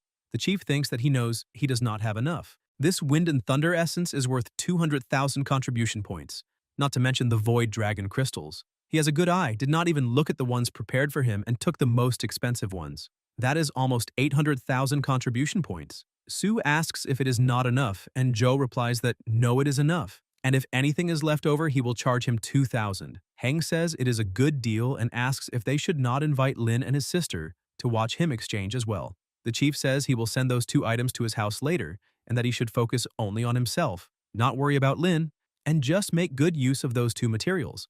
As his master, he will look forward to his performance. The protagonist says not to worry, he will definitely do his best. Joe says that by the way, he will check those two eggs, the two beast eggs, of the terrorist species that he brought from the bloody forest ruins. He could have kept those 2 eggs for himself, but instead he altruistically handed them over to the meeting place. Special trainer Lu came to him hoping to return those 2 eggs, but he retained them. Creation in the plasma pool dragon fountain is different from normal growth and will give the beasts a dense, fierce, and hostile aura.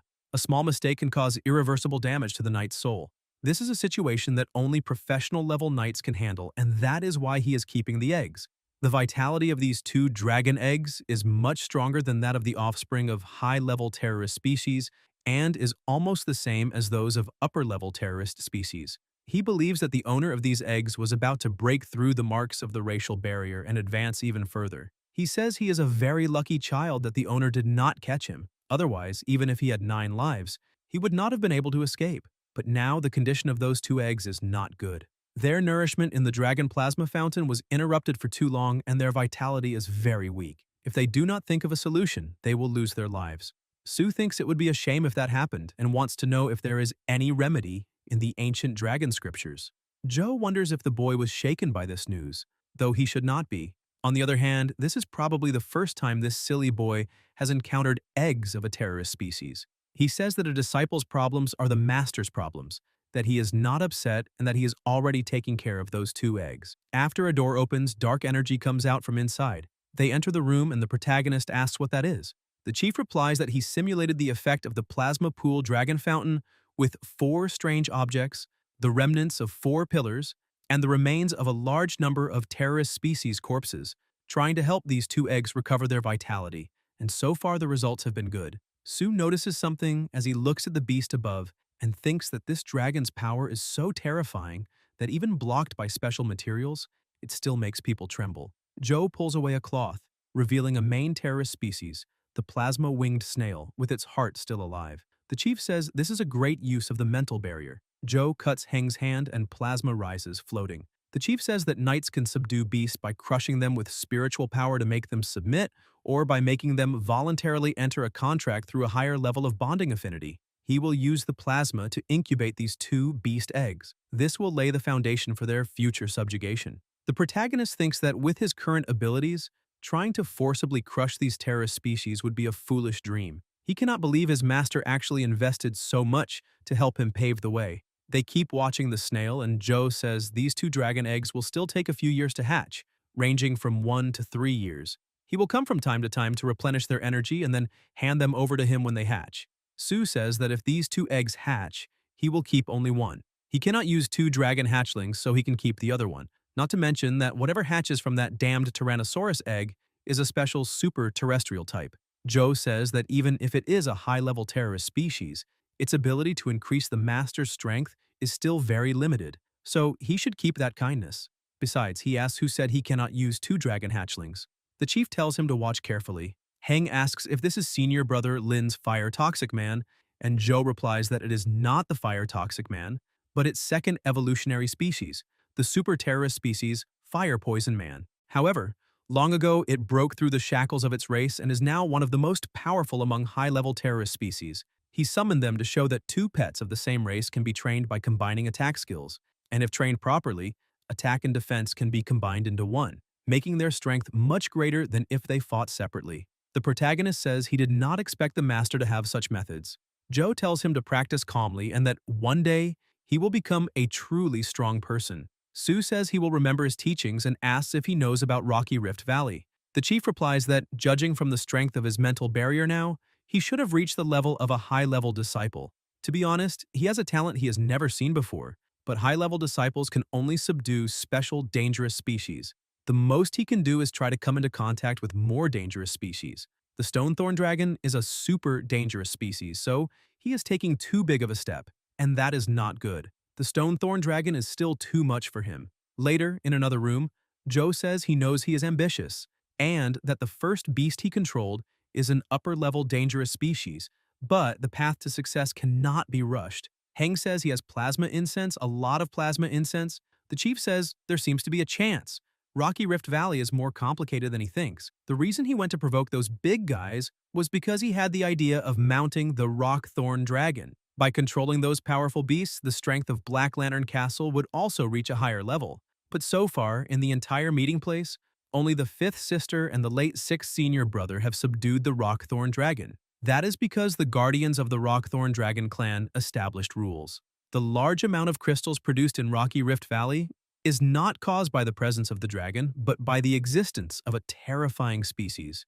It is a difficult situation, and Black Lantern Castle would have encountered many problems if not for their docile nature. The rules he established are also related to protecting the clan. If he wants to subdue the young beasts of Rocky Rift Valley, there are two ways. One is to do what the fifth elder sister did, defeat the parents of the young beast using only one terrifying pet. The second is to allow the young beast to become enlightened and master 3 of the 8 innate skills within 10 days, just like the sixth brother did.